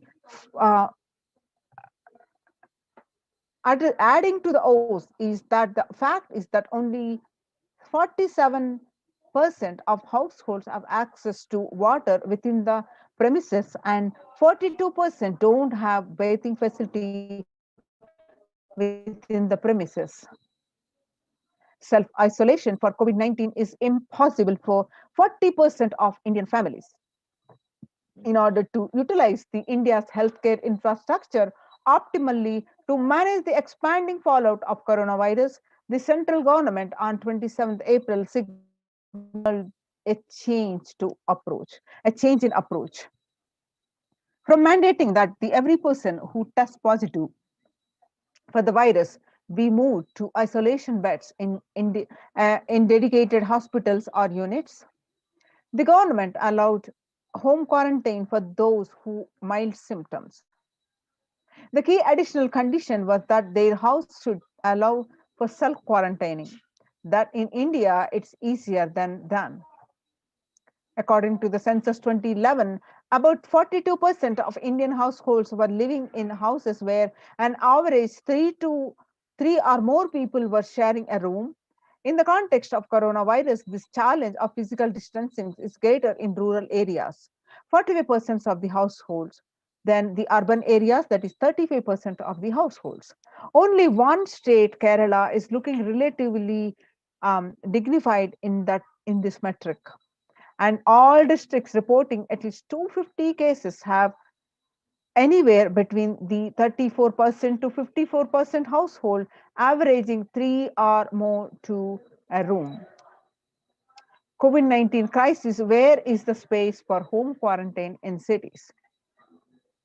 New Delhi, the health ministry last week said most cases of coronavirus had been asymptomatic or mildly symptomatic and had advised home isolation for such people. It also said that 65% cases across the country were reported from the metros and big cities. However, census data suggests and experts also agree that the following the ministry's guidelines on the home quarantine is near impossible, particularly in urban households. The guidelines on the home quarantine say the person showing COVID-19 symptoms has to remain isolated in a well-ventilated room, preferably with an attached toilet. If another family member needs to stay in the same room, it is advisable to maintain a distance of at least 1 meter between the two, it stated. When the first world countries closed their borders during a massive global emergency, Kailasa has opened its door to all without the exception. The Supreme Pontiff of Hinduism reveals that at least 6 months back, I became aware that a multi-layer quarantine is needed to protect people. If you are in India and you want to protect your immediate family or extended family, anyone who will listen, get them immediately to our campuses. The COVID care protection centers opened across India are Adi Kailas in Vedadi, Bangalore, Salem Adinam in Tamil Nadu, Tiruvannamalai Adinam in Tamil Nadu, Rajapalam Adinam in Tamil Nadu, Puduvai Adinam in Tamil Nadu, Pattanam Adinam in Tamil Nadu, Sirangapadi Adinam in Tamil Nadu, Sripuram Adinam in Hyderabad, Madurai Adinam in Tamil Nadu, Avatipalam Erode, Tamil Nadu, Husur Adinam in Tamil Nadu, Baroda Adinam in Gujarat. Kailasa rushes to help as India finds itself on the verge of COVID-19 third wave. Multiple free COVID care centers opened across India. Various social services offered during the pandemic in Nithyananda ashrams across India. The spiritual services offered during pandemic in Nithyananda ashrams across India. The cosmic revelations on global pandemic. Free social services offered during the pandemic in Nithyananda ashrams across India, which includes medical care, which are allopathic, Ayurvedic, and Siddha medicine. The fire safety equipment maintenance, infrastructure to accommodate thousands, accommodation for multi-layered quarantine, emergency ambulances, and ICU on wheels, personal protective medical equipment, groceries collected for Annadan and organic farming. Join the COVID care protection centers. Register now through the link below https://kailasa.org/Kailasa care. Now let us see the glimpses from Kailasa's Department of Health on COVID protection for the Adi Kailasa Sarvajna Peetham. The immunity boosters and COVID care supplements procurement. Allopathic immune boosters are Zincona, vitamin D, and vitamin C. Immunity boosters and COVID care through Ayurvedic medicine. Immunity boosters are being provided to protect all the residents of Adi Kailasa Sarvajna Peetham. Steaming once a day with tulsi, eucalyptus, nochi, and turmeric leaves. All these herbal leaves are taken from the healing trees here in the Adi Kailasa.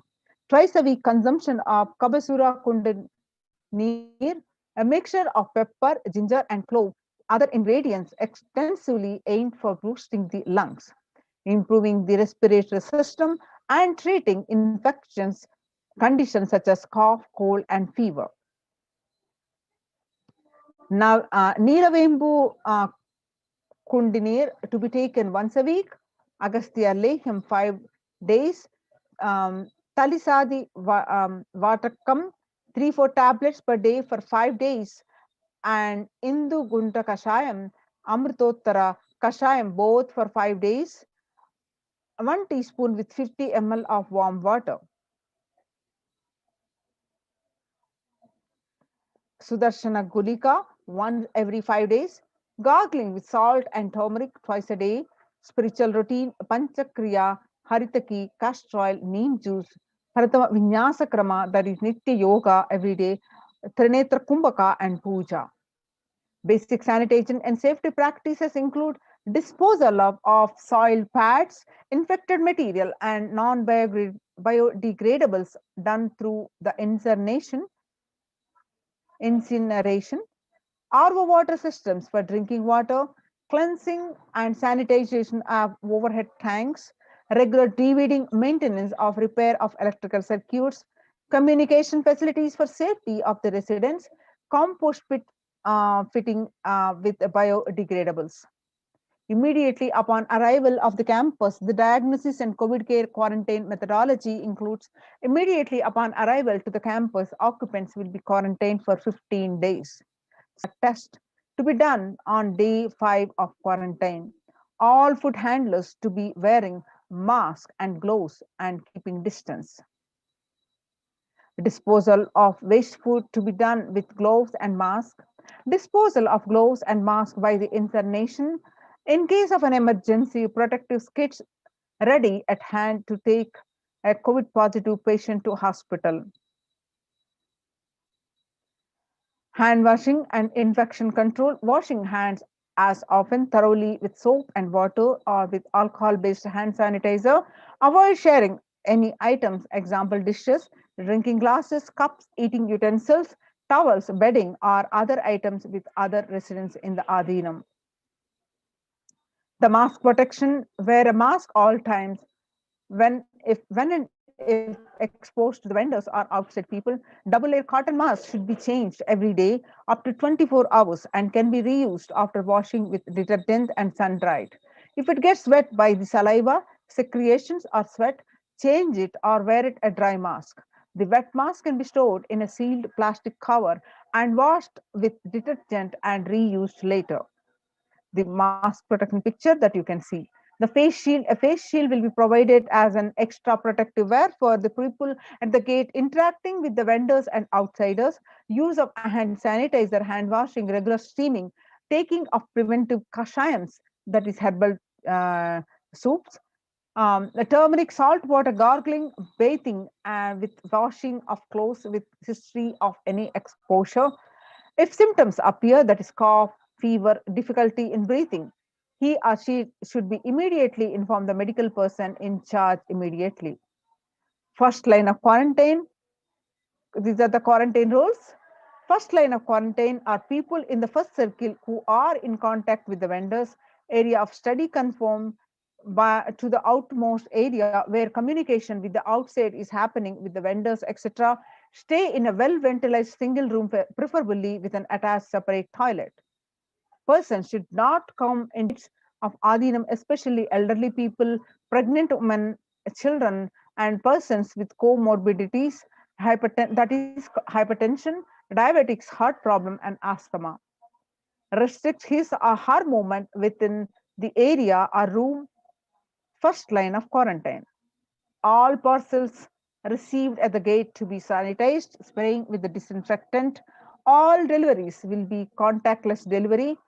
Wearing of the free coverings and hand gloves are mandatory if contactless delivery is not an option, or request the delivery to be left in protected and isolated place. The outer packaging of the item or product will be disposed before it enters the Adhinam. Packages will be quarantined before being delivered. All the delivery bags, boxes, containers will be thrown away after transferring the items to their respective places. The surfaces of the package will be cleaned with a simple disinfectant and left to dry. All hands handling. The packaging will be thoroughly washed with soap and water and antibacterial solutions frequently. All mail and packaging products, non-perishable, will be left outside for 24 hours before using them. The disinfectation, sodium hypochlorite, the bleach or chloride will be used. 1 teaspoon of bleaching powder in 3 cups. Alcohol at 70 to 90% will be also be used for surface disinfect separately with detergent and dried. Sharing of items is strictly prohibited. This prevents the spread of the virus. The warning signs: fever continues for more than 5 days. Fever returns to the second week after having been for a day or two. Fever more than 101 Fahrenheit after day 4. Resting, a heart rate over 110. Breathlessness, tightness in the chest. Oxygen saturation less than 94%. 6-minute walk test.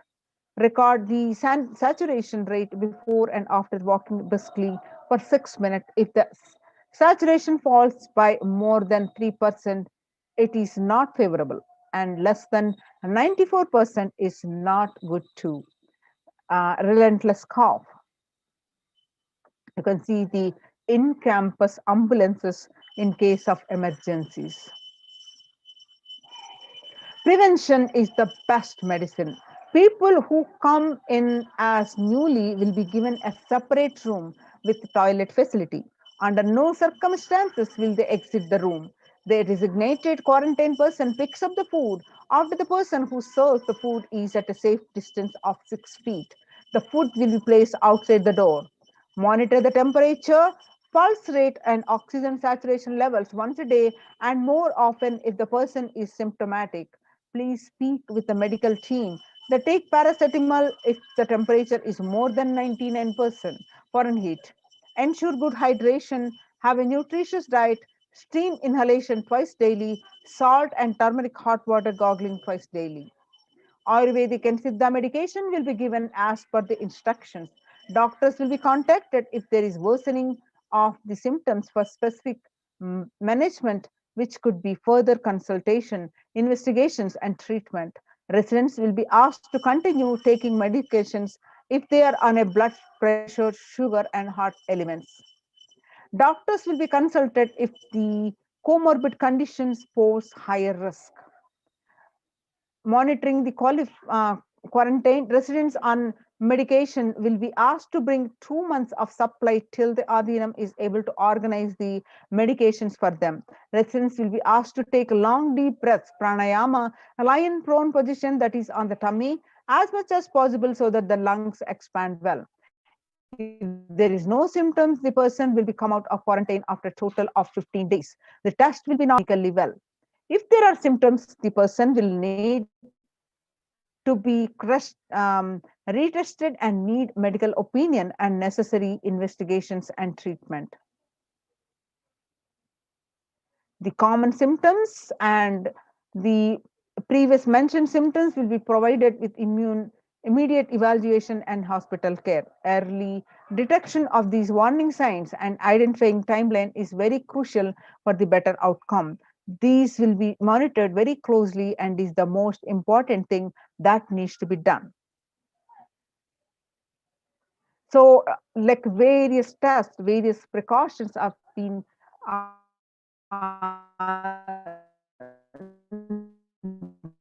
the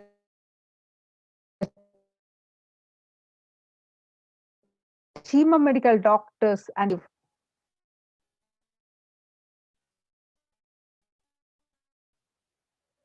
with the COVID care protection centers to save your life and protect your life. Register now through the link below, https://kailasa.org/kailasa care. The link is projected. Please make use of this time. Before it's time, we're moving on to the next segment of this program. So after a short break, please make use of this time to register in the link https://kailasa, KAILAASA, kailasa.org/kailasa care, KAILASA care. So we'll be right back with you after a short break. With that, so we'll be right back with you after a short break with the next segment.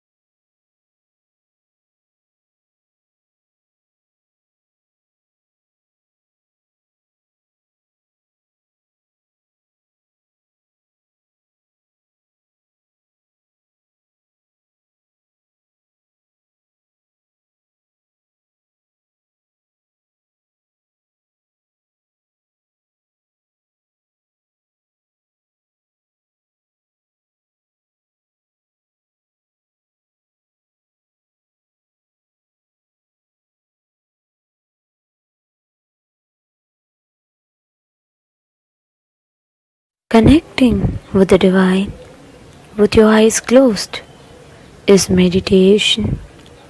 Connecting with the divine with your eyes open is darshan. Come, let us all now move from meditation to darshan. Slowly, very slowly, please open your eyes.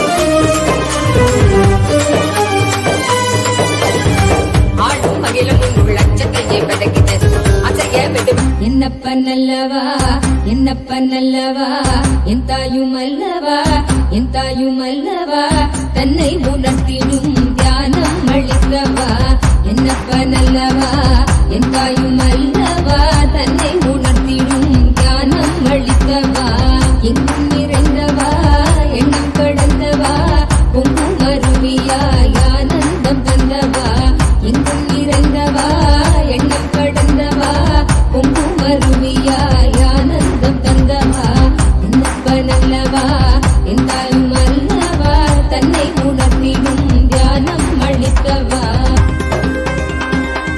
ஏழாம் உடல்கள் தாண்டி நித்திய வாழ்வும் கண்டிட கேடான காலம் தன்னை வென்று நீலை நின்றிட ஏழாம் உடல்கள் தாண்டி நித்திய வாழ்வும் கண்டிட கேடான காலம் தன்னை வென்று நீலை நின்றிட சீரான பாவம் பழி நீங்கி பெரும் வாழ்வினை கொண்டாட நித்யானந்த ஸ்புரணம் தன்னை செய்தவா சீரான பாவம் பழி நீங்கி பெரும் வாழ்வினை கொண்டாட நித்யானந்த ஸ்புரணம் தன்னை செய்தவா என்னப்பன் அல்லவா என் தாயும் அல்லவா தன்னை உணர்த்திடும் தியானம் அளிக்கவா என்னப்பன் அல்லவா என் தாயும் அல்லவா தன்னை உணர்த்திடும் தியானம் அளிக்கவா ஏழாம் உடல்கள் தாண்டி நித்திய வாழ்வும் கண்டிட கேடான்மை வென்று நீலை நின்றிட ஏழாம் உடல்கள் தாண்டி நித்திய வாழ்வும் கண்டிட கேடான காலம் தன்னை வென்று நீலை நின்றிட சீரான பாவம் பழி நீங்கி பெரும் வாழ்வினை கொண்டாட நித்யானந்த ஸ்புரணம் தன்னை செய்தவா சீரான பாவம் பழி நீங்கி பெரும் வாழ்வினை கொண்டாட நித்யானந்த ஸ்புரணம் தன்னை செய்தவா என்னப்பன் அல்லவா என் தாயும் அல்லவா தன்னை உணர்த்திடும் தியானம் அளிக்கவா என்னப்பன் அல்லவா என் தாயும் அல்லவா தன்னை உணர்த்திடும் தியானம் அளிக்கவா ஏழாம் உடல்கள் தாண்டி நித்திய வாழ்வும் கண்டிட கேடான காலம் தன்னை வென்று நீலை நின்றிட ஏழாம் உடல்கள் தாண்டி நித்திய வாழ்வும் கண்டிட கேடான காலம் தன்னை வென்று நீலை நின்றிட சீரான பாவம் பழி நீங்கி பெரும் வாழ்வினை கொண்டாட நித்யானந்த ஸ்புரணம் தன்னை செய்தவா சீரான பாவம் பழி நீங்கி பெரும் வாழ்வினை கொண்டாட நித்யானந்த ஸ்புரணம் தன்னை செய்தவா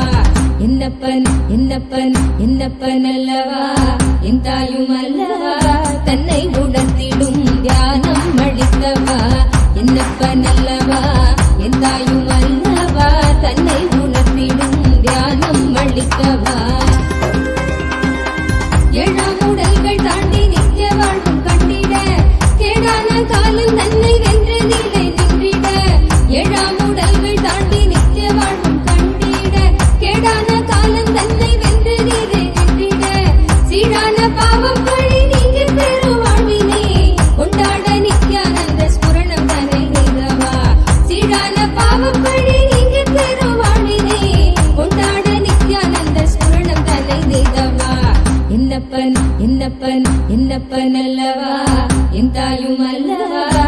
தன்னை உணர்த்திடும் தியானம் அளிக்கவா என்னப்ப நல்லவா என் தாயும் அல்லவா தன்னை உணர்த்திடும் தியானம் அளிக்கவா என்னப்ப நல்லவா என் தாயும் அல்லவா தன்னை உணர்த்திடும் தியானம் அளிக்கவா என்னப்ப நல்லவா என் தாயும் அல்லவா தன்னை உணர்த்திடும் தியானம் அளிக்கவா எங்கும் நிறைந்தவா எண்ணம் கடந்தவா பொங்கும் அருவியாய் ஆனந்தம் தந்தவா எங்கும் நிறைந்தவா எண்ணம் கடந்தவா பொங்கும் அருவியாய் ஆனந்தம் தந்தவா என்னப்ப நல்லவா என் தாயும் அல்லவா தன்னை உணர்த்திடும் தியானம் அளிக்கவா என்னப்ப நல்லவா என் தாயும் அல்லவா தன்னை உணர்த்திடும் தியானம் அளிக்கவா எங்கும் நிறைந்தவா எண்ணம் கடந்தவா பொங்கும் அருவியாய் ஆனந்தம் தந்தவா எங்கும் நிறைந்தவா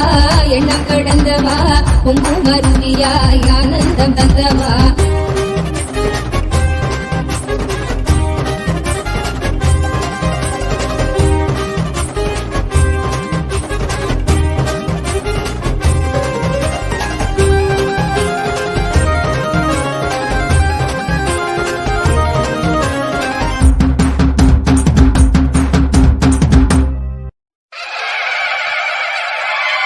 என்னப்பனே என்னையனே நித்யானந்த நித்யகாருண்யனே என்னப்பனே என்னையனே நித்யானந்த நித்யகாருண்யனே நித்யா நித்யா நித்யா நித்யா நித்யானந்தனே நித்யா நித்யா நித்யா நித்யா நித்யா நித்யானந்தனே நித்யானந்த நித்ய ரூப நித்ய காருண்யனே நித்யானந்த நித்ய ரூப நித்ய காருண்யனே என்னப்பனே என்னையனே நித்யானந்த நித்ய காருண்யனே நித்யானந்த நித்ய காருண்யனே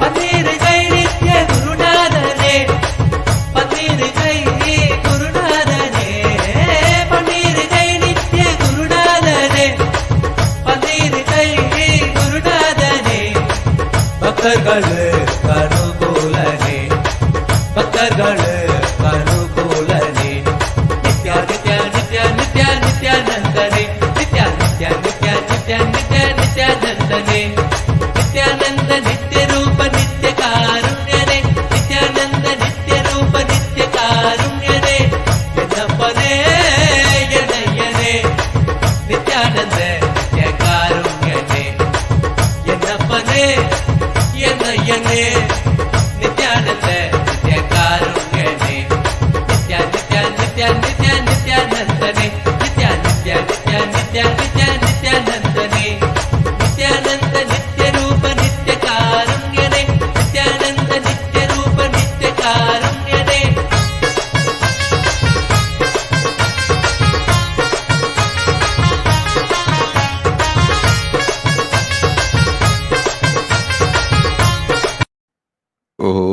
ॐ नित्यानन्देश्वर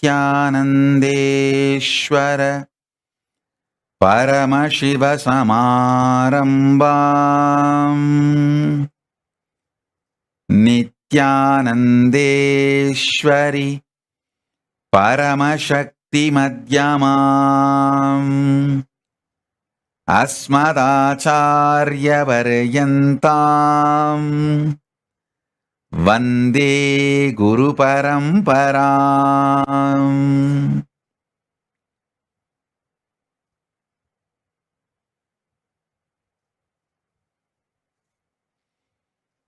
I welcome you all with my love and respects.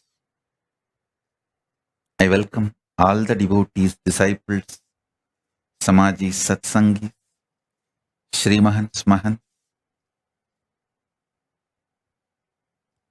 Mantreshwara, Vidyeshwaras, Ganeshwaras, Lokeshwaras, Astreshwaras, ambassadors, diplomats, e-diplomats, citizens, consulate generals. I welcome all of you with my love and respect. Paramashiva's message directly from Kailasa. Listen. Listen intensely.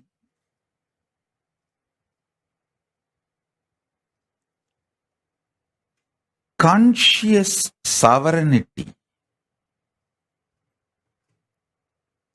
can be manifested in you just through the Shaktipada and Shaktinipada, most simplest way. I'm not saying easy or difficult. I'm saying simple. Listen.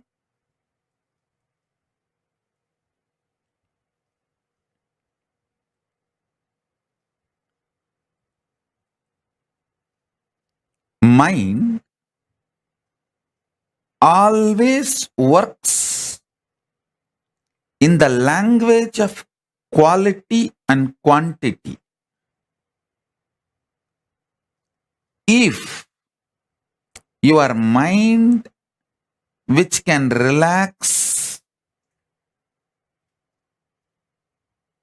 from this constant engaging with qualities and quantities, and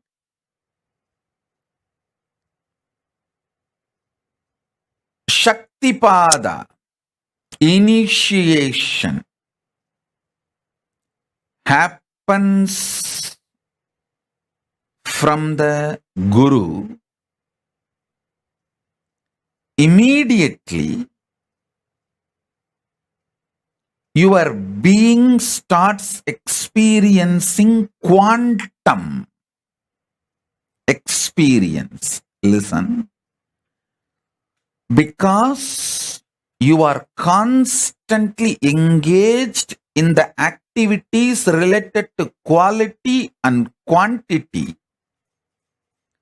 you miss your existence, which can be experienced only in the quantum space.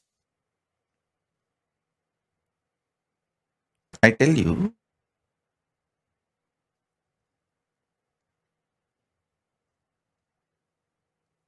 you can achieve conscious sovereignty in multiple ways. Through powerful yoga, you can achieve. Through kriyas, you can achieve. Through bhakti, you can achieve. Through yoga Vedanta, yoga and Vedanta together. By practicing, you can achieve. You can achieve with Veda and Agama. Making Veda and Agama as your lifestyle, Charya Pada, you can achieve. There are multiple paths. You can achieve conscious sovereignty. I'll explain the most simplest way I achieved and transmit that same to all of you, because I committed to all of you by this Guru Purnima. I want to give this great gift of conscious sovereignty to all of you.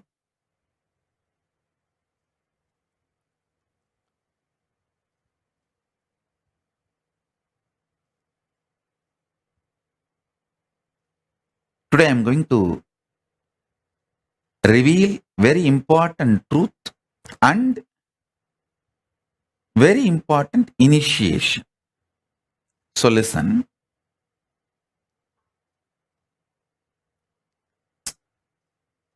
This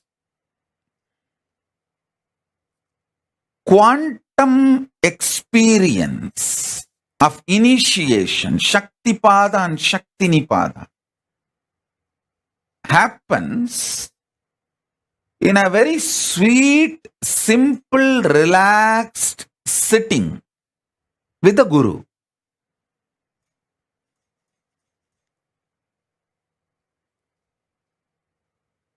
I'll tell you how this happened to me. Then you can understand. When I sit with Arunagiri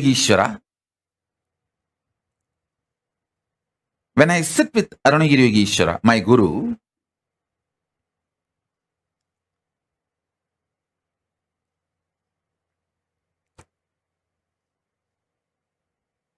I used to be so enamored by the charisma, the personality, the way he carries himself. I just used to be lost in him. I used to be so attentive, so much into his eyes. When I ask a question, the way his eyes react or respond, I know I asked the right question, or I asked the useless question, or I asked the wrong question, or I was just trying to poke him. More or less like an attention need, not the real question. I know everything just by the way his eyes react. The way he turns his head, I know whether he likes the question I put or is neutral about the question I put, or he doesn't like the question I put, or he likes the question but not the way I put. I will know everything, the way his eyes react before even he starts answering. It is such space. I know he knows every thought current getting created or I am entertaining, engaging with. Some thoughts will appear, I will not engage with it. Some thought currents will appear, I will engage with it. Some thought currents will appear, I will just try to drop it. All this he just knows, and I know that he knows. It is like I am absolutely in a nirvana space with him. This body cloth does not stop him looking into my inner space. That is what I call nirvana space.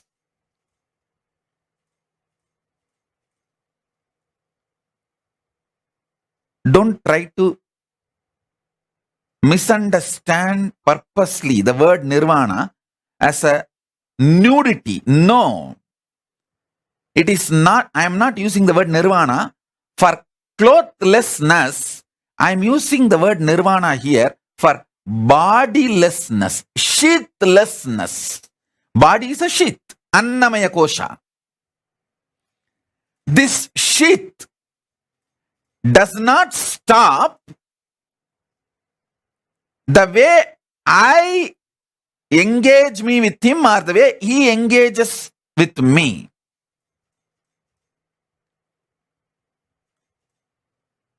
It is extremely sweet,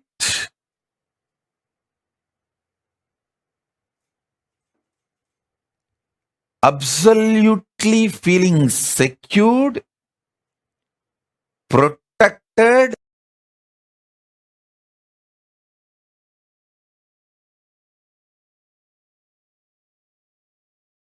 even if you have to go through death, you will not bother, because somebody who is very trustworthy and right person who loves you and your interest, you are going through that death in his lap, under his control, monitor and space.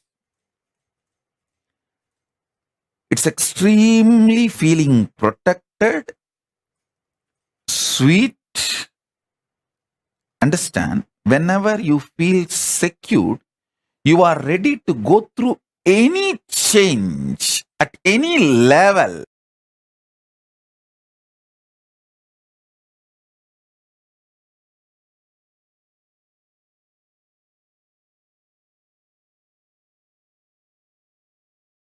It's an absolute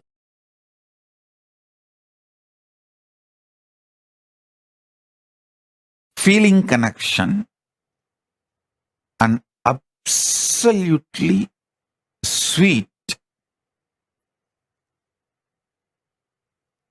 boundarylessness.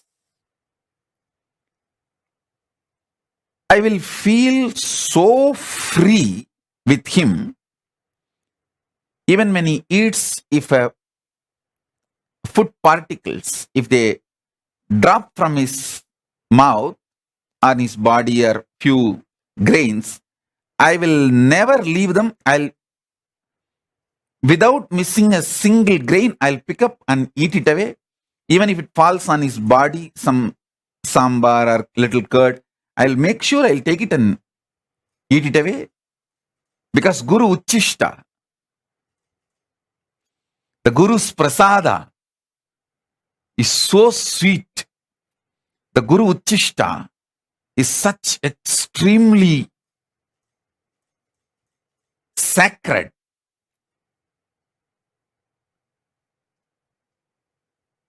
Listen,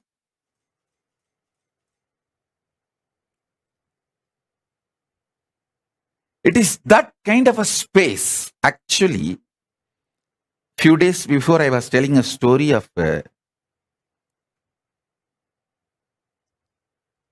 ant picking up few grains of rice fell from his hand while he was eating, and I was brushing aside that ant. I did not tell you precisely more details. I want to tell you now. Actually, I was irritated about that ants. First, I felt this, how did I miss that few grains? Because anything falls from his mouth, I'll first pick it up and eat. First thing I felt, how did I miss it? And second, before I can find and pick it up, the ants came and picked it. It was more like that irritation. Guru Uchishta is sacred, sweet. That is the space in which this initiation happened to me, where this constant engagement with quantity and quality dropped, where I relaxed from the engaging myself with the quantity and quality centric thought currents. Vacation means your ability to relax from quality, quantity centric thought currents. In the Guru's lap, in the Guru's space, that real pure vacation happens. Where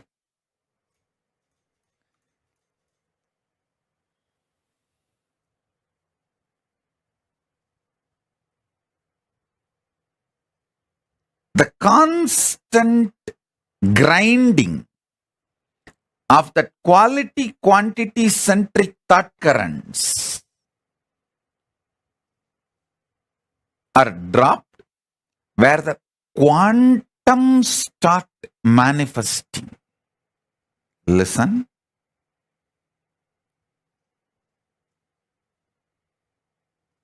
Now, I will describe exactly conscious sovereignty as I received from my Guru, Arunagiri Yogeshwara.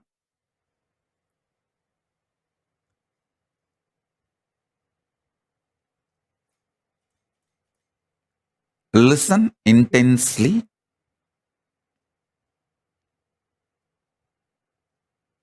Listen. Paramashiva, in his unmanifest being, in his unmanifest state, he, me, you, all are one and the same. He manifests as creation, sustenance, rejuvenation, delusion, liberation. Listen. Creation means manifestation. Maintenance, sustenance, rejuvenation, destruction and rejuvenation together. Putting in delusion or getting out of delusion together. That is called Throbhava. Liberation.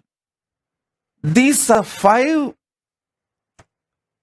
ways he manifests. The unmanifest Paramashiva manifests in these ways. And still he continues to remain as unmanifest also. Listen. This every truth I am revealing now, internalizing, will make what I am experiencing as Paramashiva as a quantum experience in you and me, where the Shakti Pada will happen in you. What I am going through, you will go through. So what I received from my Guru, you will receive it now. My Guru, Arunagiri Yogeshwara, Paramashiva himself, me, you, all 3 of us will vibrate in that same oneness frequency now through this quantum initiation. Listen carefully.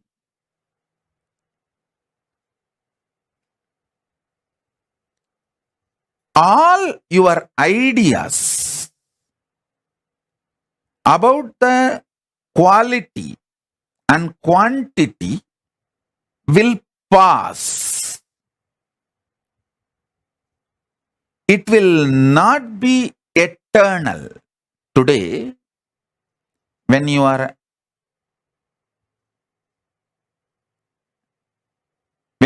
young, some things you want to add in your life, some things you want to leave from your life. The quantity, quality, greed and fear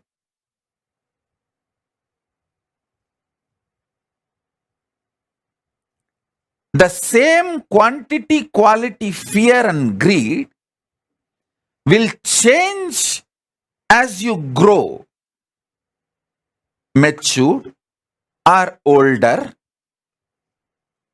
Listen.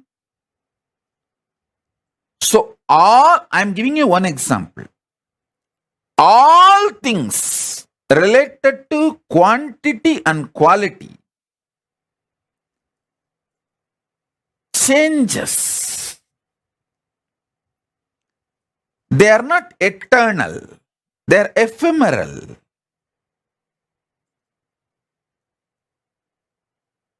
Sometimes you enjoy the change. That is called maturity. Growing in wisdom.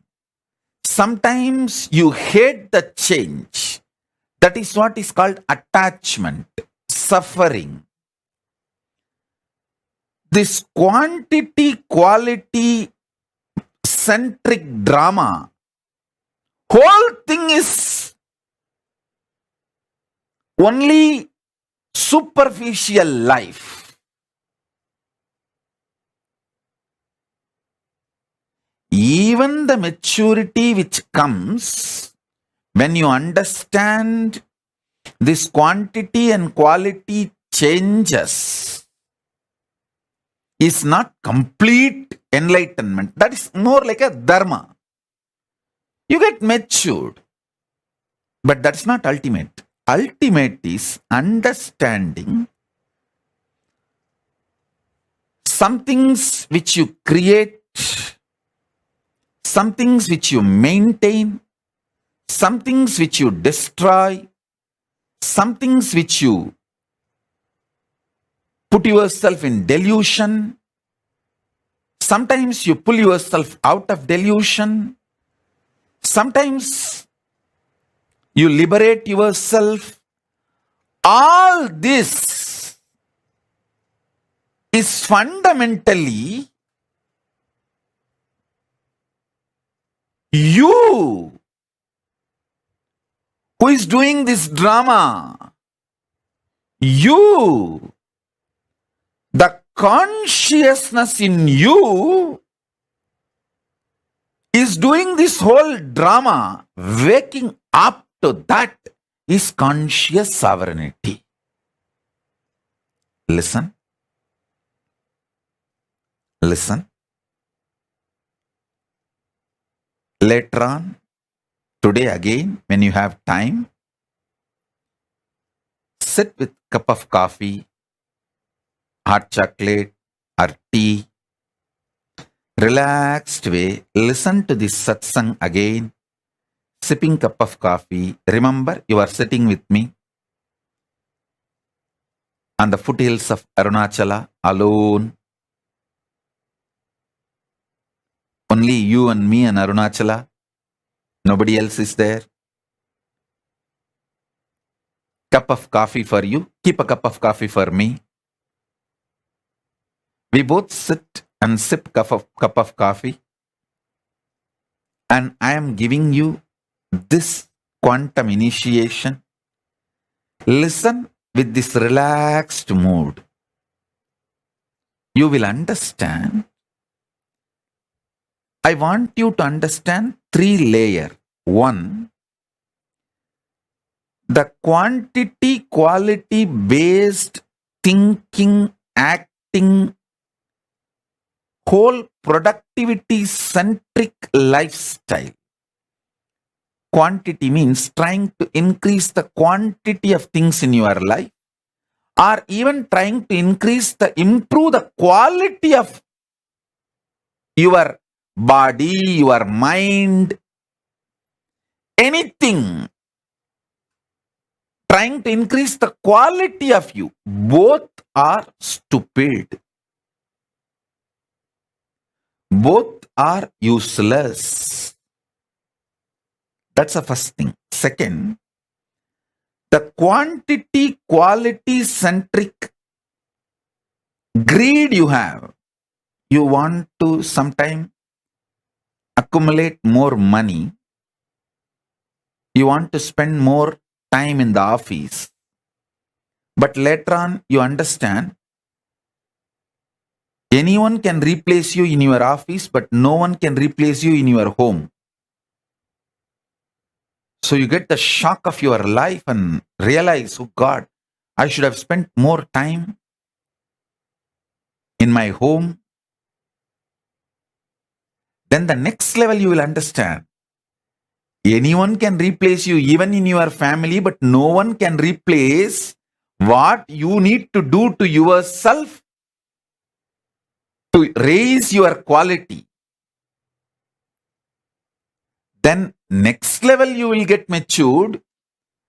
Even the idea of raising your quality by yourself is extremely wasting time. Instead, a simple quantum initiation with Guru can raise you beyond the quality, quantity. The levels of evolving. Because even if you work on yourself, raise all your qualities to higher and higher level, it is more like an ant trying to climb the hill. when it is going to reach the top.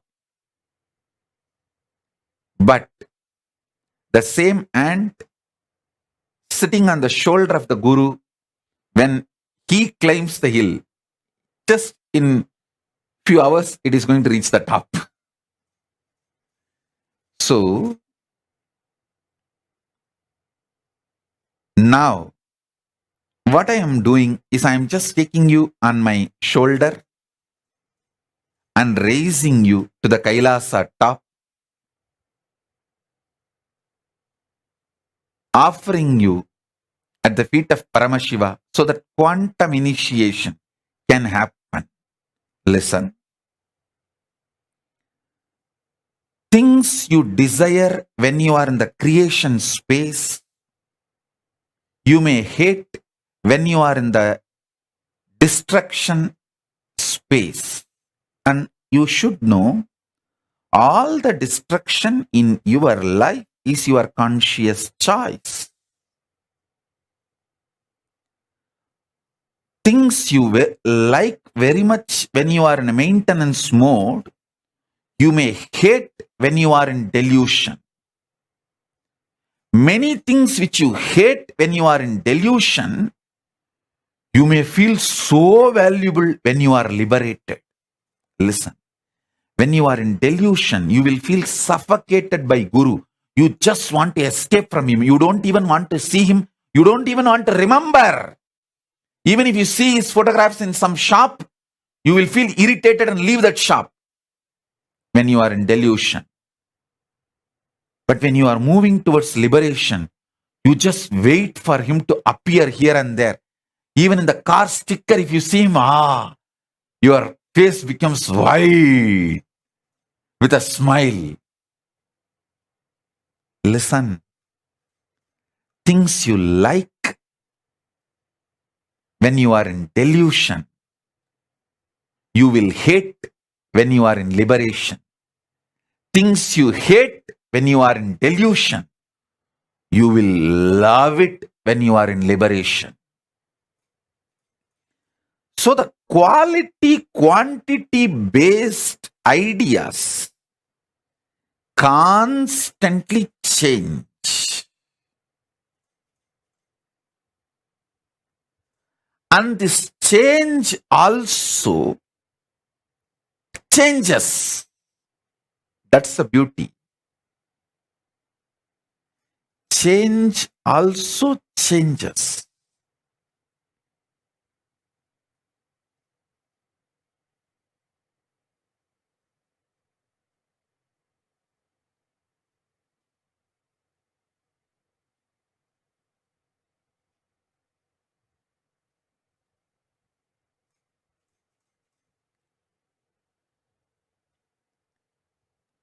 I will reveal statement by statement. You just listen. That is more than enough, because now all of you, I can see, have got into that space of that quantum initiation. When I see only hearts, smiles, and no questions in the social media, YouTube, Facebook, everywhere, I know everyone who is listening has dropped from this quantity, quality centric thought current and ready for quantum initiation. So I'll just make statements. Asudosha, call and tell your mother to get your dad also for initiation. Always your dad comes for initiation. Today I am not seeing him. I don't know whether he is there, or if he is not there, call him for initiation. And Ma Bhaktivashyananda, Hari, get your pet. He sincerely listened to my satsang and gets initiated. I don't want him to miss the initiation. Call him. Get him and make him sit. Sobi, tell Raghu to watch from the wherever he is. I want him to have the initiation. Listen. Shiv Pandit, sit straight.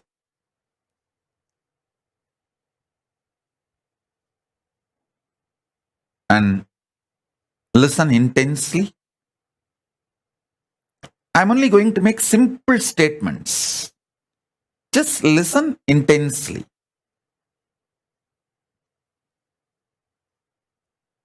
That is enough. Shiv Pandit, if you are able to see me, hear me, wave your hands. I want you to know every day I accept sincerely that banana, fruit, and the betel leaf and the offerings you keep for me. So sit straight, listen to this initiation.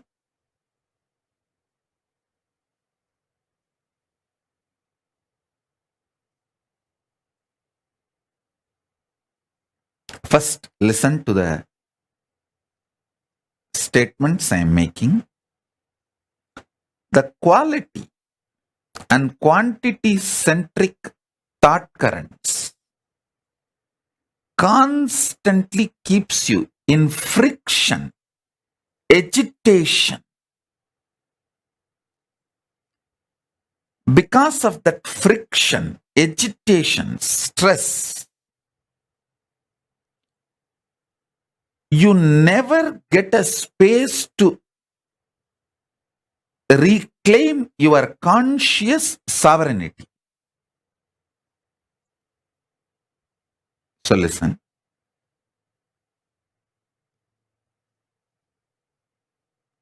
Vinayaka Shrikanta, settle down. Listen to the initiation. You can attend to work later on.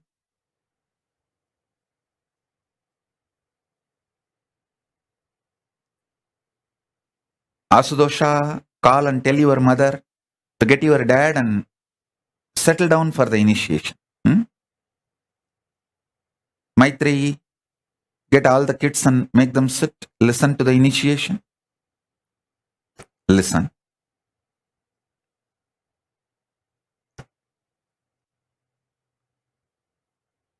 If you want to call your friends, family, whoever you want, very important people in your life whom you think should have their initiation, call them. Because these initiation moments are the essence of all the satsangs I give. Satsangs are fundamentally to prepare you to come to this nirvana space where you just know everything happening in my inner space and I know what is happening in your inner space and we both are happy about it.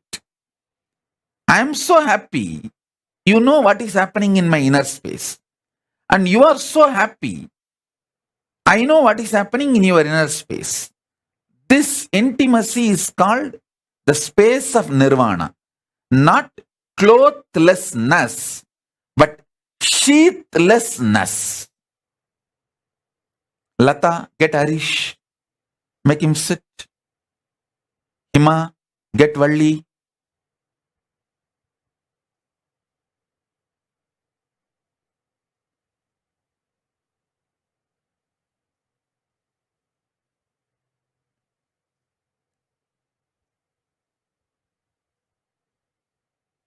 Listen. I think many times people get shocked because they don't think I know all their names and who is sitting in the satsang and who is not sitting in the satsang. When I call and tell them, they get shocked. Oh God, Swamiji is watching so closely.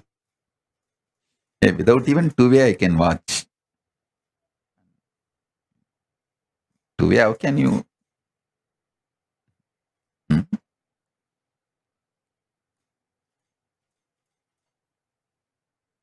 Sadantra Priya, I think Asudosha is not able to reach your mom. You call and tell your mom, still your dad has not come for initiation. If he is not in home, let him log wherever he is and get him to initiation. Listen. Now I'll make the next statement.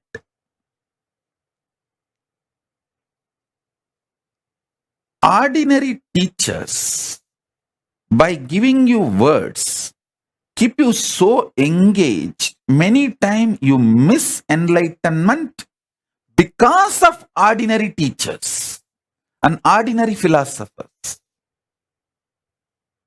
Like how your quantity quality centric thought currents irritate, keeps you in friction, engages you in stupidity, and makes you miss the conscious sovereignty.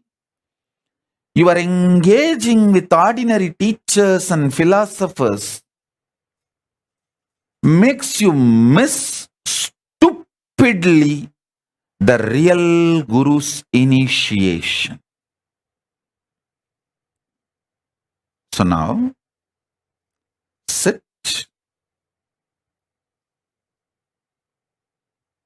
I'll bring the initiation to you.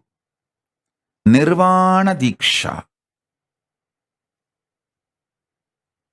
Again, I wanted to repeat, Nirvana is not clothlessness, it is sheathlessness.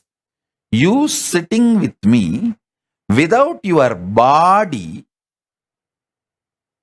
such deep engagement where you know whatever is going on in you is known to me, and I know whatever is going on in me is known to you, and both of us are happy to know each other's inner space.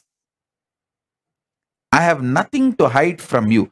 Everything is happening here. I want you to know. Not only I don't want to hide, I will for you to know. Same way, if you feel everything happening in you, you have nothing to hide, you want me to know and you are happy that I know it. You are very positively interested in me knowing it. This space is called Nirvana. And in this space only that quantum initiation happens. The conscious sovereignty is experienced by you. In this space of Nirvana Diksha, the Shakti Pada and Shakti Nipada for the conscious sovereignty happens. So listen.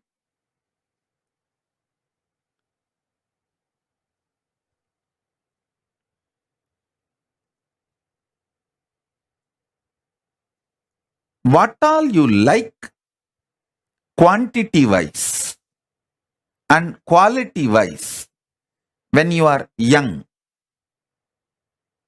in the creation zone of your life,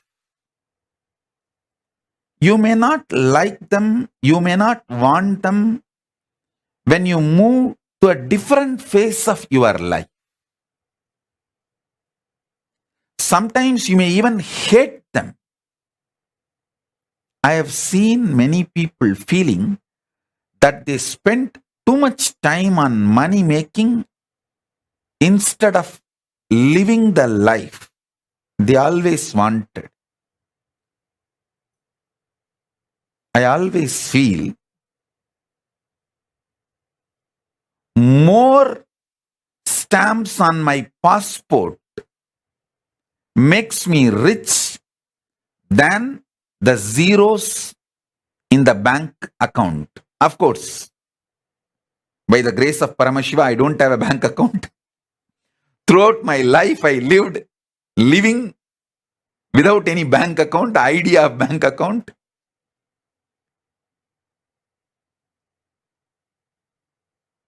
Many times, your likes, dislikes, changes based on the space you are in. All I am asking you is, first, get comfortable. First level, preliminary level. Get comfortable with the idea this quantity quality centric lifestyle is not complete. That is not absolute. That is not freedom. That is not your sovereignty. The second thing, you knowing the likes you have, dislikes you have, the greed you have, the fear you have about some quantity, some quality during the creation dimension or maintenance dimension, destruction dimension, delusion dimension, liberation dimension, all this is your decision. You, who is the source and center, you are the powerful existence during all this. Listen. Listen to this statement very deeply. You will have conscious sovereignty now. Before this satsang is over, you will experience conscious sovereignty because it's not difficult and it's not easy, it is simple.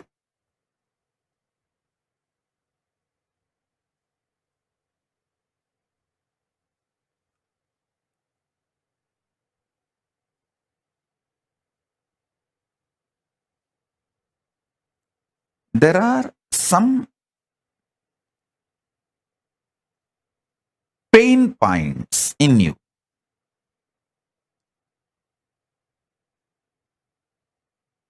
Like you feel, yes, I know change is inevitable, so I have to accept change. Okay, as long as this money is there in my life, I will enjoy. This person is there in my life, I will enjoy. When I am not able to handle the pain I have to go through to keep this money or keep this person, when it becomes high maintenance, I will drop. All this kind of a very vague strategies, thought currents. Take all this into consideration in front of you. What you firmly like, what you firmly hate, what firm greed. Come what may, I am not going to leave this person. I am not going to leave this luxury. I am not going to leave this habit. That kind of a firm attachment or some firm hatred. Come what may, I will never see this fellow again. Come what may, I will never go to that place again. Firm hatred, firm attachments are strategic hatred and strategic attachments. As long as he is good to me, I will be attached to him. When I feel he is not good to me and to my interest, I will throw him. I may even want to kill him. I may even want to discard him, not only from my life, he should not even be there in the whole world. But all these kind of strategies, cunningness, all these kind of ideas. Take everything into consideration in front of you. This whole thing is not compulsion on you, and you don't need to feel they are all binds you or chains you, you, conscious sovereign being, is above all this. Listen. You, conscious sovereign being, is above all this. Good, bad, self-doubt, self-hatred, self-denial, virtues of enlightenment, tyaga, love, selfishness, different things, sometimes extreme opposite, paradoxical. Even those qualities, those kind of people, those kind of experiences, all that can coexist in you. That coexistence does not need to be contradicting your conscious sovereignty. Your conscious sovereignty is your identity, existence. Listen, sometimes you may cook, that does not mean you are a chef. Sometimes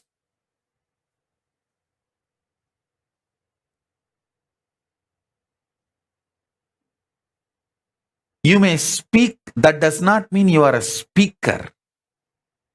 Sometimes you may administer, that does not mean you are an administrator. Sometimes you may manage, that does not mean you are a manager. All this is periphery existence of you. The quantum existence, the actual existence of you is conscious sovereign being who plays with creation, maintenance, destruction, delusion, liberation. It is you who is playing all this. It's like a lotus having 5 petals. The core lotus is unmanifest Paramashiva, and these 5 petals are the manifest Paramashiva. My Guru has given me the Paramashiva mandala. It has that 5-star symbol. The center one linga and 5 stars, 5 lingas are drawn. That's one of the meaning of that mandala is the unmanifest is the center linga, and the pancha linga on 5 side is the 5 face of Paramashiva. If you are in delusion, don't be afraid. It is actually delusion kicks you to the next level of liberation. See, 3 seconds of nightmare not only gets you out of nightmare, it pushes you to the next level of state of consciousness called waking state. From dream, you are just kicked to the waking state. High. From dream, moving to waking state is like an enlightenment in dream state.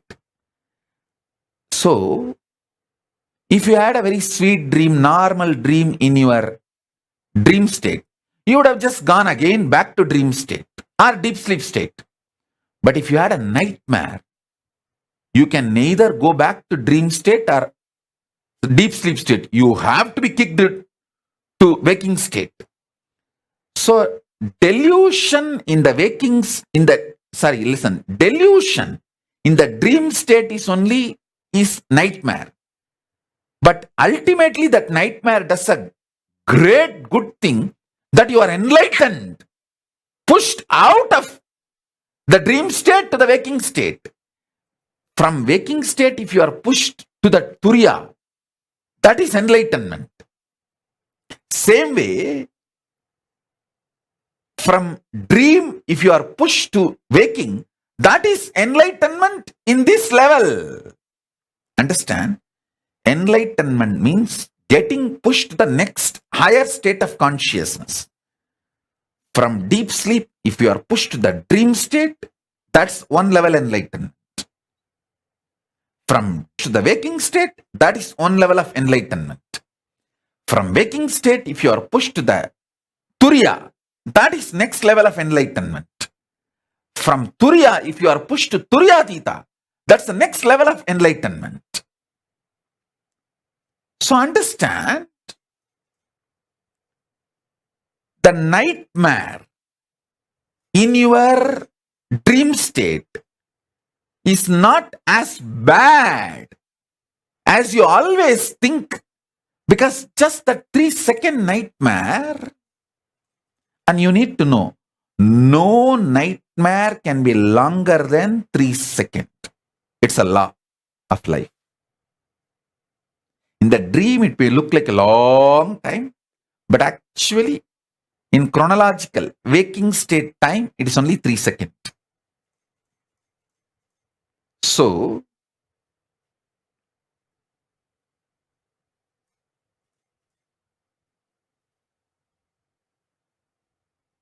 all nightmares are enlightenment in the dream state, because it has pushed you from dream state to the waking state, which is a level of enlightenment in the, as far as the dream state is concerned. I should call there are 4 levels of enlightenment. From deep sleep, when you are pushed to the dream state, it's called dream enlightenment. From dream state, if you are pushed to the waking state, it's called waking enlightenment. From waking state, if you are pushed to Turiya, it's called awakened enlightenment. From Turiya, when you are pushed to Turiyatita, it's called living enlightenment. So, even the nightmare, which is delusion, is not bad as you always think. So all delusions are not bad, because many times your delusions push you to the next level enlightenment, liberation.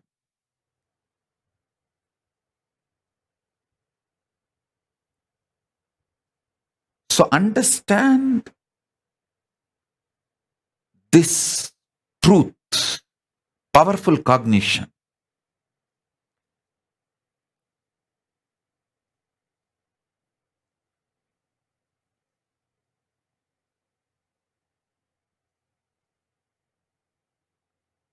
No nightmare can be longer than 3 seconds, and no death will be longer than 3 seconds.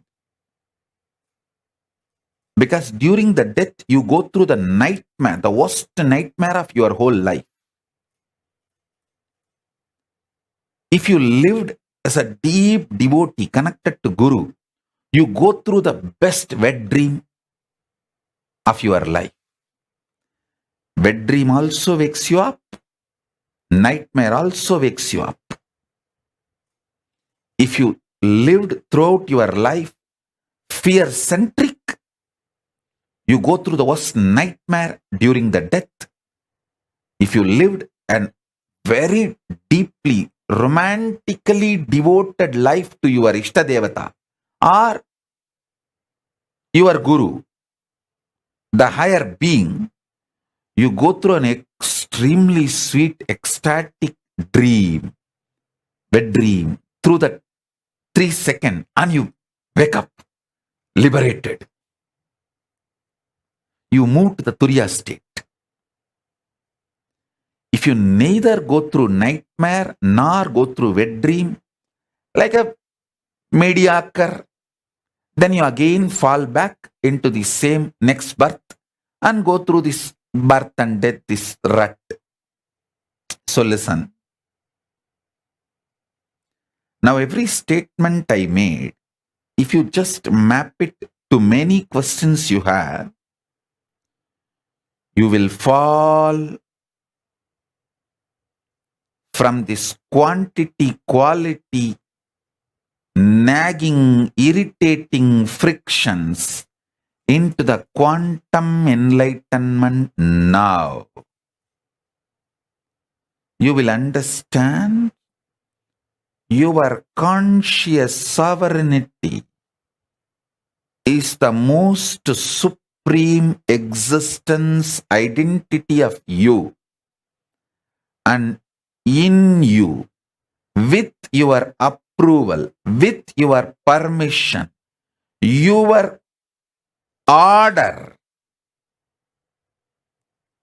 because of your commandment, your creation dimension, your maintenance dimension, your destruction dimension, your delusion dimension, your liberation dimension, all the 5 functions, and your unmanifest is the Lord.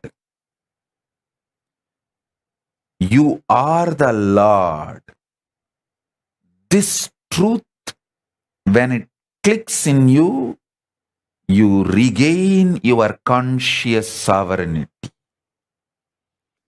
My life is to give you conscious sovereignty. Not just my life's mission, my very life is to give you conscious sovereignty.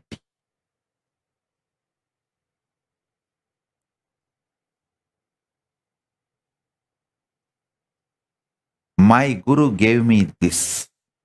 I am here to give you this.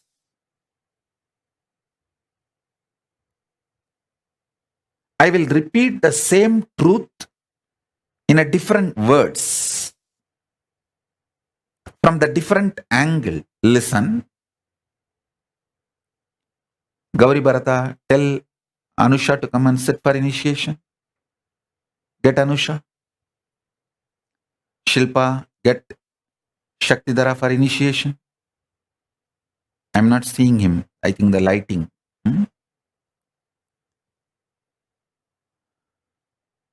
Listen. I'm going to repeat the same truth with the different words.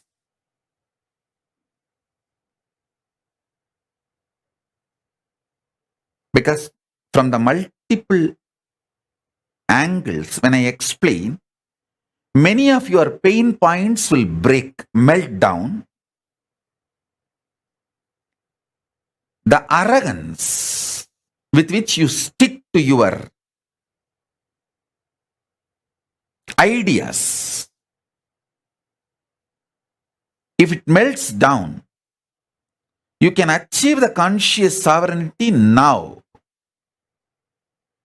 My goal is you experiencing conscious sovereignty now.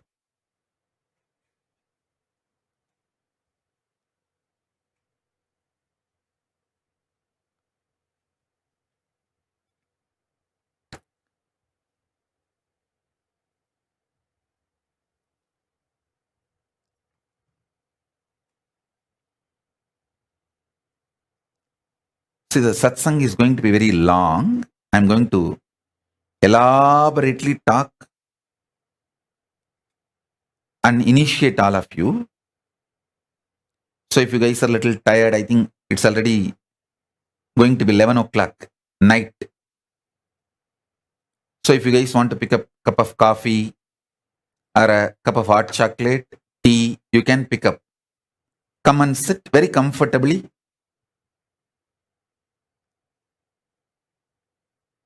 All I want is you being in a very relaxed, sweet, fresh mood. With a cup of coffee or hot chocolate, tea, anything is okay. Just come and sit.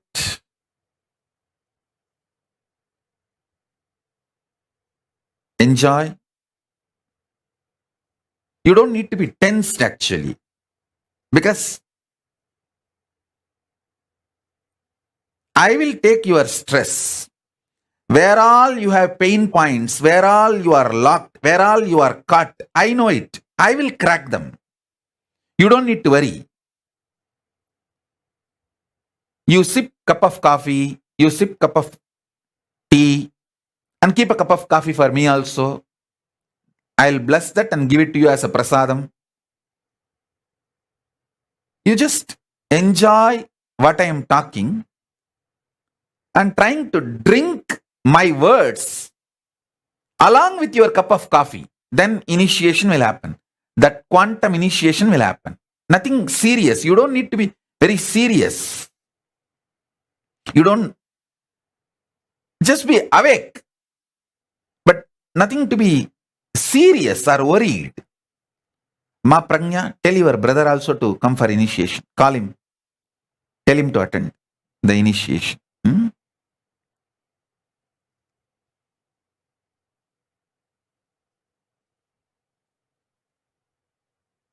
Vinesh, can you get all your pets? Not only kids, pets also. Let them all have initiation.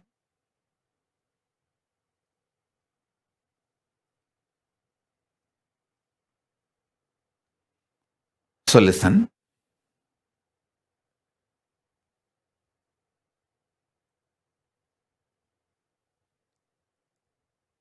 Conscious sovereignty means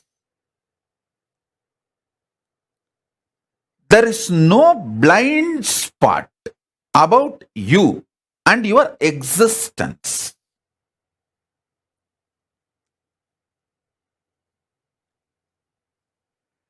There is nothing called shocking. Everything is sweetly surprising. See, sweetly surprising is not wrong. But there is nothing called shocking. You just know the probability and possibilities of your existence. Because you are consciously manifesting it.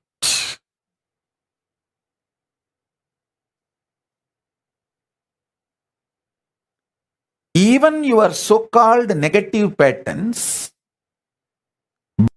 chains, which binds you, your mind, your self-doubt, self-denial, self-hatred, even all of this is the choices you took, maybe out of delusion, but that does not mean it is bad. When the delusion becomes strong, you will simply wake up to the next level of consciousness.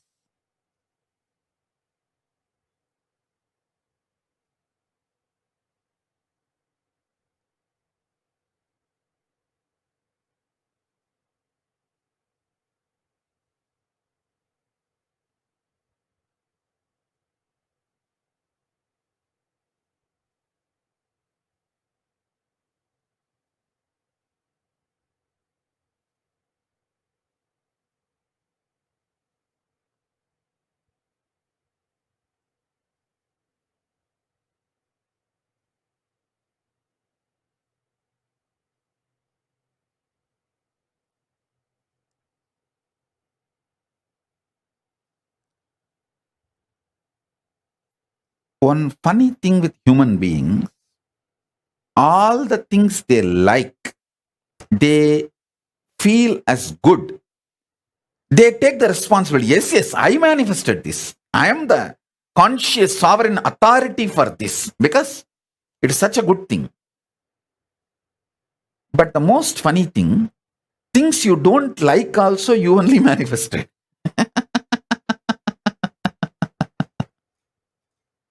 You manifested it for different reason.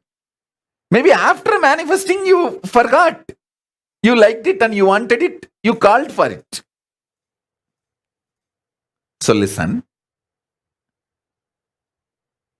Tripura, call Vedasurupa to attend. Yes. Vedasurupa, call Bhagavan Reddy also to come and attend. Bhagavan Reddy and his daughter and wife, the whole family. Listen. I'll repeat now. Even if you missed the whole satsang last, I think 1 hour I am speaking. Even if you missed the whole 1 hour, don't worry. I'm going to be elaborately repeating in various words. Because it's an initiation, the words I am uttering are like a mantra. Initiation. It is not discourse or a teaching. It's a mantra. So it will just go inside you and it will start working inside you and manifesting the conscious sovereignty. It's like a conscious seed, powerful seed going into your system. So listen. You take responsibility for all the good things in your life. That's great. Nothing wrong with it. Understand even the bad things you think you only called for it. And if you don't want to take the responsibility for the bad things, that irresponsibility is also okay. Because that irresponsibility is delusion. Irresponsibility, not wanting to take responsibility for the bad things you invited in your life is delusion. That delusion is also going to wake you up and lead you to liberation. So it is not that delusion is something bad.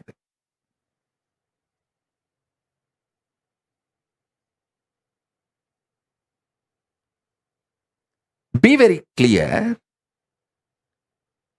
You be the good guy in your life, bad guy in your life, right guy in your life, wrong guy in your life, neutral guy in your life. You be your deluder, you be your liberator. You are that. It is not that you have to be or become. You are that. That is a truth.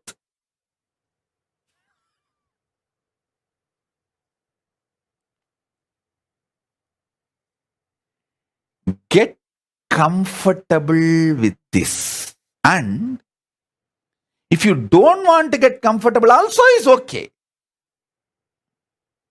Because you are that.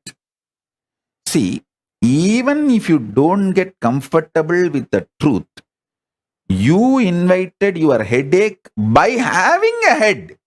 You deciding to have a head itself. You accept the process of possible headache, the possibility of headache. The moment you decide to drive in the road, you accept the possibility of the accident or a sweet surprise of meeting your friend whom you did not meet for a long time. So the surprise, sweet surprises, shocking accidents, both are possibilities, probabilities of your decision to drive in the road. So ultimately, you are the source is not teaching, it's a reality. And the great news is when you start getting comfortable with this truth, you manifest powers. You manifest powers. You manifest powers of conscious sovereignty. That is what is powers of Paramashiva. Every time when you manifest powers of Paramashiva, I give you one powerful cognition to manifest that power. That powerful cognition is one of this liberating principle. So now I am giving you multiple liberating principles. So you start manifesting multiple powers.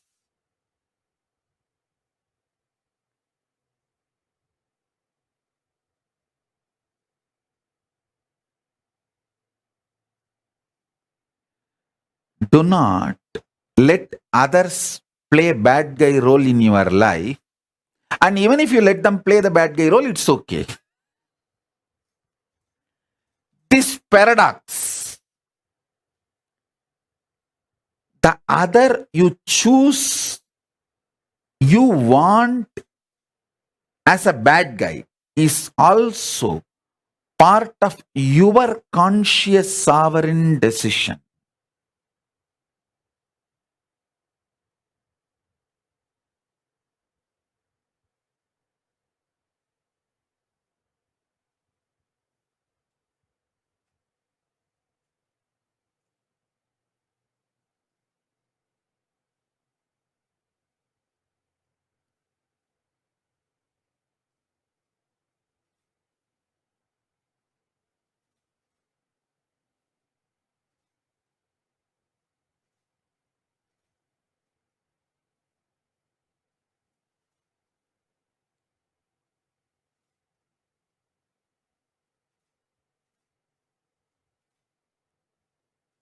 Paramashiva,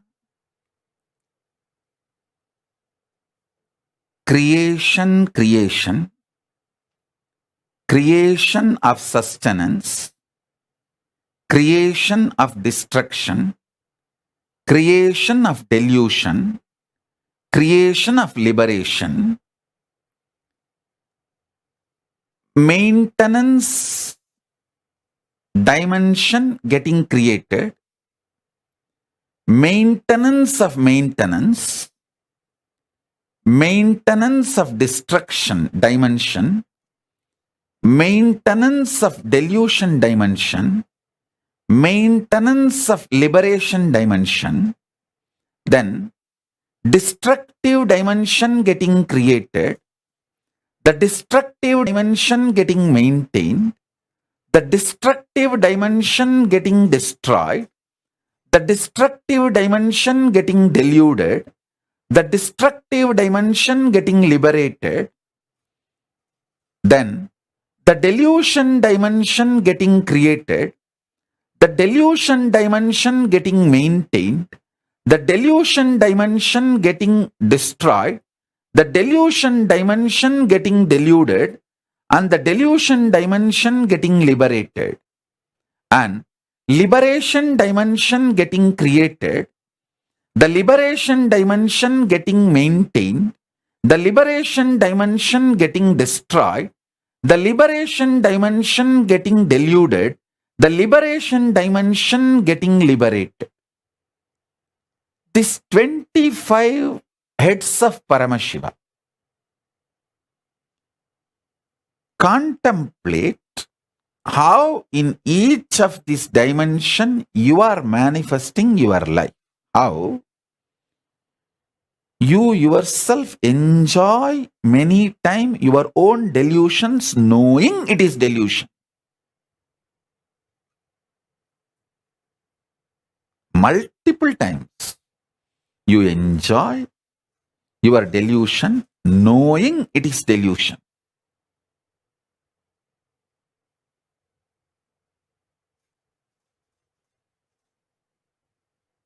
I am not saying don't enjoy your delusion. I am not saying enjoy your delusion. I am only saying know it that it is you, so that your conscious sovereignty is not damaged by your actions. Your existence should not be damaged by your actions.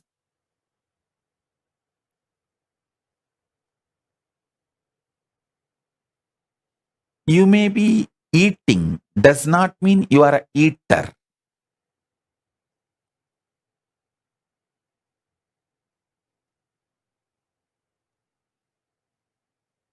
You may not be eating, does not mean you are a nirahari. You may be having sex, maybe sometimes even with different persons. That does not mean you are a womanizer or a nymphomaniac. I am not saying go and be a womanizer. I am not saying do this or don't do this. All I am trying to tell you is the actions does not damage your existence. Your conscious sovereignty is independent of all your delusions put together.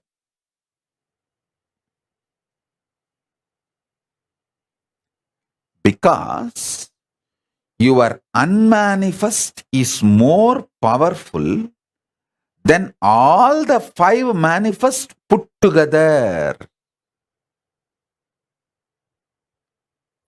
Your creation, maintenance, delusion, destruction, liberation, all 5 put together is only 25% of you. 75% of you is your unmanifest. I am giving you kind of this percentage for you to understand. In reality, 99.999999% of you is unmanifest. Only the 0.0000001% is the manifest.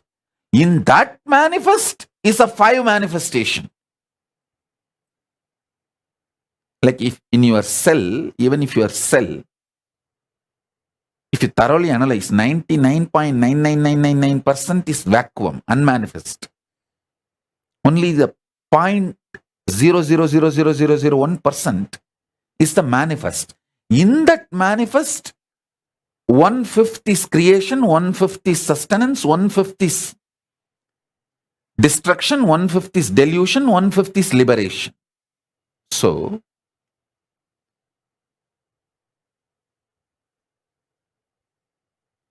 drop from quantity quality based irritative, stressful, kind of a drugged thought flow, life current. That's the right word, I'll call it. Drugged life current.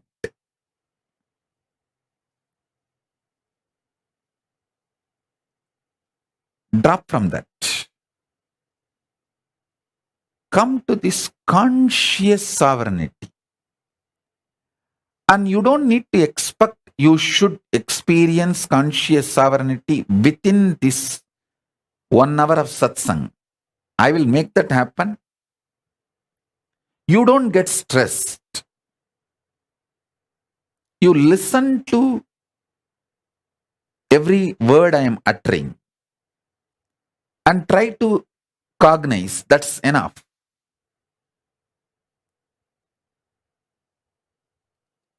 Mind is a drug.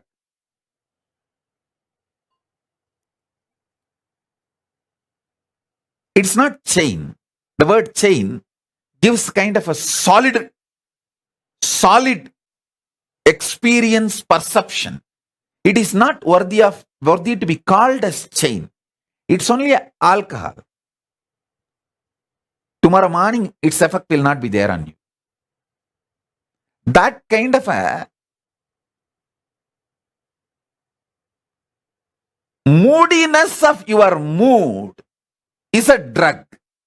Drug's impact on you is moodiness of your mood. So the moodiness of your mood is mind, which is like a drug. See, the fear. Fear is the substance out of which your mind is formed. That substance, fear itself, is moodiness of your mood. It is not even the permanent mood. When the lust comes, the fear just disappears because it is only moodiness of your moods. As I said, delusion is only one dimension of the 5 dimensions. So the fear is just a moodiness of your mood.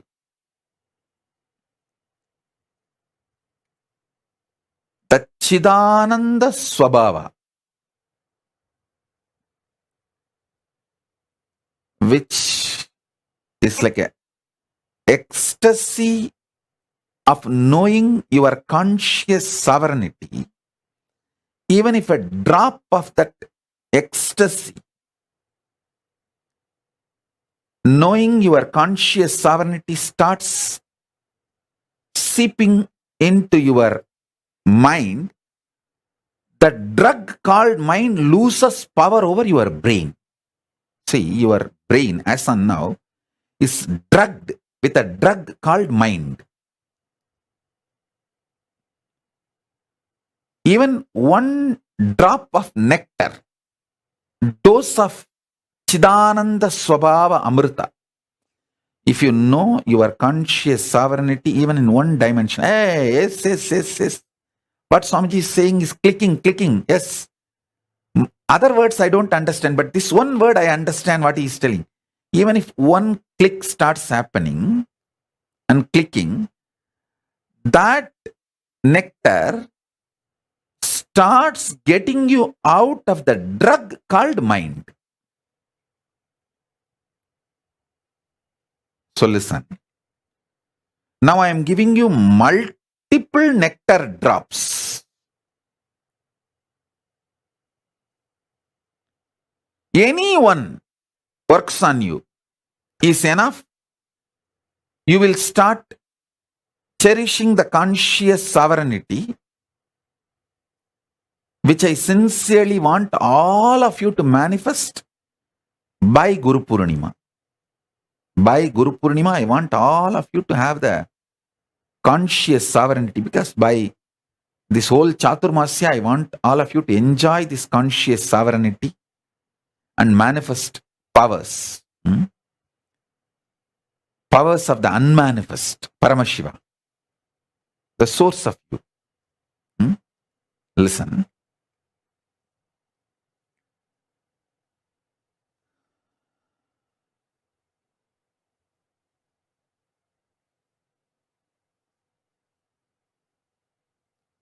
Many of the truths now I am revealing, I uttered in last 27 years of my public life, documented multiple times in multiple places, in multiple words. I am just now putting all of it together with this focus and presenting it to you. See, whatever I am sharing is basically from the revelations Paramashiva revealed in Vedas and Agamas. Last 27 years of my public life, whatever I was sharing,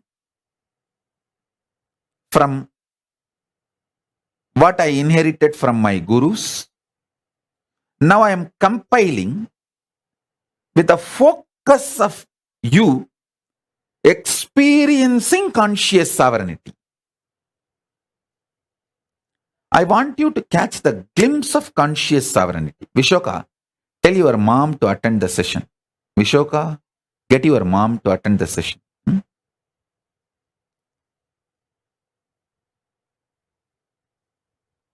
So listen.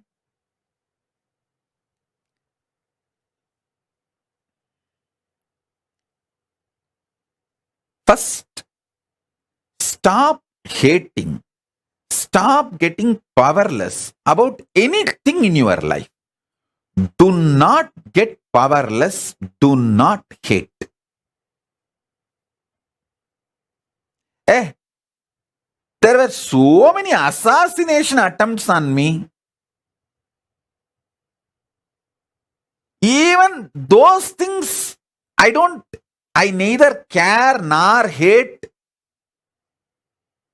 nor enjoy. I don't enjoy the assassination attempts on me, and I don't hate the assassination attempts on me. I don't care about it.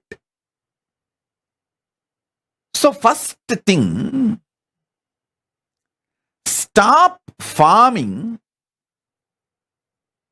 rigid attitudes.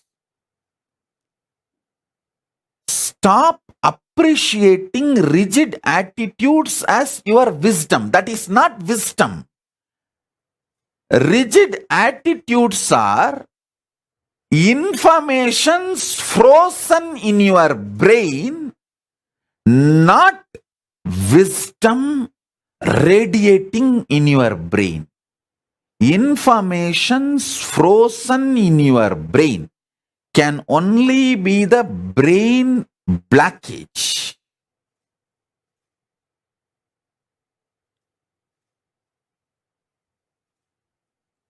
You call that blood clot, like that brain clot.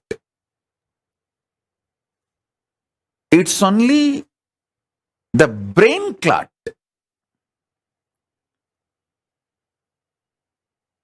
Go for conscious sovereignty centric existence. Even if you miss in your stressful life to be conscious sovereign being, when you come back home, when you drop your coat and shoes, drop your mind and stress and decide, inside my home, I will be conscious sovereign being. Sit and remind yourself, cognize conscious sovereignty of you. In few days, this will become your existence. Because anything you enjoy,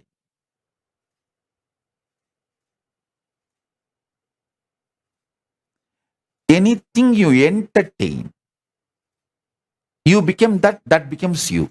See, throughout your life, if you enjoy being a clerk, you will retire as a clerk. If you enjoy being a manager, you will retire as a manager. If you enjoy being a king, you will retire as a king. What you enjoy, you will manifest. Do not tell me, oh, I enjoy being a king, but I am not getting opportunity. No, life is too big. And even if you are struggling, no, I really want to be a king, but I am not getting opportunity, then okay, entertain with that. You are engaging with that. Engage with that delusion. It's okay. But know it, you are engaging with that delusion. Listen.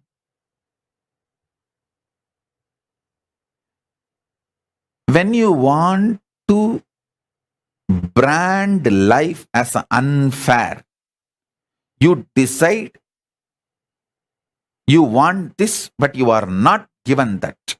That is why life is unfair. The conclusions you want to come due to your non-involvement with the life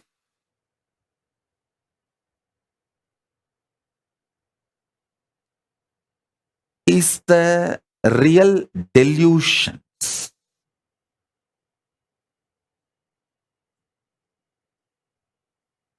But as I said, it's not that delusions are wrong, because when the delusion becomes thick, it becomes nightmare and you wake up. You are pushed to the next level of enlightenment automatically.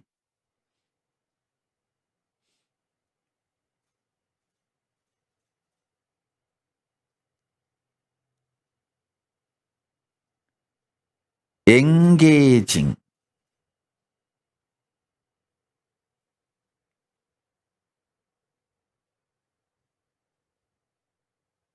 with the quality, quantity centric thinking always leads to destruction and delusion. Decide truth about the life is the goal of your life. I tell you, first be genius. What is the meaning of genius? Search for the truth is the center of life. From that, make a six-pack body. From that, make billions of dollars. From that, make all the relationships you want. From that, manifest all the powers you want. Create what you want, enjoy what you want, celebrate what you want, destroy what you don't want, be deluded when you want, be liberated when you want, but centered on your conscious sovereignty. Listen, people who search for the truth in the field they have chosen in their life, they become genius.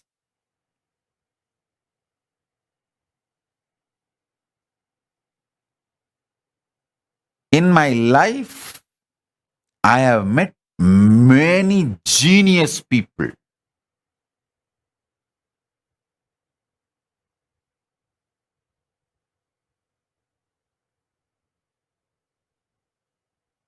In Tiruvannamalai alone, I have met at least 50 genius people. Genius means extraordinary genius because their whole focus is about the truth of life. From the truth,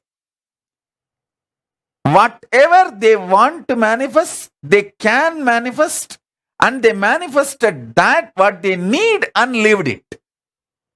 I tell you, Annamalai Swamigal had only 2 loincloth and 2 towel his whole life.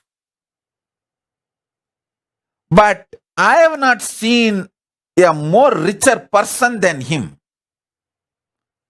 In my life, I have not seen anybody else richer than Annamalai Swamigal because he manifested the 2 kaupin and 2 towel from his conscious sovereignty. His decision to exist on the truth of life is a genius, I tell you. I have met many Nobel laureate scientists, but the geniusness, nobody can be compared to Annamalai Swamigal or Ram Surat Kumar. A geniusness is not related to what others feel about you. It is related to your strength of cognizing the truth of life. Your capacity to cognize the truths of life and manifest them in your life in a very cohesive, coherent way. That is geniusness. That's what I call geniusness.